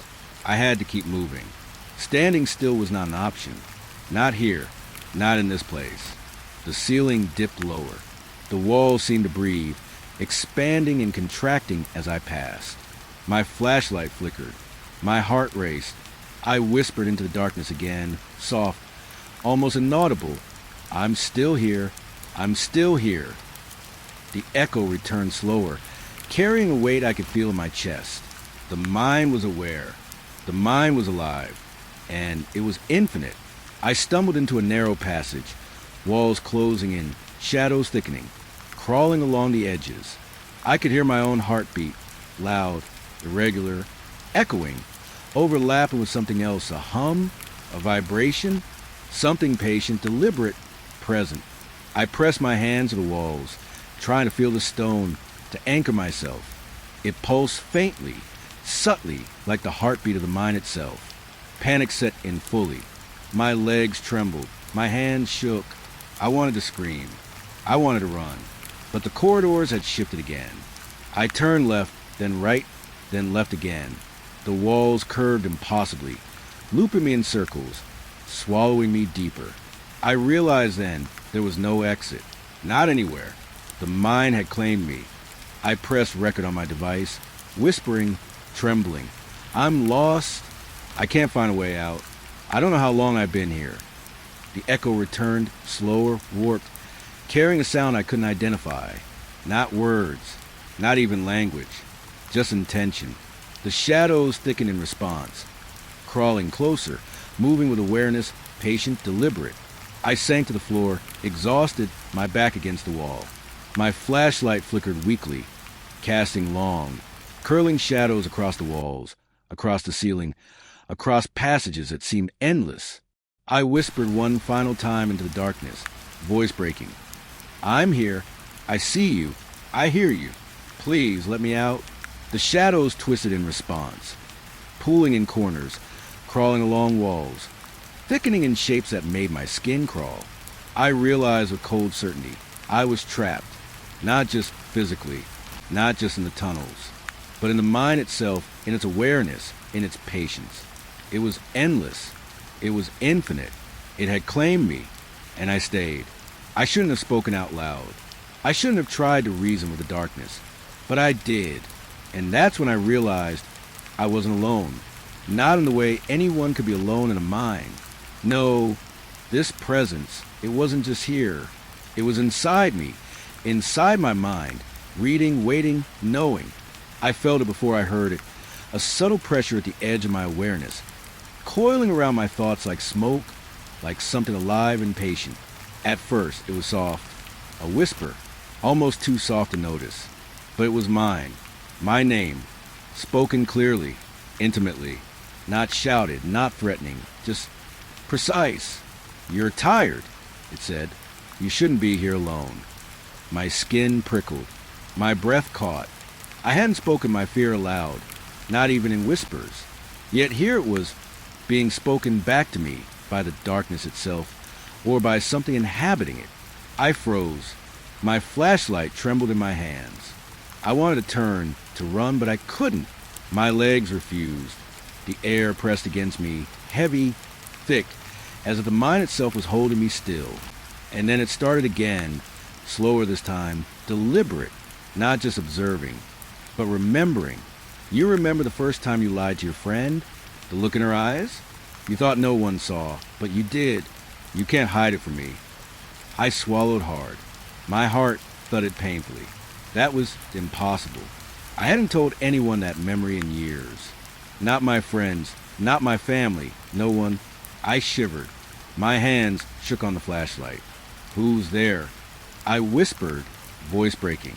My own words echoed back, warped, slower, carrying a weight I could feel in my chest.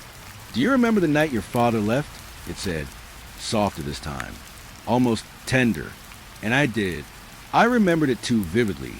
The slam of the door, the silence afterward, the way my mother's sobs had filled the house, how I had curled into myself, pretending it wasn't real.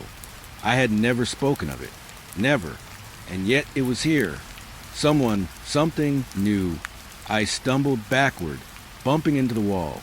My flashlight shook, casting long shadows that seemed to pulse, to move with intent. I pressed my back to the cold stone, tried to anchor myself, trying to tell myself it was a hallucination, a trick of exhaustion, of isolation. But the whisper came again, this time closer, more insistent. "You're scared. You think no one notices. But I do. I know your thoughts. Your guilt, your shame, the secret you've carried for years." I pressed my palms over my ears, shaking my head. No, this isn't real. I'm imagining things. My voice echoed, warped, overlapping with another sound. My own voice, distorted, whispering truths I hadn't shared aloud. The shadows thickened, crawling along the walls, stretching toward me. I could feel them brushing the edges of my vision, intruding on the corners of my mind. "Stop pretending," it said. "Stop pretending you are in control. You never were." I felt like I was suffocating. My flashlight flickered and went dim for a heartbeat, and I realized I wasn't in control, not here, not in the mind. The presence was stronger than me, smarter, patient. It knew my fears, my weaknesses, the corners of my soul I had tried to lock away. "You think this is about the mind," it whispered, and I realized a horror that I had.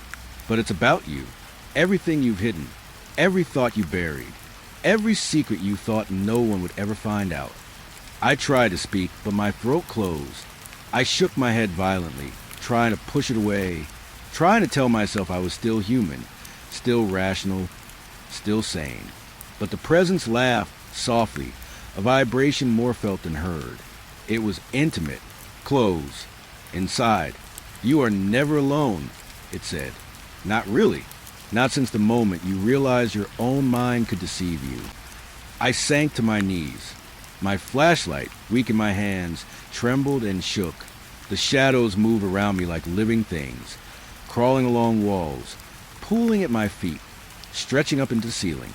I pressed my palms against my face, trying to shield myself, trying to think of any memory, any grounding thought. And then it came again, whispering directly into my mind, recounting things I hadn't even remembered myself. The time you watched your neighbor's house burn, and you didn't help. You froze. You told yourself you couldn't do anything, but you could. You just didn't. You still remember the smell of smoke, the fear, the helplessness, and you hate yourself for it. I cried out, half in fear, half in recognition. The words were mine, yet not mine. The presence wasn't just speaking. They were reading, diving into the deepest folds of my memories, plucking the darkest, most private corners and whispering them aloud. I felt exposed in a way that no one, not a therapist, not a friend, not even myself, had ever done. I see everything you try to hide. It said, low, deliberate. Every regret, every lie, every shameful thought. Every time you pretended to be brave when you were terrified. I know it all. I wanted to run.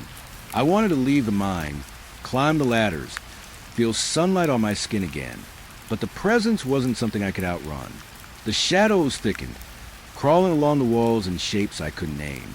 They stretched toward me, brushed my legs, curled around my torso, and I realized I wasn't alone in this darkness. I never had been. You are mine, it whispered, not in threat, not in anger, just ownership, intimate, precise, personal. And I felt it not outside me, not just in the mind, but inside me, in my thoughts, in my fear, in the marrow of my bones. I pressed record again, desperate. My hands shook. I whispered into the microphone, trying to anchor myself. I see you. I know you're here. I can't leave, can I? The echo came back warped, slow, deliberate, and I realized with sickening certainty, the presence didn't need words. It didn't need me to speak. It already knew, already controlled, already existed in my mind as surely as my own thoughts did. You can't leave, it said softly. You never could. Not really. You thought you were exploring, discovering, but you were always discovering yourself. All your hidden corners, all your fears, and I was always here, waiting, watching, listening. I pressed my face into my hands. The shadows thickened further, crawling along the walls, pooling under my feet, stretching up to the ceiling. They moved with a rhythm I couldn't name, following a pattern I couldn't break. I whispered again, shaking, voice trembling. I'm not afraid, not completely. The presence laughed softly in my mind, intimate, near, close enough to feel its breath, though I knew it had none. You are afraid, it said, and you should be, but you are also curious. You are also willing to face yourself. That is why you came. That is why you are here. I could feel it then, not just in the shadows, not just in the air, but in the marrow of my bones. It had been inside me all along, waiting, observing, and now, finally it was speaking, not just to me, but through me, through my mind, through my memories, through my secrets. I whispered one final time, voice small, trembling. I see you. I hear you. I know you're here. The echo returned, warped, slow, intimate. Carrying weight I could feel deep in my chest. The shadows pulsed, moving with awareness, thickening, curling around me, and I understood. I was not alone. I would never be alone. Not in this mind. Not in my mind. Not ever. I stayed.